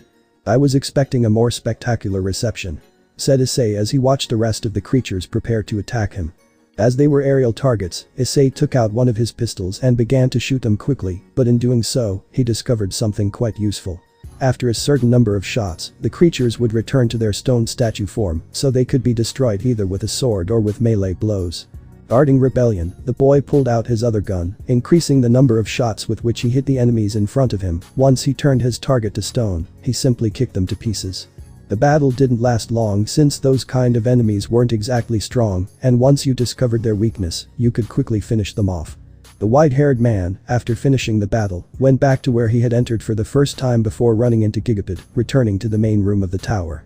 He quickly climbed as far as the path allowed him to go, where he reached a kind of panel where he inserted the planisphere he had found before. As he did so, he felt how below him, some walls seemed to be moving, peeking over the edge. The white-haired man could see how some walls, or at least pieces of them, receded and left a path through which to travel. Also in the center of the room appeared a kind of red magic circle. Going down at a fast pace, the white-haired man went to investigate if there was anything interesting in the new path that had been unlocked. Once there, he found a strange object similar to a trident, but differed a little from the type of weapon mentioned above. On top of the object, there was a gold plate with another message engraved on it. The message read, "Vajra, replica of an ancient weapon to control lightning. This is merely an ornament." Looking at Vajra's form, the white-haired Peely Branch got an idea of where he could go. Starting to run, he headed towards the room where he had encountered the pesky enigma. Once there, the white-haired man went up some stairs and advanced down a short corridor that had armor on both sides. At the bottom of it was a kind of mechanism that had 3 holes. Inserting Vajra, he waited to see if anything happened. But nothing happened. Seeing that nothing happened in a civilized way, the white-haired man kicked him at the base of the mechanism. Incredibly, it moved a few centimeters, lifting the cage that was in the center of the room, and prevented the boy from reaching the object that was on a stone pedestal. Reaching the pedestal, the white-haired boy took the object and read the message that was on top of the pedestal. The message read, "Spirit of steel, the essence of a powerful and fearless soul. This man feared neither hell nor oblivion." Note: this part I will put it this way to explain how Issei finds the way. This does not happen in DMC3, making that clear. We continue. Suddenly he felt how the object in his hand emitted a kind of weak pulse, as if it indicated something. Moving the object in different directions, he felt how the pulse emitted became a little stronger or weaker. Curiously, the pulse became stronger if he went the way he had gone before. Walking and walking, he found himself again in front of the place where once there were some stairs. At first he thought of going through the door that was behind him, but as he moved away from the place where the stairs were, the pulse slowed down. That is, he had to go where the stairs had been. Taking impulse, he took a big jump to try to reach the other side, but halfway he began to fall. The white-haired man was already preparing to fall back into the nest of devils that was at the bottom of the hole. Enormous was his surprise when he saw how he was literally standing in the air, without the need to use a magic circle or something similar. He was standing on something that many would say was nothing and even invisible to his eyes, but the feeling in his feet did not lie. He was standing on something solid. Without wasting time, he took advantage of the invisible path to cross, walking at a fast pace. He would have done it running, but he did not know how wide or long that path was, so he could react if he stepped into the void. Once on the other side, he found a kind of door with an opening in it. After a few seconds he inserted the spirit of steel in the opening, watching satisfied as the door dipped into the ground, revealing a more normal blue door. After crossing through the door, he found himself in a room a little darker than the previous one and quite a bit cooler. Examining the place, the white-haired man could see a platform that he assumed must function as an elevator, since behind it, on one of the walls, there was another one of those wheels that resembled a ship's rudder. He quickly began to hit it with rebellion. Once all the flames were lit, Issei could hear how the platform was activated, so in a few seconds he would start to climb up. Without thinking, he placed himself on the platform and a few moments later, it began to rise, taking the white-haired man to a new level of the tower. But while he was going up, groups of superb and sloth jumped on the elevator and began to attack the white-haired man. Suddenly the elevator stopped and began to descend. It seemed that it had a weight limit. Quickly the boy began to eliminate the devils in front of him, because if he did not do so he could not continue climbing. His attacks consisted of strong thrusts with rebellion and kicks that threw his enemies off the platform. Once the extra passengers had been eliminated, the platform began to rise again, reaching an opening in the wall that allowed them to go outside. Upon exiting, the white-haired man noticed that he was at one of the edges of the tower and that he was several meters higher since the air felt much colder compared to when he was at ground level. Looking to his sides, he saw how the path that led to the left was blocked by a series of debris, and due to the practically non-existent space to maneuver, it was not an option to go that way. Heading to the right, he reached an area where he had more room to move, where there were also 2 red doors made of metal. Seeing no other way, the white-haired boy entered through the doors mentioned above.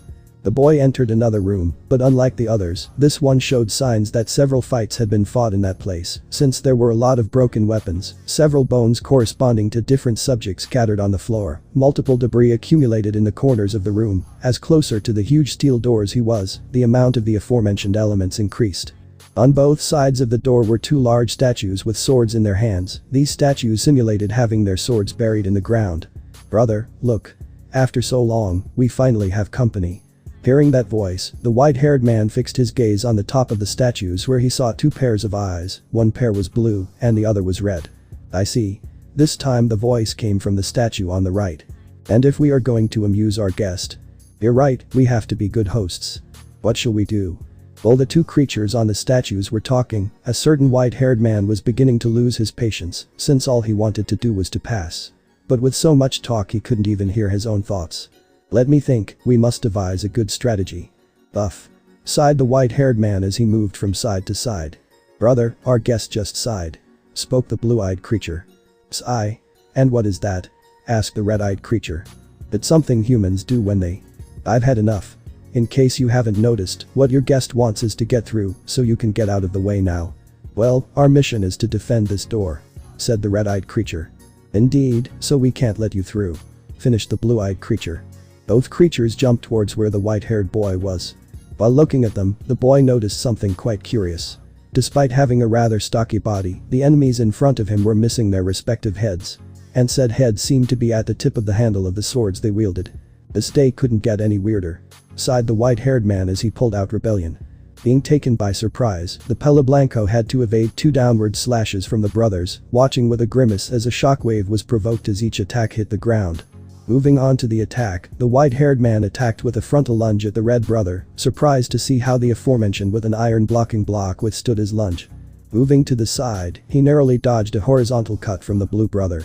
"At this rate, we will never finish," said the white-haired man, activating his Devil Bringer as his eyes turned red. Throwing a right hook, the white-haired man managed to break the red brother's block, taking advantage of those seconds to deliver multiple thrusts that plunged into the torso of the aforementioned brother. Using his spectral hand as a shield, the white-furred man stopped the attack of the blue brother, making his spectral hand grow once again, completely wrapped the body of his enemy, lifting him up and throwing him against his red brother, watching in amusement as they both crashed against one of the walls.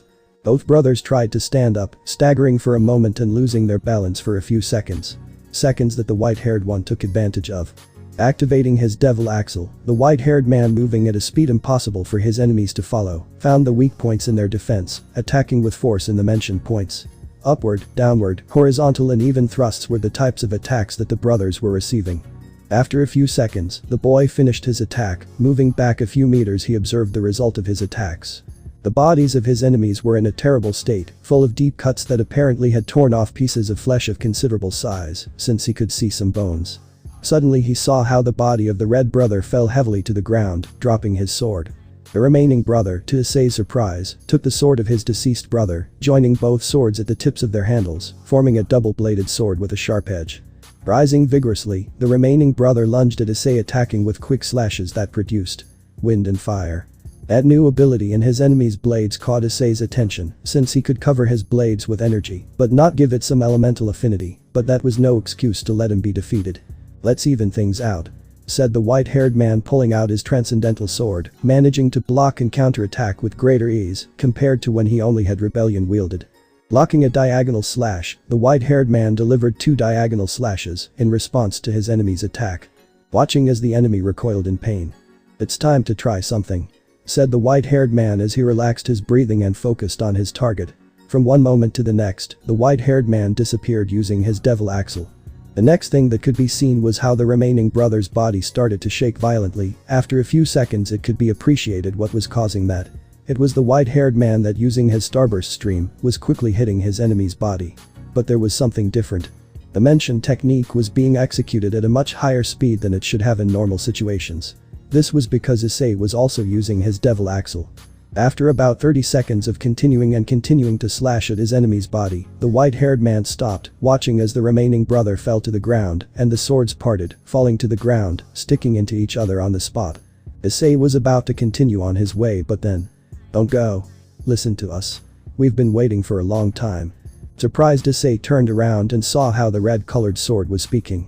"Yes, an eternity," spoke this time the blue sword. "Waiting for someone more powerful than us. Someone who could wield us. My name is Issei." The red sword introduced itself. "And I am Rudra," continued the blue sword. "Take us with you, we will be of great help to you," said both swords at the same time. Hearing that, Issei thought about it for a few seconds. "All right. But on one condition." "What is it?" "What is it?" "We'll do whatever it takes." "Let them be quiet," said the white-haired man. "You're the boss, as you wish," both swords answered. Issei took both swords and began to make several cuts in the air, watching in amusement as the blades of the swords were covered with fire and wind respectively, joining both swords, forming a single one, spinning on itself, produced a small whirlwind of fire. Separating both swords, launching slashes of wind and fire with considerable force. "Impressive," congratulated Issei, but hearing the voice of the sword, the white-haired man clashed the heads of the swords against each other, producing a small metallic noise. "I told them to be quiet," said the white-haired man looking at the swords. Without receiving any answer. "That's better." In another of the many places and paths of the tower was the special guest, a girl of about 20 years old, with black hair, suffering from heterochromia, since she had one eye green and the other reddish-brown. Her clothing consisted of a short white shirt that showed her abdomen. A short brown skirt with several compartments to carry weapons and ammunition magazines, needed to reload those weapons. Under her skirt she had some sport shorts, she also had boots that reached her knee.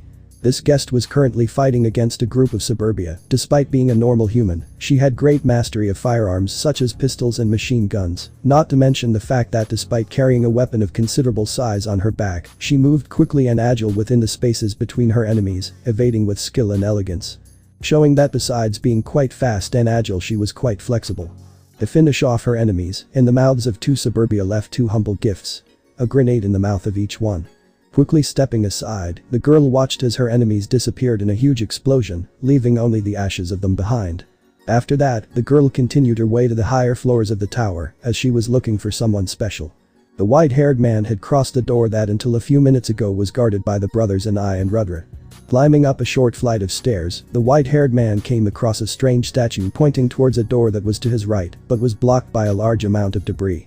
Examining the statue more closely, he saw how it had 3 circular grooves at its base. Continuing on his way, he crossed through another door further on where he came across 4 pedestals with luminous messages engraved on them. There was one in the center of the place with white letters, and another 3 further on where the path was divided into 3. Approaching the first pedestal, the white-haired man read the message. "After 1 trial, there is still a way to go. After 2 trials, new horizons open up. After every test you discover your true potential." Moving forward to where the path divided into 3 more, the white-haired man stopped in front of the pedestal on the left, and there was another message written. "In this chamber you will test your wisdom. The answer is life." From the crawling infant to the steady stepping adult and up to the old man leaning on his cane. Despite having read it several times, Issei failed to make clear sense of it to help him prepare for whatever was waiting for him down the road. Upon entering the path that led to the test of wisdom, the white-haired man was surprised since he expected to have to solve riddles or something related to knowledge of history, but what he found had not crossed his mind. It was a completely empty room that led to 3 other paths to choose. Each of the paths had red gems of light. The one on the left had 2 gems, the one in front had 3, and the one on the right had 4. Looking up, Issei could see that the path he had come from only had 1 red gem. This is getting more and more confusing. Scratching the back of his neck. And well. Now. Where do I go? Wondered the white-haired man as he thought about which path to take. Since any of them could lead him to the right or the wrong path. I'll let luck decide it. The white-haired man put one of his pistols on the ground and spun it around. After a few seconds the pistol stopped and the barrel was pointed to the right. Picking up the gun, the white-haired man entered the path that had 4 gems, only to find himself in another room, exactly like the previous one. Repeating the process, Issei spun his gun on the floor again, and this time the barrel of the gun was pointing towards the path that was to the left, that had 2 gems on its entrance, entering through the mentioned path. Again he found himself in a room identical to the previous one, which confused him even more. Instead of being called Test of Wisdom, It should be called test of patience.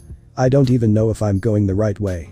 But for the moment I think the system works," muttered the white-haired man, a bit annoyed by the fact that every time he entered through a path, he found himself in a room identical to the one he was in before. Turning his gun once again, the barrel of the gun pointed forward, indicating the path that had 3 gems at its entrance. Upon entering that path, a small light of hope illuminated the white-haired man's life, ending part of his confusion since the room he had entered was somewhat different from the previous ones, not to mention the fact that it had a stone pedestal in the center, with a small bluish gemstone on it.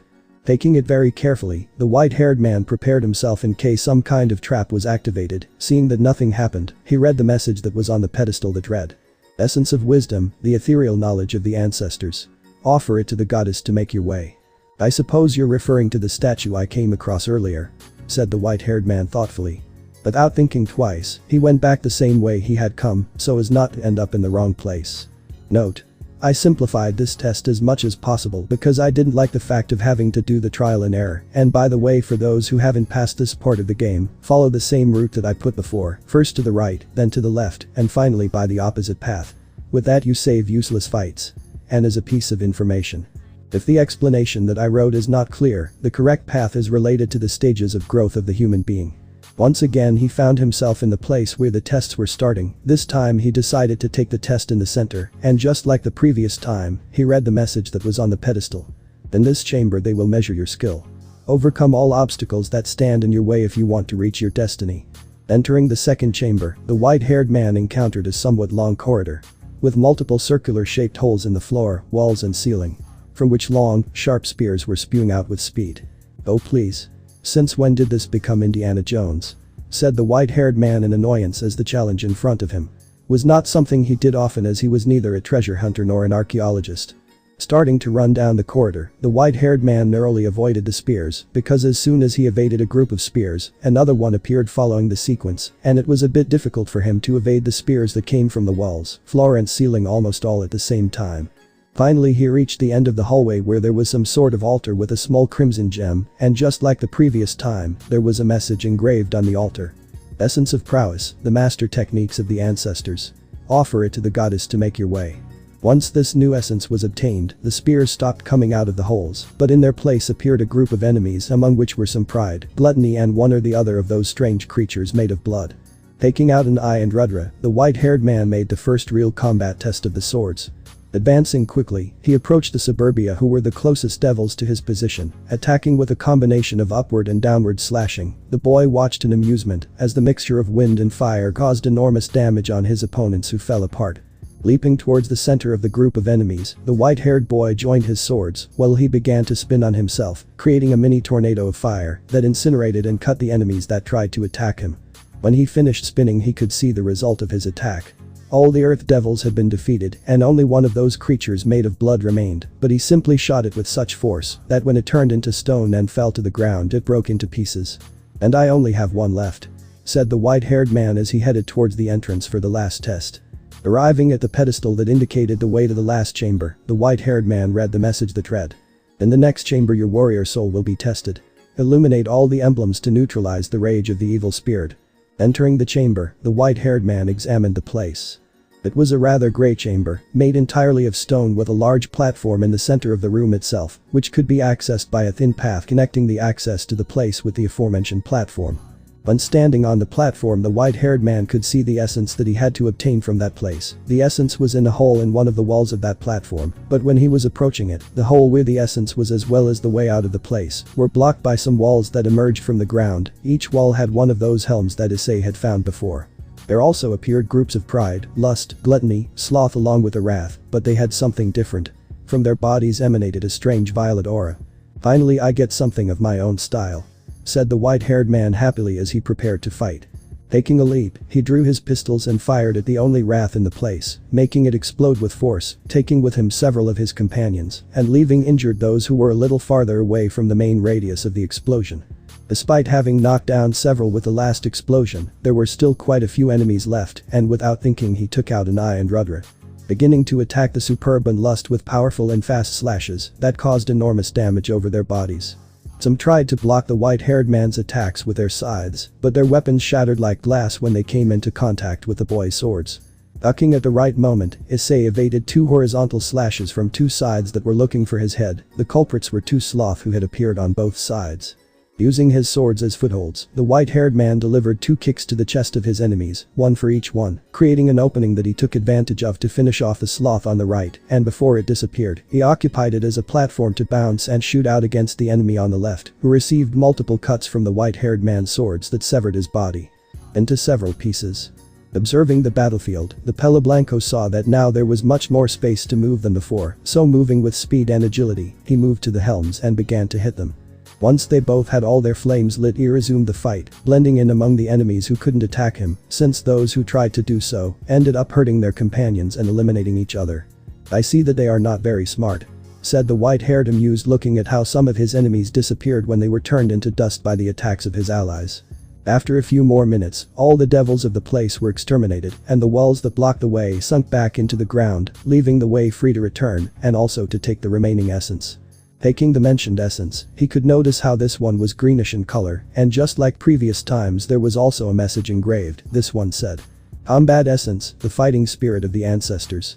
Offer it to the goddess to open your way." Well, I think I've completed the 3 tests. Now I think these must be related to the statue that was further back, said the white-haired man, looking at the small gems in his hand.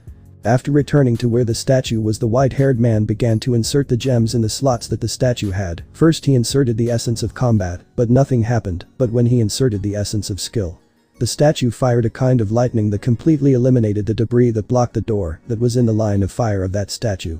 Inserting the essence of wisdom, the statue began to shrink, and once this process was finished, the white-haired man was able to pick up the weapon that had fired that beam earlier. Picking up the weapon, he could see that it was a strange variant of a bow, but he didn't know what it was called. Taking a last look at the statue, he found what it was called. Artemis, a weapon from the demon world that shoots arrows of concentrated devil energy. Well, that's pretty specific, said Issei, scratching the back of his head as he had found the weapon's name and function almost immediately. Heading for the now unlocked doorway, the white-haired man made his way to a new wing of the tower. In the higher part of the tower was the guest, sitting on a rock, reloading her weapons and getting everything ready to continue her journey. Once she had checked everything she needed, she was ready, but then when she started to walk, she heard a voice behind her back. Impressive. Turning around immediately, the girl met ARKHAM, who was carrying a book with a somewhat worn red cover. "You've become very strong." ARKHAM smiled. "Go to hell," exclaimed the girl, pointing her gun at the man.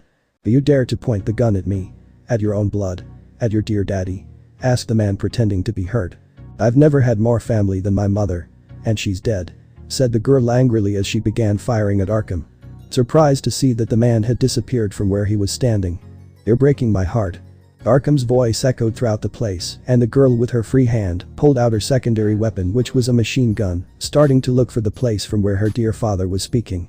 "If it was even me who baptized you, dear daughter." Finally the girl found her father.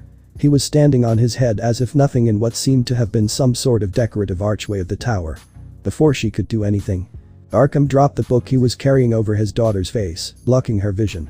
Falling to her side, the man picked up the book as he grabbed the girl by her left arm and threw her into the void. The girl, despite knowing she was falling to what would be a horrible death, began firing at her father. Without much success, since the only thing she got was that one of her bullets grazed ARKHAM's right cheek, who only watched her fall, moving further and further away from his range of vision. She kept falling without stopping. The wind was hitting his face hard. The ground was getting closer and closer, but suddenly it stopped suddenly. Someone or something had caught her. Tilting her head to see who was responsible, the girl saw a certain white-haired man in a red trench coat who was looking at her with amusement while holding her by one of her legs, as if nothing was wrong. "Wow, I like this kind of rain. I thought those clouds looked strange," said the white-haired man, looking at the night sky of the city that was covered with black clouds that announced rain. "Let go of me," demanded the girl, pointing both guns at the white-haired man. "Let go of me?" he asked incredulously. It would be a pity if such a hot eye turned into a pretty girl's mashed potatoes. In return for that comment, Issei received a shot right between the eyebrows.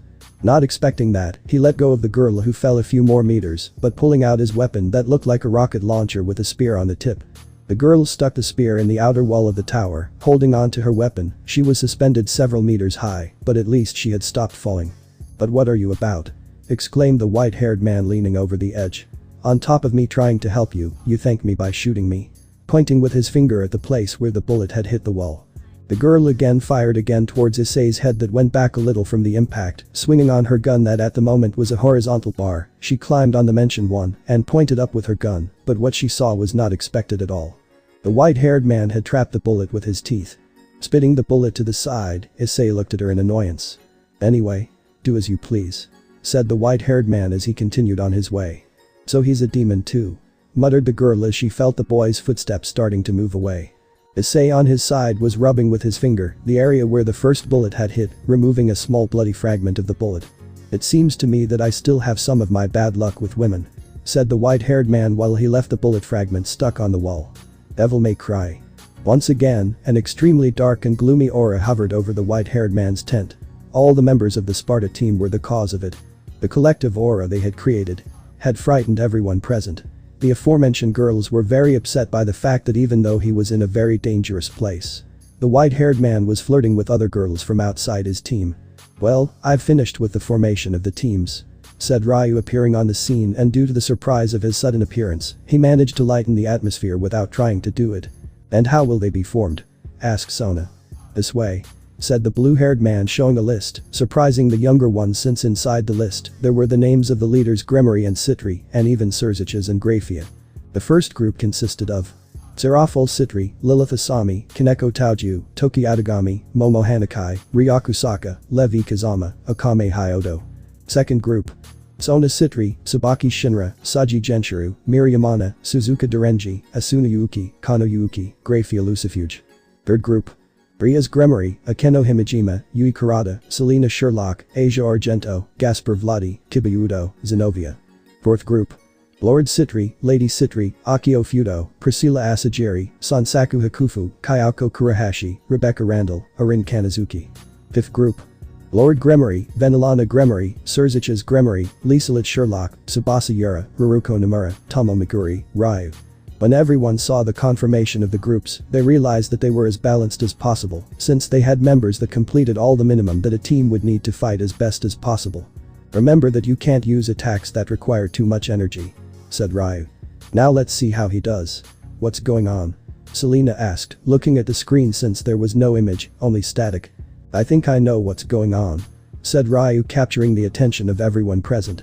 "As you know, Issei emits a powerful aura, and because of that this spell I'm using is especially effective to locate him, but, Lady Citri asked. "If Issei meets especially powerful beings or beings of the same level as his, and that emit their aura with the same intensity, the spell I use will be overloaded and the image will be lost. If Issei hasn't met anyone with those characteristics yet, he must be close," said Ryu seriously, since he knew that inside the tower there was someone that fulfilled those characteristics without any problem. Everyone was surprised since to this day, no one had met someone with the same power levels as Issei. The only one close had been Balverk, but he claimed that he had been defeated by only a part of Issei's power. That meant that he still had more power to reach, and it was scary to think that someone was in that same category or even higher and was a potential enemy. Suddenly they felt the door to the tent open. Looking in that direction they could see both knights of Team Sparta with their weapons in hand ready to leave. "Akame, Levi. Where are you going?" asked Lise curiously. "We're going to finish off the devils near the tent. There's no point in staying here and doing nothing," said Levi as he left the tent. "Besides, Issei is still fighting while we are here doing nothing," answered Akame as he unsheathed his Murasame and followed Levi out of the tent. They all headed for the exit and watched as both girls already started eliminating enemies, regardless of the numerical disadvantage. The Sparta looked at each other and smiled in amusement as they remembered Levi and Akame's words. "They're right. Issei is still fighting and we're standing here doing nothing," said Akio, cracking her knuckles as she walked out of the tent. "We can't let our king do all the work," said Mira as she activated her Magus mode and followed Akio. The other servants of Issei followed the steps of the first ones, except for Serafol, who stopped at the door while she saw how her companions, full of decision, entered a combat in which many would step aside with the excuse of "it's not my problem," following the example that a certain white-haired man had given them. Looking at those scenes in front of her eyes, she could not help but shed a few tears of joy. She belonged to a team that was a family where everyone took care of each other. After a few moments she wiped away her tears and joined the battle that was beginning to unfold outside her boyfriend's tent. "Issei-kun really made a good team," said Lord Gremory, receiving affirmation from everyone present except for the first 5 Gremory, as they were still hurt by what they did to their once partner. Even if they tried to apologize, The white-haired man simply ignored them and saw them as mere hindrances incapable of doing anything. The next to leave were Ryu along with the Citri squad and the leaders of the same house. The members of the Citri squad followed the path of the Sparda since they had supported Issei in his time of need and he had returned some of the favor to several of them through advice and training assistance. Among them were Tsubaki, Sona, Momo and Ria. Note: the words and flashback where Issei talks to Sona, Momo and Ria will come out much later since I plan to show them when they have to fight against a certain enemy. Queen Citri approached a group of suburbia and began to attack them with her naginata. In previous situations she would have looked for the most effective way to eliminate them one by one, attracting their attention, but with what had happened days ago her behavior in combat had changed. He still remembered the first combat practice he had had with a white-haired man during the first days he had been in Devil May Cry. Flashback. The tired Tsubaki took to the air after several unsuccessful attempts to reach the white-haired man with her weapon. "I didn't connect a single attack.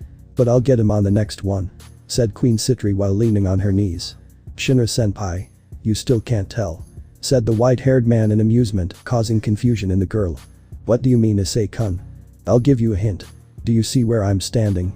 Pointing with her index finger towards her feet. Looking in that direction, the red-haired girl noticed it. "It can't be. You haven't even moved from the place we started. But how is it possible?" she exclaimed surprised.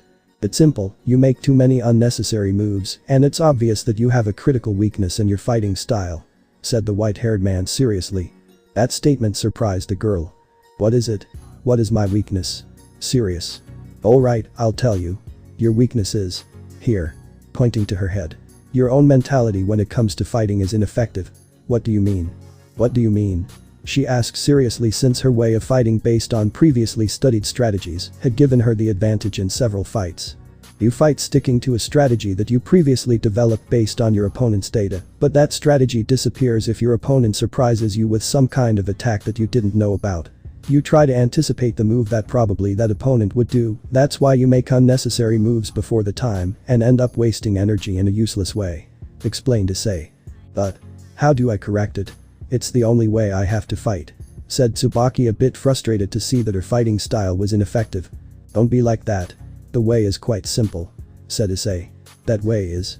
End of flashback. "Make decisions every second." Those had been Issei's words that day. Those words had made him change his way of evaluating fights, and this was the best time to test that change. Tilting her body slightly, she evaded a downward slash and connected a frontal lunge directly to the skull of the enemy in front of her, piercing it with a little difficulty. Looking to the front, she saw two side blades coming straight at her, looking to sever her head. On another occasion she would have jumped back and retreated, but now she had noticed a better way out of the situation. Ducking quickly, she avoided those deadly attacks. Observing the feet of her attackers, she saw it. There was an instant in which they staggered slightly, resting their hands on the ground. Tsubaki swept the ground with one of her legs, knocking down the two suburbia that had attacked her. Before they touched the ground, the Queen Citri attacked with an upward slash that split the first superb in two. Without giving time to the remaining superb in her field of action, she attacked with a downward slash, in which she charged the whole weight of her body, resulting in another enemy split in two. Seeing the result of her attacks, Tsubaki was quite satisfied since she had knocked down 3 enemies quite quickly and with an almost minimal consumption of energy. Her heart rate barely accelerated. But she still had a long way to go to live up to the one she now considered as her example to follow in the combat field. That someone was Issei. Looking to one of his sides, he could see Pris and Akio in front of a group of at least 15 Devils of Pride and Lust class. The first to attack was the Rook Sparda, who delivered a powerful kick against the concrete, splitting the enemy group in two. The group on the right were attacked by Pris, who attacked them with powerful punches that any common Rook class servant would envy, turning to dust several bones of the bodies of their opponents, who, unable to withstand such damage, turned to dust completely. The group on the left was attacked by Akio, whose kicks were at a much higher level than the attacks of the Chestnut Pawn, since she with her powerful kicks, turned her opponents to dust with a single blow. On the Gremory side, who were the last ones to enter in combat, the most veterans such as Lord Gremory, Venelana, Surziches and Grafia went with a good rhythm since, in spite of being the first time they fought against devils, their years of experience in previous combats gave them a tactical advantage over their daughter and her team, since they knew how to manage without problems in a battlefield with quite numerous enemies. The Gremory squad was the last one to join the battle, but despite being a team, it was clear that there were 5 members that literally were not contributing anything. Those 5 members were the ones that once attacked Issei. The reason why they hardly contributed anything to the fight was because every time they launched some kind of attack, the memories of those days where they punished Issei invaded their minds. Suddenly it started to rain, beginning to wet all those present. The 5 mentioned against their own style were left behind in the rear with their gaze fixed on the ground.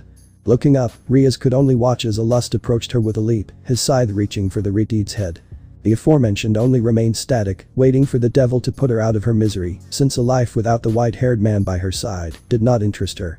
Incredulous, she watched as the enemy that was about to end her life was consumed by a sphere of considerable size of the power of destruction. Looking back, she saw her mother, who quickly walked up to her and slapped her. "How long?" Venelana asked angrily. "Until when?" "What?" asked Rias as he touched his cheek where he had been slapped. "Till when will you keep throwing that little girl tantrum? Do you think that doing that will help Issei-kun to forgive you? And that goes for you too." Looking at the other 4. "But mother," attempted to reply Rias. "But nothing," cut short Venelana. "Continuing to cry for the past won't do you any good. Everyone here is trying hard to finish with these devils, while you are here doing nothing. Crying for something you can't change. The only thing left for you is to face the consequences of your actions and find a way to make Issei-kun take you into account." After saying that, Venelana returned to the combat. Following her example and drowning their sorrows, the 5 grieving Grimoire joined the fight while trying not to think about the past. As the minutes passed, each one of those present joined the groups that had been assigned, and in this way they continued exterminating the devils that were in the surroundings, but apparently the noise of that battle was calling the attention of the other devils that roamed the city and began to head towards Devil May Cry. The white-haired man had finally reached the top of the tower after a short trip to the first levels of the tower to get a crystal skull that served as a key to unlock the door through which he had to cross to continue climbing. As he stepped outside, he began to be slowly washed by the rain that was falling at the time. Climbing up a short flight of stairs, he met his dear twin brother, Virgil. Virgil was looking at the cloudy horizon, apparently not caring about Issei's presence behind him. "You've finally arrived," said Virgil as he calmly turned to see Issei's face as he approached wielding ivory. "You have no idea how to throw a party," said Issei, walking from side to side calmly. "No food or drink. And the one girl just took off. I'm really sorry, brother, but I wanted to see you so much that I couldn't take the time to prepare for our duel." Virgil apologized. "Well, in any case, I'm sorry. Well, in any case, it's been a year since we last saw each other. How about you start by giving your brother a kiss? Or better yet, how about I give you a little kiss with this?" said Issei while pointing his gun at his brother. "Are all family reunions this warm?" "You're telling me," replied Virgil, starting to draw his sword. Issei put away his pistol and pulled out Rebellion. Issei was getting ready to start his attack, but suddenly he felt something strange around him. It was as if the space around him had been distorted. He could hear a kind of air current approaching from the front. Looking in that direction, he could see well what it was. It was cuts from his brother's katana. He quickly blocked the attacks with his own sword, turning to look at his brother, who had his katana sheathed once more. "I must give you credit, Issei," said Virgil, catching Issei's attention. "The last 3 fools I performed this attack on, they ended up full of pretty deep cuts. You didn't think a simple salute would get me, did you?" Issei asked as he rested the tip of Rebellion's blade on the ground. "You're right, but," said Virgil, appearing behind Issei as he sheathed his katana again. Suddenly Issei felt how the blade of his brother's katana cut his body in several points at the same time. Gathering strength in his legs, he avoided falling. Turning around, he found himself face to face with Virgil, feeling how this one cut him diagonally in his torso, forcing him to retreat a few steps while he touched the damaged area with his left hand, seeing how he had blood on the glove of the hand. Looking up, Issei saw how Virgil was no longer in the same place as before, seeing how new cuts were coming towards him. Starting to block them with Rebellion, but unlike the first time he did it, these were coming much faster, forcing him to increase his reaction speed. "The same attack won't work on me, Virgil," Issei said without turning around, because despite seeing him, he knew that his brother was there behind his back. "Are you sure?" asked Virgil seriously. Issei could feel a strange warmth in his abdomen. Looking in that direction, he could see how a quite deep cut had just closed, but a doubt arose in his mind. When did he do it? Issei wondered, as at no time did he feel or see that attack. Shaking his head, he removed that doubt from his head. He had no reason to be surprised since Virgil was his twin brother. So he could do things equal or more incredible than himself. Suddenly he received a kick from behind that forced him to his knees, feeling the edge of Yamato's blade on his neck. "Not all attacks should be only about speed or strength," said Virgil, bringing the blade of his katana closer and closer to his brother's neck, but then he was knocked down. With one swift movement Issei had swept the ground with one of his legs and knocked him off his balance. The next thing Virgil could feel was how one of his ribs was broken by a powerful punch from Issei, moving a few meters away, looking at Issei who had a big smile on his face. "That kind of attack is not bad at all," I admitted, said Issei, touching his neck, specifically the area where Yamato's blade had slightly cut his skin. "Keep trying all you want, boy, that way you make it more fun," pointing at his brother with rebellion. "Well, I guess this ends the warm-up, doesn't it?" After saying that, both Virgil and Issei rushed forward, starting to exchange slashes and thrusts at a speed that of all those present in the city, there was only one who could respond that kind of attack. Both blocked most of the attacks that were launched, and those that did not block and hit their bodies did not cause any difference, since due to the high speed of regeneration that the Sparda twins possessed, the damage received was quickly recovered. Suddenly, Issei moved Virgil's foot, making him lose his balance for a few seconds. Taking advantage of that time, he began to deliver a series of fast and strong frontal thrusts to Virgil's torso. After about 15 seconds of relentless thrusts, he finished his attack with an upward slash, watching as Virgil was thrown backwards and fell heavily on the ground, but even despite seeing that Issei didn't let his guard down at any moment. "Come on. Stand up, I know perfectly well that attack won't defeat you, so stop pretending," said Issei with rebellion resting on his shoulder. After a few moments, Virgil stood up, but there was something strange about him. He was laughing. "Feel content, Issei," said Virgil, catching his brother's attention. "You're the first one I've used this on." Looking at Virgil, Issei saw how his brother's eyes seemed to emit rays of blue color. Also, his expression had changed. It had become more serious than before. Activating his Devil Bringer, Issei sent his spectral arm to catch his brother, feeling how his spectral hand held something, but looking in that direction, he was surprised to see that what he had grabbed was one of the statues that were in the place, but of Virgil there was no trace. Suddenly he could feel how two of his ribs on his right side were broken. Looking in that direction, he could see that Virgil, taking advantage of the fact that that side of his body was unprotected, had delivered a powerful hook to his liver.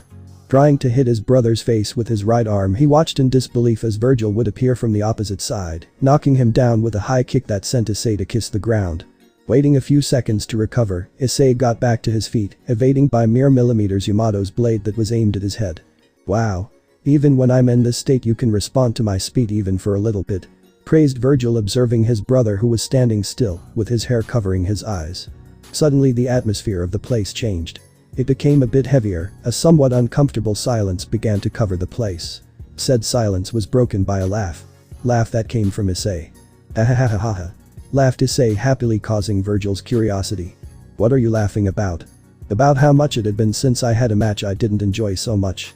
I had long been looking for a match where an opponent would force me to exploit all my abilities," Issei exclaimed, looking up, allowing Virgil to observe how from his eyes also began to emerge rays of lightning. Both twins looked at each other and smiled widely before resuming the fight at a dizzying speed, where their reflexes were put to the limit. For his part, Issei deactivated his Devil Bringer, because the execution time of the attacks he performed with this arm were too slow, and the only thing he would get would be that Virgil would have an easier time to deliver his own attacks. Avoiding a horizontal slash from Issei, Virgil attacked with a frontal lunge that aimed for Issei's face. Specifically one of his eyes. As if everything around him had slowed down, Issei watched as the tip of Yamato's blade approached centimeter by centimeter towards his right eye.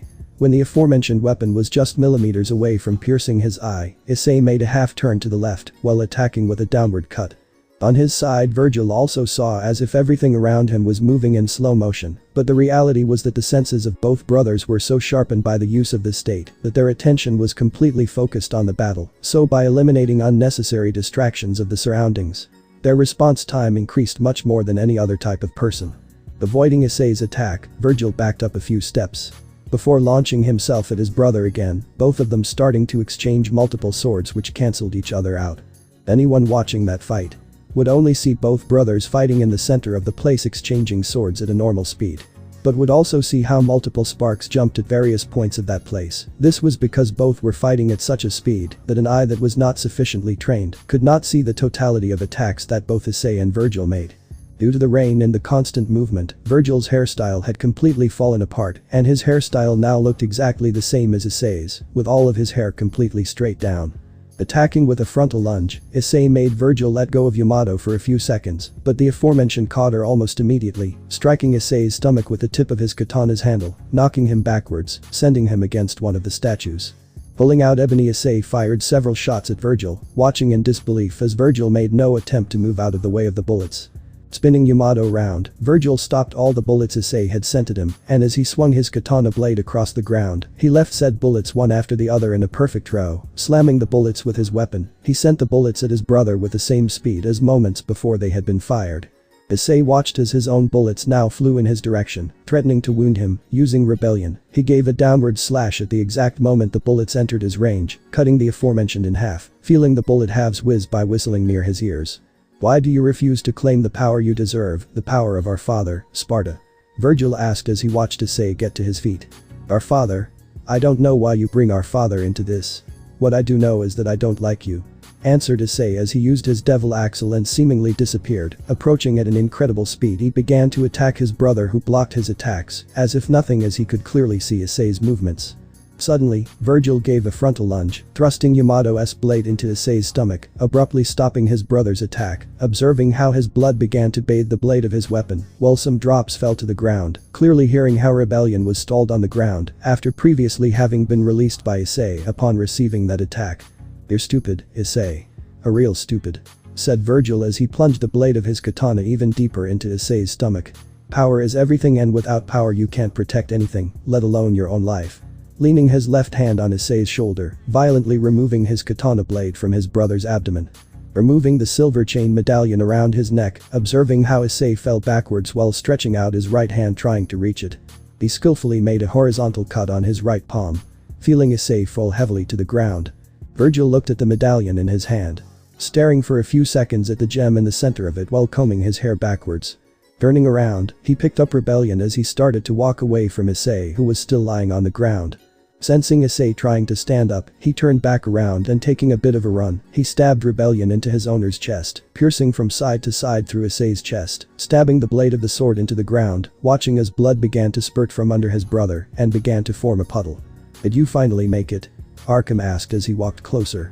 "That's right. Now we'll undo Sparda's spell," said VERGIL as he walked past ARKHAM, who stared at Issei and then turned and followed VERGIL. Suddenly a strange pulse ran through rebellion, and after a slight flash of red, the appearance of its hilt changed slightly. After this, the aforementioned sword was forcefully ejected from its owner's body, while the water around Issei exploded as if it were a geyser. From the aforementioned geyser came Issei, who tried to attack his brother with his fists, throwing a forehand, but VERGIL stopped him by performing a quick draw of Yamato, piercing Issei's right hand with a downward thrust, observing with a smile Issei's extremely angry face. "I see the demon within you has finally awakened," said VERGIL as he watched Issei free his bloodied hand from Yamato's blade. VERGIL was ready to engage in further combat but was stopped by ARKHAM. "Stop. We should leave. For now we have all we have," ARKHAM suggested. Both VERGIL and ARKHAM could watch as Issei approached step by step while exhaling hard, noticing how a kind of white energy appeared around Issei's body. After seeing that, they both turned around and jumped over the edge of the tower, disappearing from Issei's sight, who felt a new power begin to awaken inside his body. "Aye. Issei exclaimed loudly as he could not stop that power that had quickly traveled and saturated his body, without noticing how his appearance changed to a demonic one for a few seconds, while some circles with engravings in another language were expelled from his body, disintegrating in the air. After a few seconds, Issei returned to his human appearance and fell unconscious on the ground, over a pool of his own blood. Issei.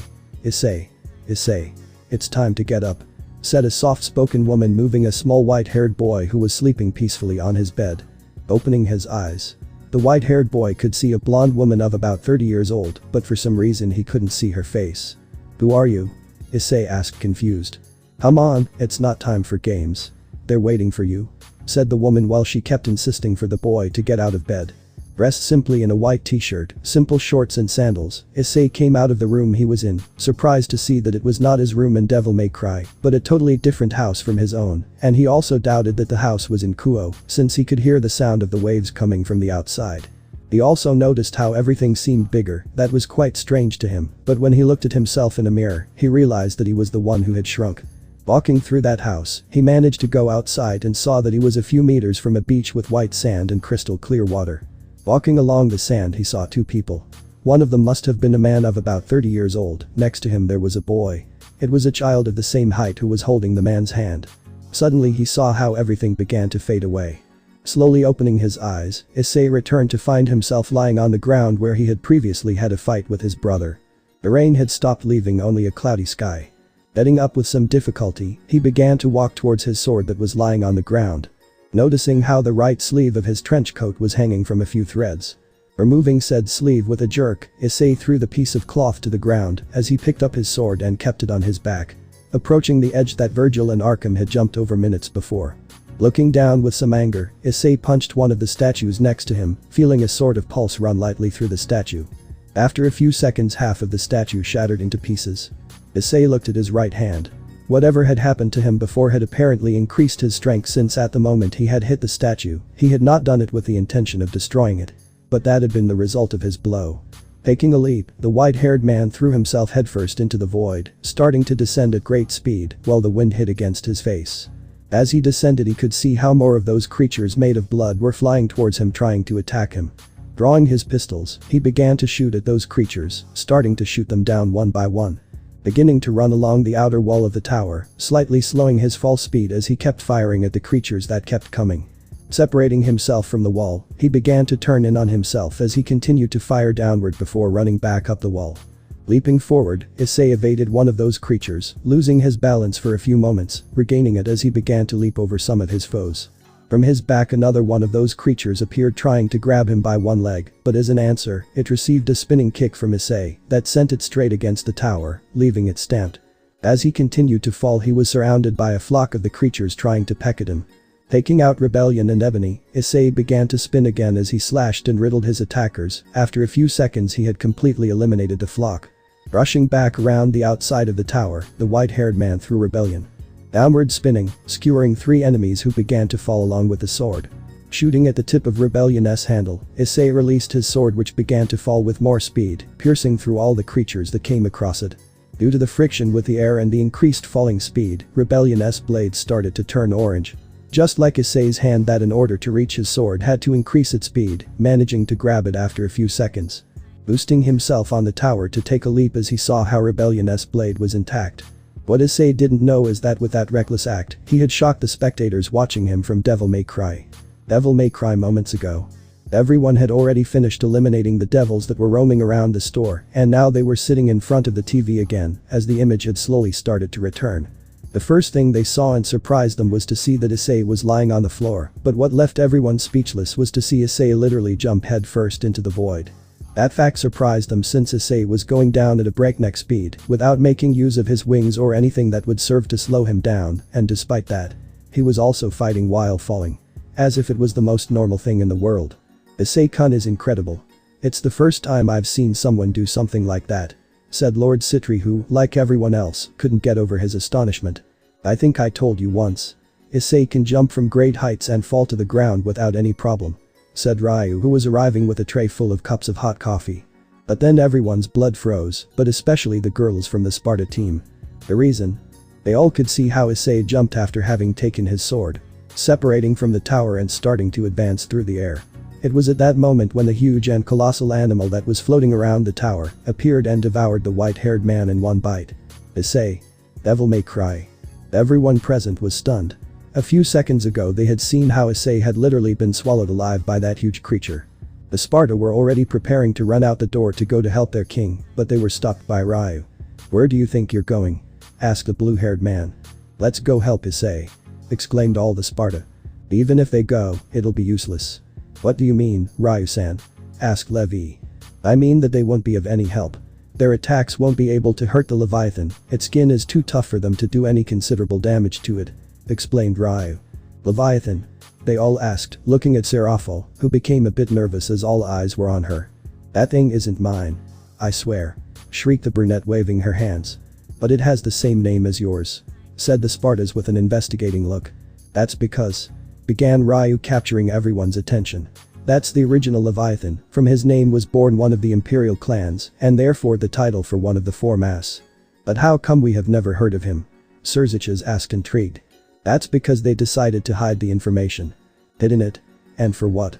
They hid it because Leviathan was a beast that was beyond the control of both the 4 mass and the biblical god, said Ryu seriously.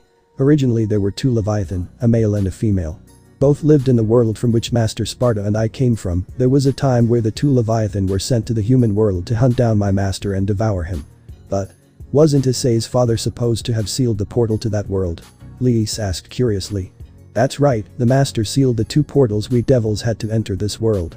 But a devil who had a deep grudge against the master somehow opened a temporary portal through which he sent both Leviathan to this world. When they arrived, they started devouring everything they wanted, since with their size there was nothing that could oppose them. They are the ultimate predators, since it is not possible to hurt them from the outside with normal attacks, so the Formas came with part of their armies to the human world to establish their dominion over it, but to their bad luck, they ran into both Leviathan and what is known today as the Baltic Sea. And what did they do? Seraphil asked, extremely intrigued, since she knew that the title Leviathan came from one of the 4 imperial clans, which, leaving aside the Sparda clan, were the oldest in the underworld. But she never knew where the name Leviathan came from. They tried to attack them with everything they had within their strength that they had at that moment, but they were massacred. Their attacks didn't even tickle the Leviathan, and they ended up devouring all the soldiers that were in the place, leaving only the 4 mass that even fighting together. They were on the verge of being devoured too, but then a fact happened that you will be the first to know. What happened? Asked Lord Gremory seriously. The leaders of the factions have only formed a truce when they had to face the 2 celestial dragons. But before that there was an unofficial alliance between God and the 4 mass. The aforementioned fought united in this battle against the 2 beasts. But after several days of incessant combat they managed to annihilate the female Leviathan, but they also noticed how the male had disappeared from the place. Explained the blue-haired one. And what happened to the male? Asked Sona. The male retreated to the South Atlantic seas, where he was captured and sealed by Master Sparda, along with me and his other disciples. After capturing him he sealed him in the Teman Nigru. But why didn't he send him back to his world? Asked Momo. Because that was what the devil who had sent the Leviathan wanted. The devil wanted one of the portals to open, and with that he could enter this world again with his troops, since he knew that his pets would not be able to defeat the devils that were present in this world. But they could cause destruction and devour everything they wanted. And what happened to the fallen angels? Asked Benelana, curious, since the story of the blue-haired man did not mention the intervention of the fallen angels. They did not participate since the battle against the Leviathan happened before the angels began to fall. Explained Ryu. I understand. Finally, the information of the battle was altered according to the convenience of both sides. On the demon side, the information that 2 beasts had technically swept the ground with them was hidden, taking the name of Leviathan as one of the names of the 4 imperial clans, since that name reminded them of the power of the colossal beasts, and as you will understand, that represented power. On the side of heaven, God transmitted the result of the battle. Quite changed. To call it in some way. Sighed Ryu. What do you mean, Ryu-san? Asked Lilith. God told his angels that the Leviathan had been created by him as a method of judging the sins of men, but that he had to kill the female alone, for if they reproduced, there would be no creature capable of stopping their advance through the world.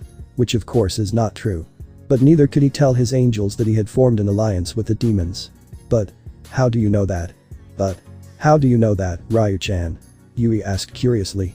I know because I and my companions and Master Sparda watched in the front row as the Leviathan fought against the 4 mass and the biblical god. And if you saw them, why didn't you help them? Saji asked, confused, because if they knew the danger those beasts posed, it would be logical for them to join forces to defeat them. That was because Master Sparda gave us the order not to intervene. He specifically told us to let those kids solve their problems by themselves. Said Ryu seriously.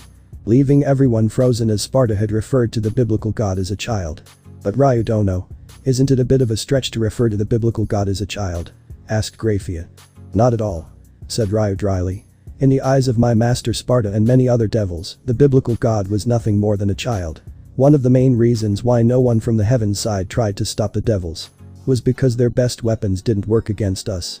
The blue-haired man's comment left everyone completely frozen. What do you mean by that, Ryu-san? Asked Rias nervously. Sparda don't suffer weakness to holy weapons or spells. To give you an idea, holy swords like the original Excalibur, if used against us, is just a sword.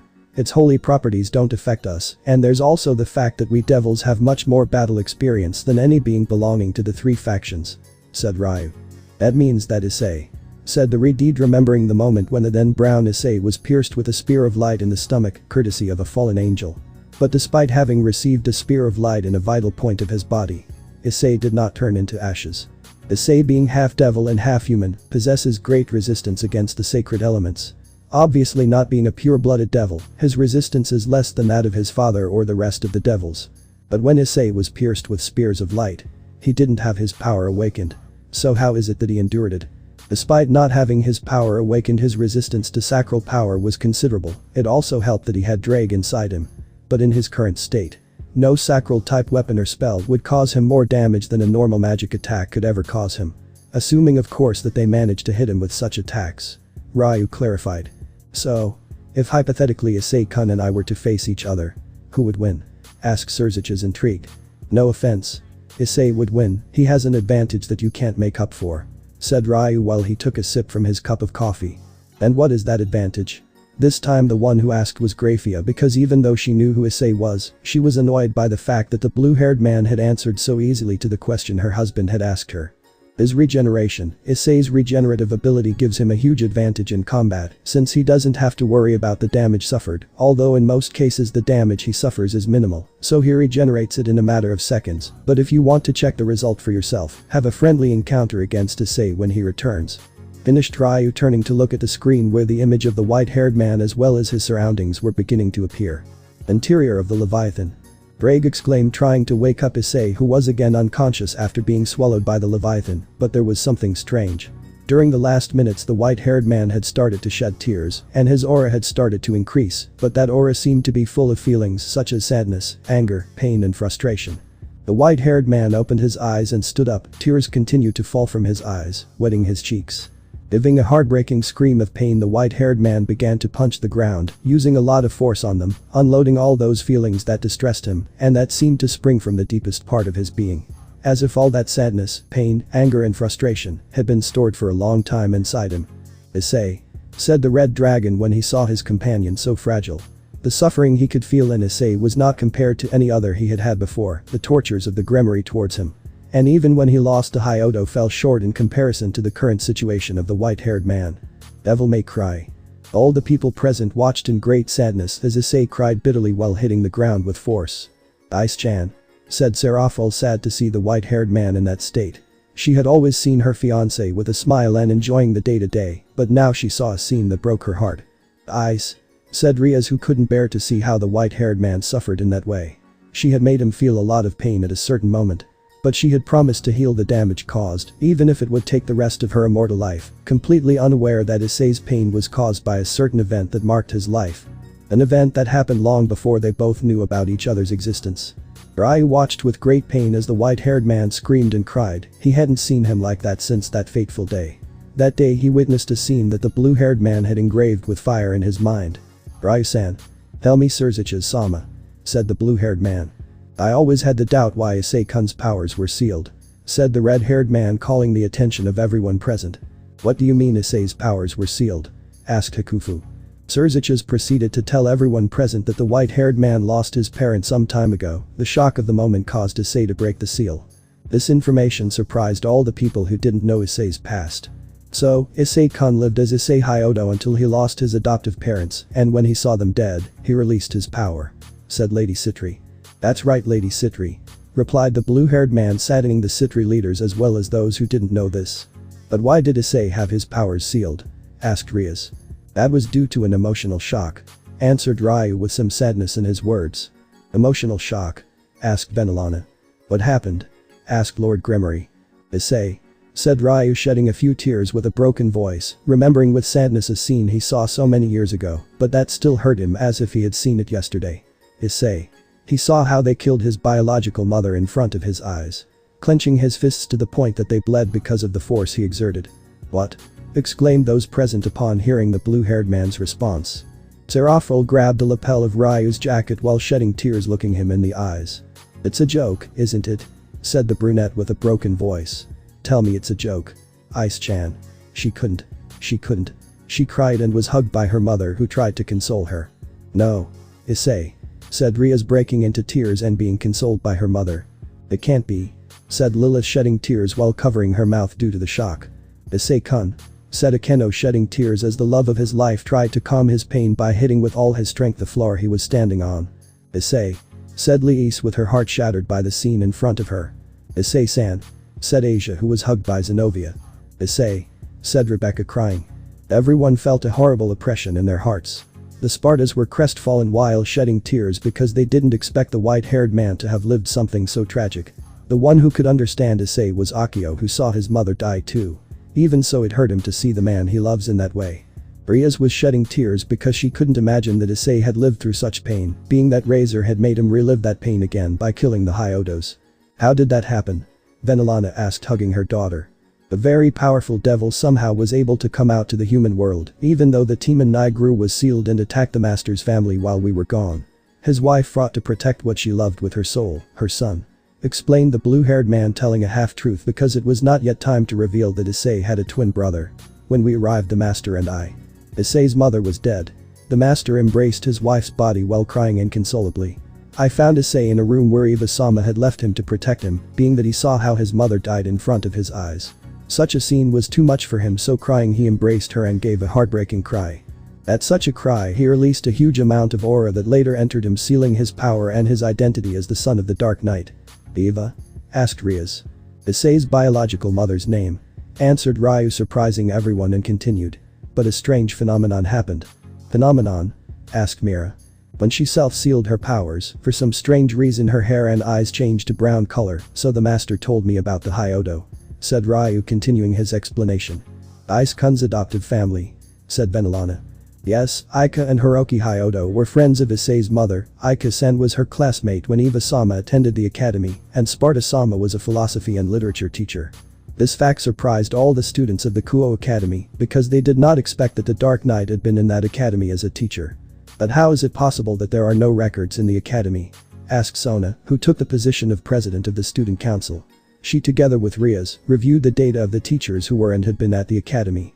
Simple, the name was changed to Alexander Van Helsing, a professor graduated from the University of Berlin in literature and letters with a master's degree at the University of Tokyo. Answered Ryu, leaving everyone surprised. The teacher told me to take Issei with them and inform them that Eva had died and that the teacher was missing. Being Eva's last wish that they would take care of Issei. When did that happen, and why did Sparda-sama abandon his son? Asked Lady Citri, a bit indignant because she thought that Sparda had abandoned the white-haired boy because he had self-sealed his powers. When Issei was 5 years old. And he left him because he would take revenge against the devil that killed his wife, as well as reseal the door that connects this world with the world where the devils come from. When he sealed the door the first time, he lost most of his devil powers, and when he sealed it for the second time, he gave the rest of his powers and his life in exchange. Even with all the pain in his heart, he left Issei because he knew he was going to die and he didn't want to leave his son forsaken. Said the blue-haired man, making the Citri matriarch feel bad for prejudging her son-in-law's father, and at the same time she admired him for being a truly loving father who gave everything for his son. But there was another effect besides the change of hair and eye color. Which one? Asked Selena. The same shock caused him to forget all the memories of his childhood, being that he forgot his parents and he didn't remember his mother's death. Said the blue-haired man, making Asuna and Kano remember the talk they had with the white-haired man that time. Now they understood why he said he didn't remember anything about his biological parents. But now I think that, said the blue-haired man. He remembered that horrible experience. Completed Lilith, receiving an affirmation from Ryu. Those present felt sad for the white-haired man. While the Spardas were heartbroken and soul-broken for seeing such a scene, feeling so helpless for not being able to hug and comfort him. For not being a shoulder for Issei to cry on, and not being able to give him the words of encouragement he needed, all the white-haired manservants were crestfallen. Crying silently, clenching their fists as well as their teeth for the pain that their king was going through. Ryu-san. What he means is that, said Rias with a slightly broken voice. That's right, Rias Gremory, Issei Hyodo was an illusion. The one who was your pawn and with whom you have a history never existed. It was unreal. A mirage. A hallucination. A dream. A lie.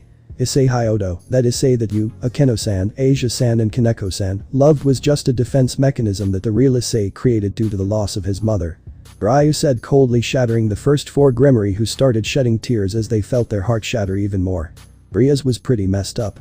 It hurt her to believe or even think that the person she loved never existed, that she was just a temporary and ephemeral appearance. He couldn't believe it. He didn't want to believe it, his mind and heart wouldn't accept that Issei Hyodo was only a momentary thing. Akeno was devastated. To know that the person she fell in love with and hurt never existed and that she was just an illusion caused by an incident before they met. Asia was devastated to learn that the person she loves and her savior was only a lie, even though she refused to accept the truth. Hineko felt confused, as she didn't know which one was the real Issei. If the brown one with whom she shared all that time. Or the white-haired one of which every time she noticed how she didn't know anything about him. Something that made her very sad. They all turned to look at the screen while watching that heartbreaking scene that broke their hearts, while Ryu shed tears for the first time, because he saw how Issei suffered once again as he did so long ago. Because even though he was little he understood that his beloved mother had gone forever. While inside the Leviathan, the white-haired man had stopped hitting the ground and had stopped crying. He soon felt a slimy sensation in his hair. As he touched his hair. That's disgusting. I'm covered with slime, and I think I'm also covered with gastric juices, said the white-haired man, trying to remove the viscous substance from his body. His spectators were surprised to see how quickly the white-haired man recovered from his sadness, so they tried to follow his example. After removing the liquid from his body, he started to walk, but Ddraig noticed something curious in the body of his bear companion. Tell me. First of all, I must say that you Sparda are on a level that I never imagined I would ever see in my life. If any of my bearers had faced their father, they would surely have died. Even Belzerd and Elsha would have fallen before him, he said to the dragon seriously, surprising the white-haired man, since dragons are very proud. And he didn't expect him to give him that compliment. Now I want you to tell me why you didn't use the boosted gear in the fight against your brother, I asked, a bit offended. Simple, the speed at which we fight is superior to the other beings. What do you mean? You saw our fight, how many attacks we repelled, as well as how many we blocked was something untrained eyes could not see. The boosted gear increases power but not speed. It may serve to eliminate exhaustion, but in a fight at high speeds it doesn't work. Even the field provided by the boosted gear to modify the time around me would not work for me because Yamato has a special quality. Yamato? Yamato? It's the name of his katana. But what is this spatial ability? It can cut dimensions. Do you remember the early days of training when I used the boosted gear, being that I didn't handle my devil power yet? Yes, once when you tried to increase your power, Ryu cut through the dimension with a katana like it was nothing. The dragon replied, I think I know what you're getting at. Exactly, Ryu told me that Yamato is somewhat faster than Yamato Nadeshiko, so her power is greater, even though they are katanas at an indestructible level. So even if I use the boosted gear, it wouldn't do much good because, as your brother said, attacks should not only be speed or strength, said the dragon, somewhat hurt in his pride, but accepted the situation. Also, the option of using a dragon shoot or the cannon destroyer were discarded because the time it takes me to gather the energy for the shot is too slow for a fight at that speed. And if I tried to activate the balance breaker, Virgil would have destroyed me with his attacks in the time it takes me to materialize the armor, that although are few seconds. For someone of his category, those seconds are more than enough to perform a number of attacks with Yamato, explained Issei, turning to a more serious expression. Ddraig, about what happened a few moments ago. Don't say anything. Don't say anything. I was also surprised to see those memories. It was your mother, wasn't it? The one who died was your mother, and those memories. Yes, they were from my childhood. My real childhood. Everything was so sudden that I could hardly assimilate it. Right now I'd like to be at home talking with Sarah-chan, Lilith and the girls, said the white-haired man. I guess your mother's death was such a traumatic experience that as a defense mechanism, you somehow blocked your power as well as your memories to calm the pain of that moment. I understand. But there is something else that your memories unlocked. Something that had been inside you. Since you woke up again as Issei Sparda, there was a presence that was dormant inside you. I didn't know what it was. Until now. What do you mean? Look at your eyes. My eyes? At that moment the white-haired man pulled out his sword to look at his reflection in the blade, surprised to see how his brown eyes had turned blue like night. Like my father's eyes. The white-haired man murmured in surprise. Rias and the others noticed how the white-haired man's eyes had changed, giving him a more mysterious, elegant, stoic and manly air, so all the women in Devil May Cry blushed heavily. Even the matriarchs. Ryu was surprised but gave a faint smile. He's fully awakened, Ryu said. What do you mean, Ryu-san? Asked Toka. Do you see his eyes? Asked the blue-haired man. Yes, they are beautiful eyes, as blue as the night, answered Kayako as all the women in Devil May Cry nodded. That's the true color of his eyes, so, said Ryu. He has broken the seal that suppressed his powers, said Rebecca. Being that now she is no longer Issei Hyodo, but, said Liis. Back to being who he really is, the prince of the underworld, the leader of the Sparda clan, said Lilith. The son of the Dark Knight, Issei Sparda, said Seraphol. But without the others noticing it, Rias and his first three handmaids lowered their gazes with a great sadness because Issei died. The Issei they knew, the one who was their companion. The one they betrayed. The one they hurt. The one they love.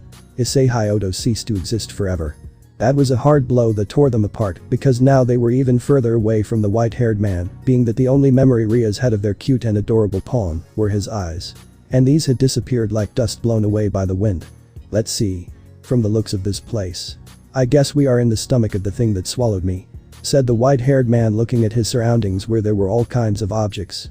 A semi-destroyed pirate ship, a school bus, a fragment of a stone bridge, several ruined buildings, and even a traffic light. I would like to know what is the diet this thing follows. There's everything in this place. I'm sure if I looked hard enough I could find the Ark of the Covenant in this place. You might be right. In this place there are objects from various eras of the human world. Issei continued to look at the place, but suddenly he saw something that he found extremely disgusting. From the flesh floor what appeared to be an acne pimple emerged from the ground, throbbing in a manner similar to a heart. This is disgusting, said the white-haired man while he cut into the pimple. Observing how it burst, but something happened that he did not expect. Behind his back an opening in the flesh that was protected by something that seemed to be fangs retracted one of the mentioned. It seems that when bursting these things the barriers that protect that hole are unblocked. And that maybe it is my way to the exit of this beast. After mentioning that, Issei started searching around for more grains. Finding them at various points in the stomach of the Leviathan. Quickly breaking them, he unlocked the 5 fangs that blocked the opening through which he could exit the stomach area. Passing through the opening, the white-haired man found himself in what appeared to be the Leviathan's intestine, as there were pools of what appeared to be a mixture of gastric juices at various points on the ground. Following the winding path he found himself in front of another opening that had some sort of membrane that apparently prevented passage. Giving it a slight slash with the blade of his sword, Issei shattered the thin membrane that prevented him from continuing to move forward. Once he had passed through the opening he was quite confused, since he saw 3 huge objects that seemed to be organs. According to the movements of those mentioned, they should correspond to the heart and lungs of the Leviathan. At the same time these were protected by a strange membrane very thick but at the same time transparent that did not receive any damage when receiving the cuts that Issei applied to him. Let's see. What kind of animal has its heart and lungs directly connected to its intestines? Said the white-haired man scratching his head in confusion. Well, I really don't know. It's the first time I've seen something like this. Whoever created this beast, he's missing a few anatomy classes. Either that or he was drunk when he created it. Anyway, I must continue. I think I know how to get out of this animal.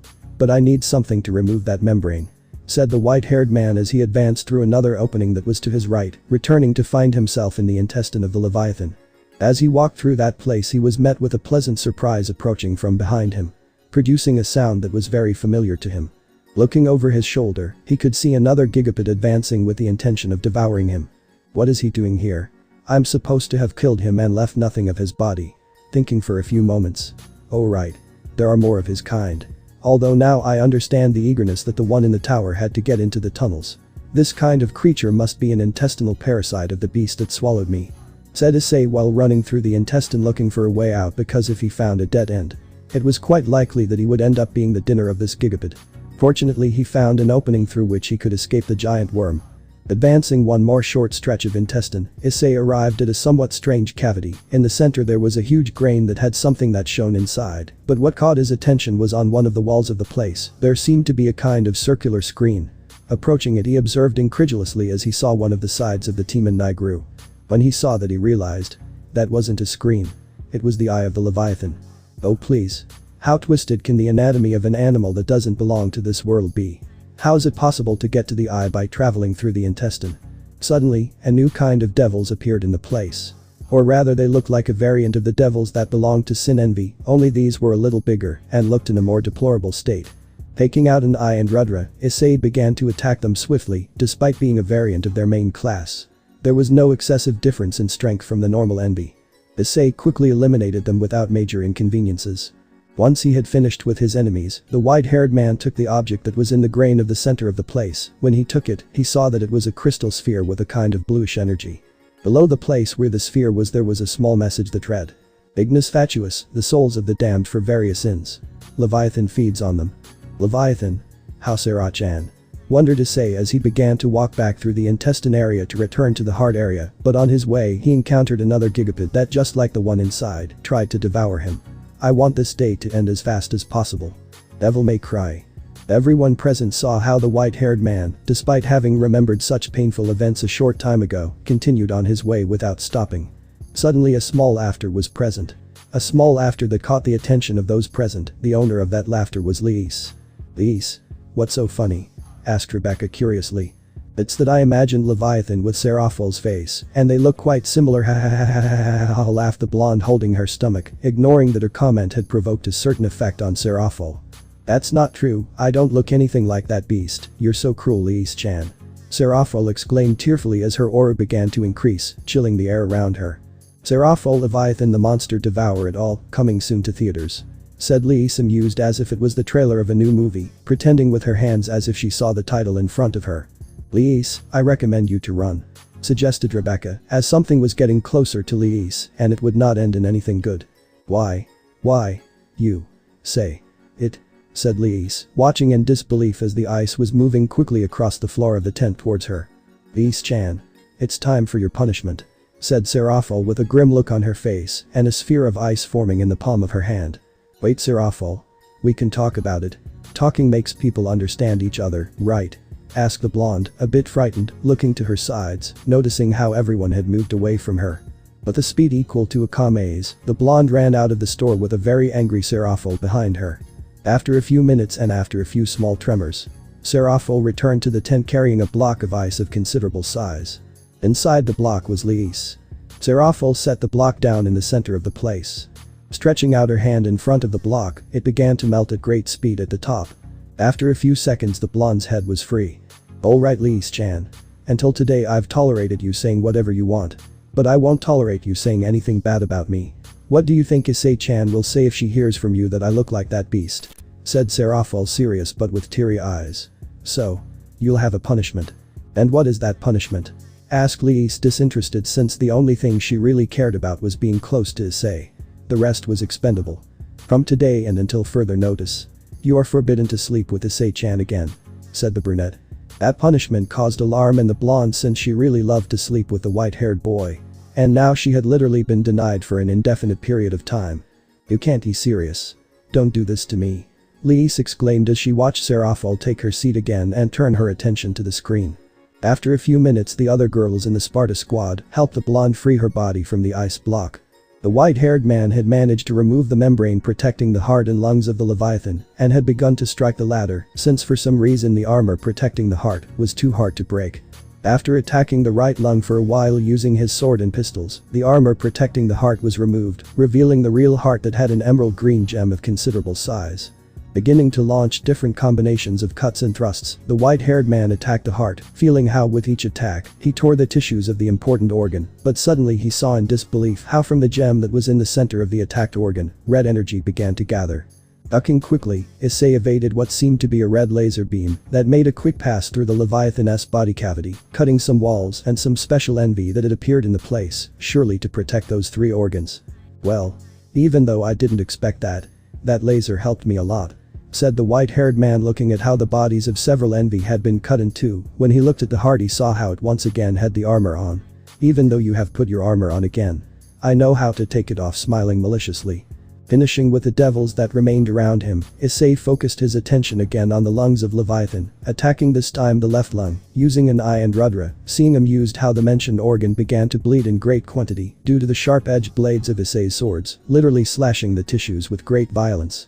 The white-haired man stopped his attacks and watched as the armor was removed and the heart of the Leviathan was once again exposed. Looking at his left hand, the white-haired man drew a huge smile on his face. Hey Ddraig. You wanted me to use the boosted gear. Well yes, but what do you have in mind? This. Said the white-haired man as he transformed his left arm into his cannon destroyer. As his arm transformed, the foot lock appeared on his ankles and immediately deployed, locking the white-haired man's feet to the ground. Glorious burst. Issei exclaimed as a powerful torrent of energy shot out from the cannon arm, impacting against the main organ of the beast's body, disintegrating it in a few seconds, eliminating even the ashes. People used to howl in fear at the sight of this tower. They fear Nigru, the pillar of fear. Fear. Of course they do. Said ARKHAM, standing in front of two huge heavy doors, looking over his shoulder at VERGIL behind him. Can't you feel it?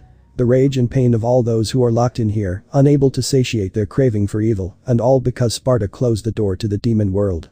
Virgil completely ignored Arkham's story and just waited for the doors to finish opening. When they were completely open, he started to move forward but stopped after a few steps because he was surprised by Arkham's attitude since he seemed to be feeling something. "Is something wrong?" asked Virgil seriously. "No, nothing." After receiving that answer, Virgil continued on his way, being followed by Arkham after a few seconds. The special guest was near one of the entrances to the lower floors of the tower. Advancing cautiously, watching for the appearance of any kind of enemy. But suddenly, there was a huge tremor that caused her to lose her balance for a few seconds. Looking forward, she saw how the huge Leviathan had crashed violently against the ground. Approaching slowly, she saw how one of the eyes of the mentioned animal began to palpitate. It was as if something was trying to come out, pointing towards the eye. The girl prepared herself to riddle whatever was going to come out, but then that red eye ripped in half, letting out a large amount of blood. From inside the eye, a certain white-haired man jumped out with his entire body covered in blood. Looking to the front, the white-haired man found a message written on a piece of stone that said "Welcome" next to an arrow pointing towards the door of the tower. "Does this never end?" asked the white-haired man, ignoring the girl behind him who was pointing a gun at him. "Stop. If what you want is to ask me for a date, forget it," said the white-haired man while he turned to look at the girl. "I don't go out with women who have shot me between the eyebrows. I don't go out with women who have shot me between the eyebrows. I don't go out with women who have shot me between the eyebrows. I would have to be very desperate to go out with a demon," said the girl, a little amused. "Besides, I don't like guys who use blood as a perfume." At that comment, the white-haired man smelled himself, noticing that the Leviathan's blood smelled extremely disgusting, and it was all over his body. Suddenly, both the white-haired man and the girl drew their firearms and stood back to back, beginning to fire rapidly. The reason? Around them several lust and pride had appeared and were approaching with the intention of attacking them, but both young men repelled them with clean shots. "Anyways, is this a bad time to ask you what your name is?" asked Issei as he continued shooting. "I don't have a name," answered the serious girl. "Then, what should I call you?" "I don't care, whatever you feel like it. Whatever you want, lady," said the white-haired man as he took a big leap towards the stairs that led to a door that allowed access to the inside of the tower again. "Well, you take care of this, I have a party I don't want to miss." Blowing a kiss to the newly named lady by way of farewell, entering the tower again. "After all, no one has asked you to stay," said lady while reloading her weapons. But Issei. The white-haired man had entered the tower again, but now he was in front of what seemed to be a bridge. To his left there was a panel that indicated that the bridge in front of him could change direction, but it seemed that a specific object was needed. But since he didn't have that object, he had to look for it, and he didn't have the slightest idea of what that object might look like. Following the only visible path, Issei arrived at what seemed to be some kind of warehouse, but suddenly he felt a strange noise. Raising his sight, he could see what was causing the noise. It was 4 huge spiders staring at him with their multiple red eyes. "Great. I forgot to bring the insecticide," said the white-haired man as he took out Rebellion. The spiders jumped towards Issei, trying to break him into pieces, causing a great surprise in the white-haired man, since despite their size they were quite fast. Zigzagging backwards, Issei saw how the spiders moved laterally, giving small jumps, starting to corner the white-haired man who was against a wall. The spiders again rushed towards the white-haired man. On his side, Issei also jumped forward, exchanging places with his attackers. When he fell in his new position, he snapped his fingers. After that act, one of the bodies of the spiders fell divided in two. A clean cut had separated into 2 symmetrical halves the body of the arachnid. The other 3 spiders were surprised because at no time had they noticed that their prey had made any attack. "What are you surprised about? After all, those of us in this tower have our surprises," said the white-haired man as his eyes turned red. Issei covered the blade of his sword with demonic energy, launching 3 waves of energy that violently cut the spiders' bodies. "Well, I think I have to go this way," said the white-haired man, entering through a door that had a circle in its center with sections of 3 different colors. After passing through that door, the white-haired man found himself in a strange room as it was quite large, and he could hear how the water ran through the room. At first sight there were only 2 paths he could choose. The first was the one he had come through. The second was a door that was located to his right a few meters away from his current position. But that door was protected by a blue barrier. Let's see. These barriers are not destroyed by any of my attacks, but they disappear when I activate something. But the doubt is, what is that something? Scratching the back of his head. Looking to the front, the white-haired man could see a kind of circuit. It was what seemed to be some crystals through which a beam of light was passing, which was generated by a statue. Approaching the circuit, he found a stone plaque that contained a message. "Radiate the image submerged in the depths to open a new path." From what it says here, I must make that beam of light reach that statue," said the white-haired man, looking at a statue that in turn was looking towards the back of the room. Once he was close to the circuit, Issei began to examine the crystals, as there were some that were pointing in directions that prevented the light beam from reaching the statue. "If I break this crystal, the beam should reach that one over there," said Issei, breaking one of the crystals whose direction gave away that it only hindered the passage of the beam. "And if I break this one?" Breaking another crystal, observing how the beam of light bounced between the crystals and finally reached the statue. "The circuit should be completed." Once the circuit was completed, the barrier protecting the door disappeared, allowing the boy to continue on his journey. When he crossed through that door, he found a strange room. Since it was quite large, there were large amounts of debris, and there was also water running at various points. But what bothered the white-haired boy the most was that inside that room, there were several Enigma who were already starting to shoot energy arrows from a distance. "You guys again?"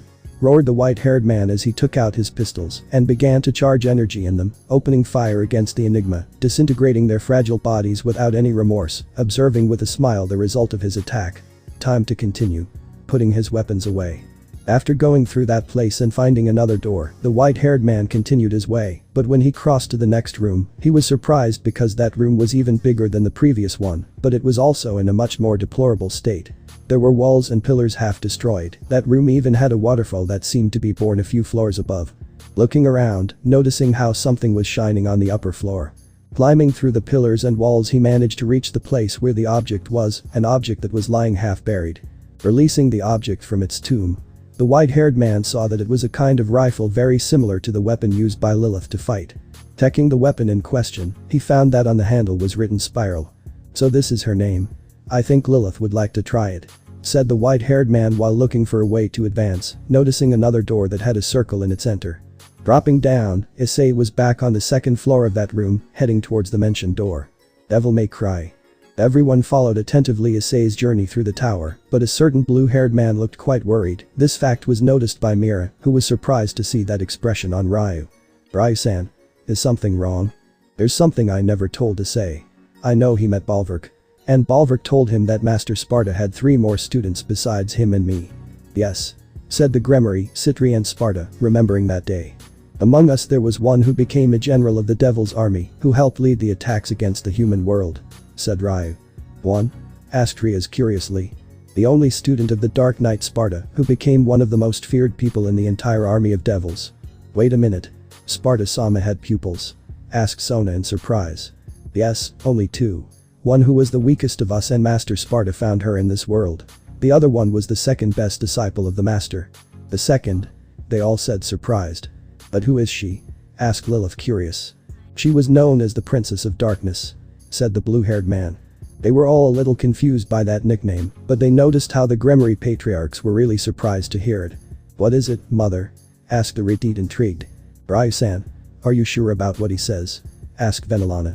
"Completely, Venilana-sama. Seeing her face, I guess she knows who I mean." "Do you know who Ryu-san is talking about?" said Rias, looking at his mother. "She is a legendary warrior. It is said in the legends that she dominates the power of darkness as if it was part of her being. I didn't expect her to be a student of the Dark Knight," said Venilana, quite surprised. "On this occasion Issei will have one of the most complicated battles of her life. Since she was able to wipe the floor with Bolverk with relative ease," said the blue-haired man, leaving the Gremory and Citri surprised, since for them the power level of Bolverk was something out of this world. And if there was someone on the enemy side that could defeat him so easily, it made them wonder how powerful would she be. Valkyria's Cave. Timon Nigru. The door he had previously gone through had led him to another room that looked like a storage room, where he found an item called Ambrosia, and after returning to the room where he had found Spiral, he went through the waterfall where he had discovered the cave he was currently walking through. He had encountered some Pride and Lust class devils, but they did not pose a threat, but rather a great nuisance. The white-haired man found himself in front of what appeared to be some sort of stone door, with the image of a woman on it. The said woman seemed to be holding a circular-shaped object, but where said object should have been there was an indentation. Inserting the ambrosia, the boy noticed that it fit perfectly. Then, the stone door was lifted, revealing that behind it, there were a pair of red doors. After crossing through those doors, the white-haired boy found himself in what seemed to be a somewhat gloomy opera house, but with a slightly elegant touch that by its design, must have belonged to the Victorian era. At that moment he heard the melodious voice of a young woman accompanied by a soft symphony. "Ito ha der mo umareta I mi o sagashite Tokyo Sameu no." Basuranai de Futatsu no Tsuki ga Kasanario Tokyo. Akimi ha K's no Naka e Azameta Raku no Toki Hinashi. Himi ha Mayakuru Yokugaranaki ano Hibi no Amoido. Amai Doku nai Seiso where. Atsuitsumi o Akashite. Toki no aim nai Udari Kimi ha Mezumeru. Hinden no Pence. Asuruimi o Sagashite Dorimo Kizutsuku no. Nami mo Naki da Tenshitachi yo. Benoru nai Oder. Unmei no Pence. Namita no Naka to Kimi ha Yumur Kawaru. Fido io Dakishim Tsai Kunareru. As the song ended, black feathers fell. Looking to the front, the white-haired man could see a girl with long black hair, a face with fine and delicate features, violet eyes, with a nice body, C-cup breasts, narrow waist, firm and round butt with long and well-turned legs, dressed in a dark violet one-piece dress and high heels. The girl had two droopy angel wings on her back. Devil may cry. The fallen angel? Said everyone, quite surprised to see the girl. You're wrong, she's not a fallen angel. Said Ryu, catching the attention of everyone present. If she's not a fallen angel, what is she? Asked Akeno, confused. A spirit of darkness, or rather, a spirit contractor. Answered the blue-haired man, leaving the adults in the room surprised. I haven't heard of them in over 900 years. Said Lord Gremory. What are contractor spirits? Asked Lilith. In the past humans used magic, but among them there were some who made pacts or contracts with spirits that used a magical element such as fire, water, air, earth, lightning, light and darkness. Those were the spirit contractors. Explained Venelana. They to support their masters. They became weapons that they used for battle. Humans who had a contract with a spirit contractor were called elementalists. Nowadays there are no more spirit contractors, just as the elementalists also disappeared. She is a high-level darkness spirit. The number 2 pupil of Master Sparda. The Princess of Darkness Ristia Ashdal. Said Ryu, surprising everyone. So she is the legendary warrior. Said the Gremory matriarch in shock. Then. Said Rias, quite worried. Issei will have one of the most difficult battles in her whole life. Said Mira, who felt helpless as she was a mere spectator. Buried opera team and I grew. Welcome. Said the girl, but when she saw the white-haired man she remembered someone. Eh? Asked the white-haired man. Anyway, I introduce myself. I am the guardian of the east side of the Forbidden Land. The Princess of Darkness, Ristia Ashdal. A pleasure. Said the young woman, bowing and holding her dress. A pleasure. Said the white-haired man, responding to the bow. I wonder. What is a gentleman like you doing here? Asked Ristia. Let's say I'm visiting. Replied the white-haired man, putting his hands in his pockets. I see. Then. Said the brunette, making 2 magic circles appear, one next to her and the other below her. From the one next to her appeared a sword whose design intrigued the white-haired boy. The circle at her feet began to ascend her body, changing her clothing for a kind of tight armor of bright blue that exposed part of her neck and face. The white-haired man lunged at the girl, starting to attack her with upward and downward slashes, but the girl simply avoided his attacks by slightly tilting her body. Attempting to attack her with a thrust directed towards her belly, the boy watched in surprise as Ristia, using his own sword, pushed Rebellion's blade away just inches away from Issei's sword touching his armor. Taking a quick step forward, the girl entered the white-haired man's personal space, attacking him with an upward slash that Issei tried to evade by retreating agilely, feeling the tip of the girl's sword blade lightly cut his chest. Both contenders looked at each other with a smile, but internally Issei was extremely surprised since he had attacked from the beginning with the intention of ending the battle with a single blow. But Ristia had evaded his attacks with great ease. Partner. I know, she is extremely strong. But if I were to give up after a single scratch, I could not call myself the son of the Dark Knight. Besides. Said the white-haired man mentally. Besides. I promised myself that I would never lose to any enemy again. Issei got once again in combat position, but his expression changed. It had become more serious, but the most remarkable thing was that again his eyes began to give off lightning, indicating that he had entered the zone. This fact surprised Ristia, who changed her cheerful look for a much more serious one. Issei attacked with an ascending cut and Ristia attacked with a descending cut, leaving an apparent tie that was broken in favor of Issei, who due to the position in which he was had a better foothold, pushing away the girl's sword, producing an intense metallic sound when doing it. Resuming the fight, both contenders moved across the length and breadth of the opera house as they exchanged swords, trying to disarm their opponent. Both covered the blades of their swords with energy, black in the case of Ristia and dark red in the case of the white-haired man. When both blades collided there was a great explosion whose smoke covered them both. Out of the smoke came Ristia, who retreated while blocking a downward slash courtesy of Issei, pushing away Rebellion's blade. He attacked with a horizontal slash that was blocked by Issei's sword blade.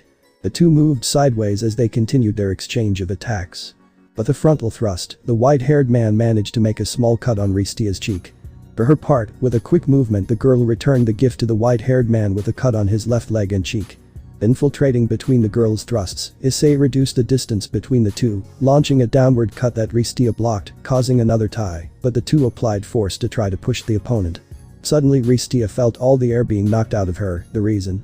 Issei had delivered a powerful punch with his left hand to the girl's stomach, forcing her to back away. "Here I come," Issei mentally exclaimed as he approached with Rebellion's blade covered in energy, launching multiple thrusts, but was surprised when Ristia blocked each and every one of them with speed and precision. "She blocked my thrusts like it was nothing," Issei thought as he received several thrusts to his torso courtesy of the girl. Ristia was surprised to see that after plunging the blade of her sword into the boy's torso, the boy did not move away, but on the contrary, held the sword with his left hand while launching a powerful lunge charged with demonic energy that upon contacting the girl's armor, caused a huge explosion. After the smoke from the explosion had dissipated, the white-haired man saw the results of his last attack. The girl's armor had several cracks and also looked quite bruised on her side. The white-haired man took out his ebony and began to shoot at the girl, who deflected the bullets with great skill, managing to return a bullet to the white-haired man, who was distracted for an instant. "Don't get distracted, kid," Ristia said seductively while licking her lips. "That's right, forgive me, Oju-sama," replied the white-haired man with a biting smile as the wound closed. Ristia only knew of one person with that regenerative ability. That was the Dark Knight Sparda. "I think it's time to get serious," said Ristia as she pointed her sword at the white-haired man. Vorpal blast. Firing a black beam at the boy. Ristia was surprised to see how a huge spectral palm stopped his magical attack, watching as the spectral hand began to decrease in size, allowing him to observe Issei's Devilbringer. "I have tricks up my sleeve too," Issei said in amusement.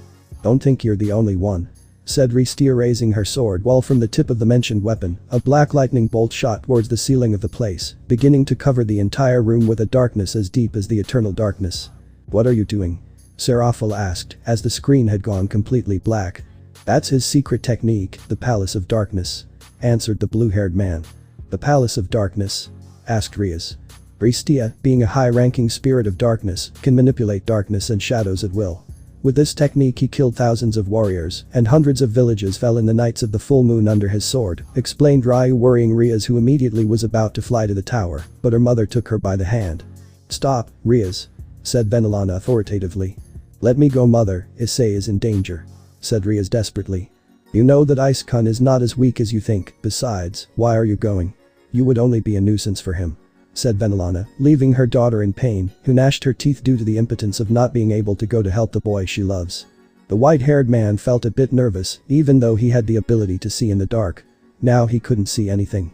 He couldn't even see a meter ahead, even the light emitted by his Devilbringer barely illuminated 30 centimeters around him. Thanks to that minuscule light he managed to see the blade of Ristia's sword approaching from his right side. Turning on himself he managed to evade the attack. Without having time to rest again, he had to evade a frontal thrust that was a few centimeters away from piercing his neck. Turning quickly he jumped backwards, feeling how the blade of the girl's sword cut his stomach. "That arm is starting to be annoying," said Ristia, snapping her fingers. Then the light of the Devilbringer went out. Issei watched in surprise as his right arm was literally covered by the shadows. "What did you do to me?" exclaimed the white-haired man while trying to get his Devilbringer to emit light again, but it was useless. "That's one of my special attacks, Darkness Lock. With it I can block a part of my opponent's body and leave it useless until I decide to remove the block." After saying that, the girl resumed her attack with a much higher speed than before, starting to mercilessly cut Issei's body, who couldn't see or feel anything around her. "You can't push away the shadows. Where there is light there will always be darkness."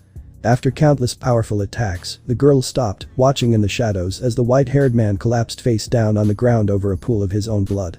Issei was exhausted, despite the fact that his wounds were already starting to heal. The damage he had received was quite large, without counting that those attacks had been executed with great precision. They had directly sought his vital points, and several had been hit. "So, this is my current level, right?" thought Issei, who remembered all the battles he had had before meeting Ristia, leaving aside his battle against his brother. He had won them all with relative ease because for that kind of enemies his power was overwhelming, but in a single day he had met two opponents that were above his category. He tried to stand up, but he could not do it because when he tried he was literally kicked down. Kicks that broke one or several bones every time they impacted his body. "Girls!" exclaimed all those present when they saw how the Spartas had fainted from one moment to the next, and even though they checked them, They found no apparent reason for their fainting. Ristia was about to finish with her enemy, but suddenly something happened that she did not expect at any moment. 12 luminous spheres of multiple colors appeared around the downed white-furred man. Slowly opening his eyes due to the light that was around him, Issei saw the spheres. But there was something familiar about them. He felt a very familiar pulse in them. Issei-chan, you can't give up. Surprised, Issei had heard Seraphal's voice in a violet-colored sphere. Again Issei felt familiar pulses coming from the spheres. They were warm and gave him a great calmness. The only times he felt like this was when he was with his girls. Come on Issei, stand up. You never give up. Today won't be the day you do it for the first time.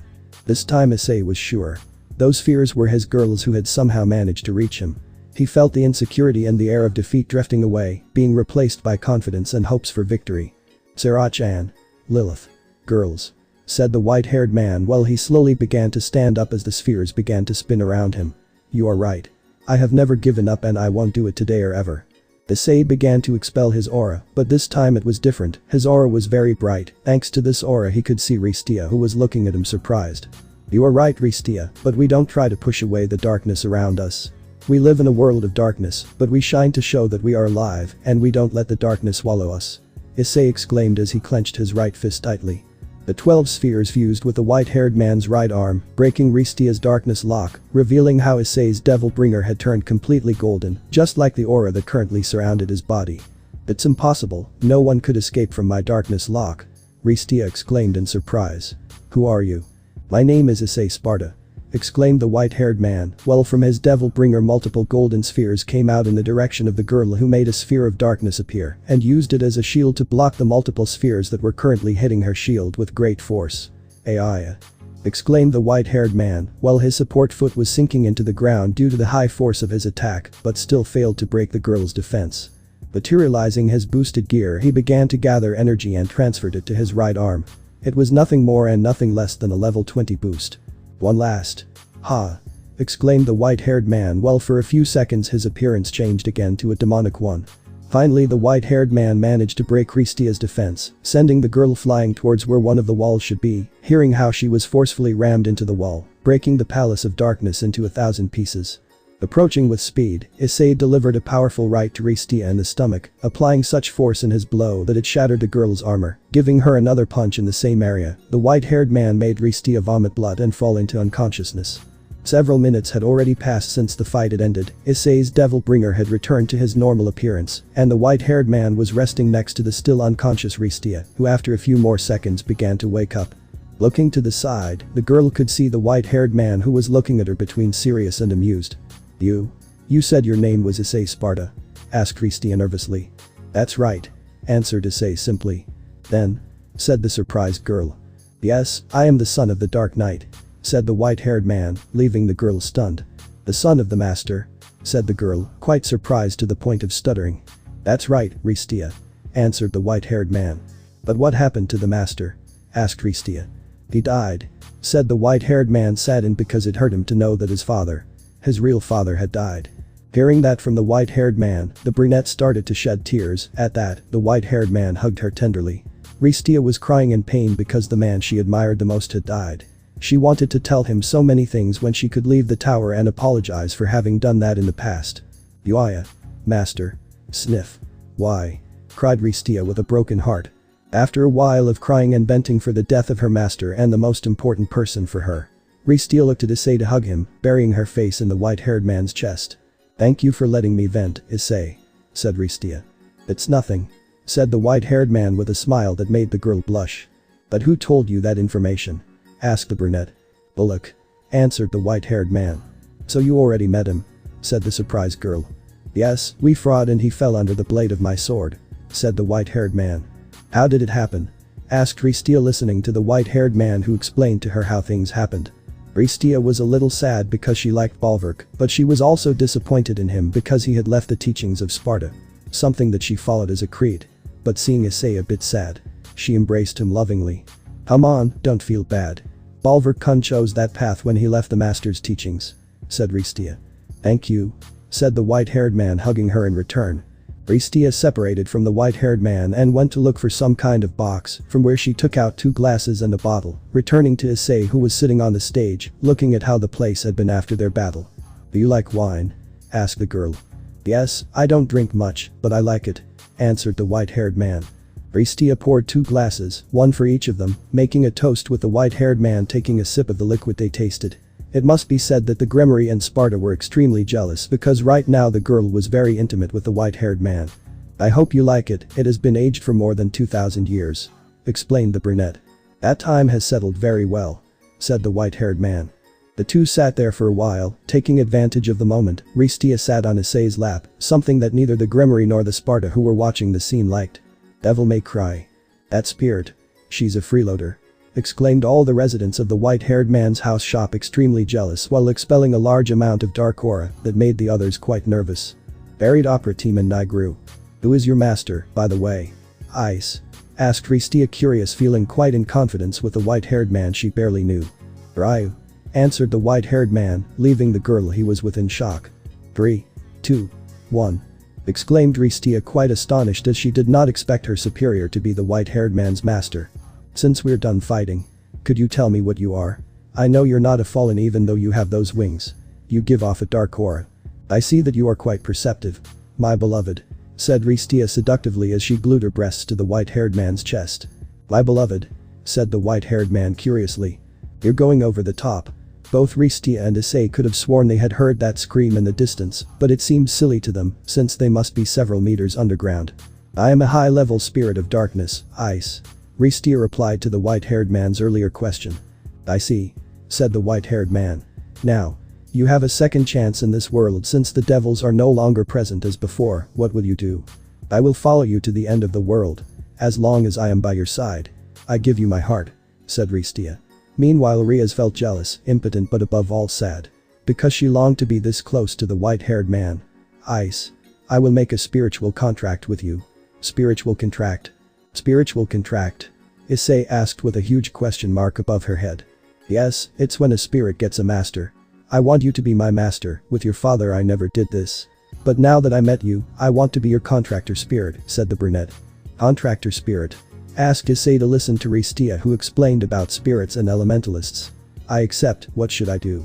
Ristia explained the procedure, but in Devil May Cry, the girls were quite jealous of what the white-haired man had to do to sign the contract. Elegant spirit of darkness, form a contract with me and acknowledge me as your master. In return, I will be your sheath, I command you, form a contract with me, said the white-haired man with a bit of annoyance because unlike a certain red-haired Grimoire, he didn't like to be bossy. Then both intertwined their fingers. The white-haired man placed his lips on Ristia's, giving each other a soft kiss that started slow, but as time went by became deeper. Ristia hugged him by the neck, while the white-haired man placed his hands on the sensual hips of the girl, deepening the contact. Well, we have finished the spiritual contract. From today on I am your contracted spirit. I promise to always be by your side, my love. My beloved Ice, said the brunette with much tenderness and passion. Suddenly in the white-haired man's hand appeared a purple magic circle, which left the man surprised. That is the symbol of our pact, explained Ristia with a beautiful smile while she hugged the white-haired man, resting her head on his chest. So be it. Don't worry, I'll never let you go, said the white-haired man with a smile. Thank you, Ice, I love you. And I love you, Ristia. And I love you, Ristia. But the scene was short-lived because a group of pride, gluttony and lust surrounded them, but both of them had a biting smile. Taking advantage of the instance, the girl whispered something to the white-haired man. Are you sure? Said the white-haired man. Completely, after all I am your hired spirit, said Ristia with a smile. The white-haired man gave the girl a twirl. She dropped down being held by the white-haired man. It was as if she was dancing. Let's rock, they both said as Ristia transformed into a purple sword with a crimson red edge, a platinum cross, with other details on the blade of the same color, and a black as night hilt with a ruby at the end of it. What is this? Asked the white-haired man. This is my form of spiritual weapon. It is called the Vorpal sword, also known as the sword that pierces the truth, replied Ristia. Well, let's see what you've got, beautiful, exclaimed the white-haired man excitedly. Idiot. And don't call me that all of a sudden. I like that you think I'm beautiful, but… At that moment the white-haired man infused demonic energy into the sword, which turned into an aura of darkness, making a series of cuts, but he noticed how they had a longer range than they actually seemed to be. This is… said the white-haired man in surprise. Not only Virgil Khan knows the Dark Slayer style. Ristia answered so that only the white-haired man could hear her. How do you know that? Asked the white-haired man, surprised that Ristia knew about the existence of his twin brother. By making the spiritual contract, I have a connection with you, and since I wanted to know more about you, I investigated while we finished kissing. I also know what that bitch Ria's Gremory did to you, the spirit mumbled with hatred and rancor when naming the deed. Don't worry about that. Her time will come, said Issei as if it were nothing. And by the way, Ice, I also checked your other memories, and let me tell you that you can do that with me whenever you want, said Ristia with a seductive voice, causing a slight blush on the white-haired man as she had seen his most private memories. We'll see about that later. Now let's focus on them, said the white-haired man who continued cutting more enemies. The white-haired man made other cuts repeating the same effect, but more lust appeared next to the wrath. What are they doing here? Asked the white-haired man. They are my soldiers, but since they now know of my betrayal, they come for my head, explained Ristia. What about the others from the bomb? But what are they doing here? Wondered Ristia, but suddenly her mind clicked. Now I get it all. So you heard about my betrayal, huh? What's wrong? Asked the white-haired man. Each devil of the 7 sins is commanded by a general who represents a capital sin. For example, I represented lust, being the lust my subordinates. Those of the bombs are wrath, who represent the idiot of Beowulf, explained Ristia with annoyance. What about him? Asked the white-haired man.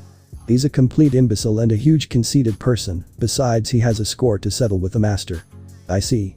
Ice, use the Vorpal Blast, concentrate and focus on your target, indicated Ristia.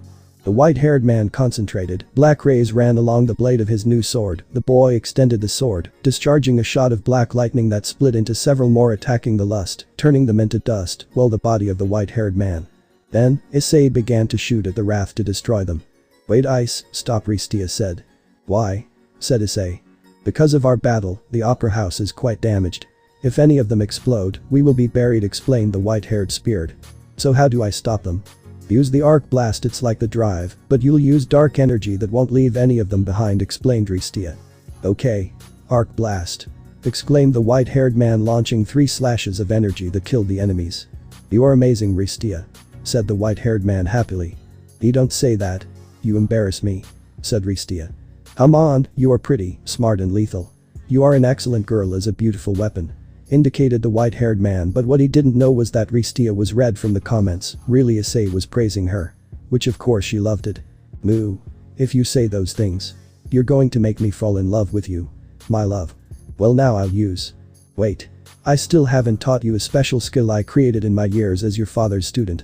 Nail me to the ground and I'll do the rest. The white-haired man did as he was instructed. The sword began to recite a song. It is the shadow of eternity. It's a cloak that will never go away. Easy to suffocate in the face of this loneliness. There is no more is the truth. You burn the wings of millions. You leave marks on their faith. I am desert fire. Follow me to the uncertain path. I am fear. Fuse to your existence. Days of shadow. Night without awakening. Invocation of the creatures of darkness. Suddenly there appeared wolves, lions, panthers, basilisks, dragons, bears, owls and vampires of black color with red eyes that gave off a violent thirst for blood that attacked the devils, tearing them apart, tearing their limbs and flesh from their bodies to end up killing them, turning them into sand. At the end of that massacre the shadows faded away, but more devils appeared and surrounded the white-haired man. So my dear Ristia, said the white-haired man. As I see that there is no other way. Use my most powerful technique. As you say. Exclaimed the white-haired man, raising his sword at the same time he gathered his aura on the dark red blade. Inferno blast. Exclaimed the spirit and the master to thrust the sword into the ground, releasing a wave of energy in the form of a pillar of crimson red with dark tones that expanded, killing the enemies around. After that attack the place collapsed, but the white-haired man was no longer there. Both Ristia and Issei appeared in the cave unharmed. Now where should I go? Asked the white-haired man. We must go to the west side where Beowulf is so that you can advance, answered Ristia. What the two did not know was that Jester was spying on them from the top of the secret garden with an evil grin on his face. So he got the Princess of Darkness to join him. This son of Sparda. He is truly one of a kind. Such a danger to the plans. I must be cautious, said the dark Jester, fading into the shadows. That's it, guys. Thanks for watching and supporting us. See you in the next part.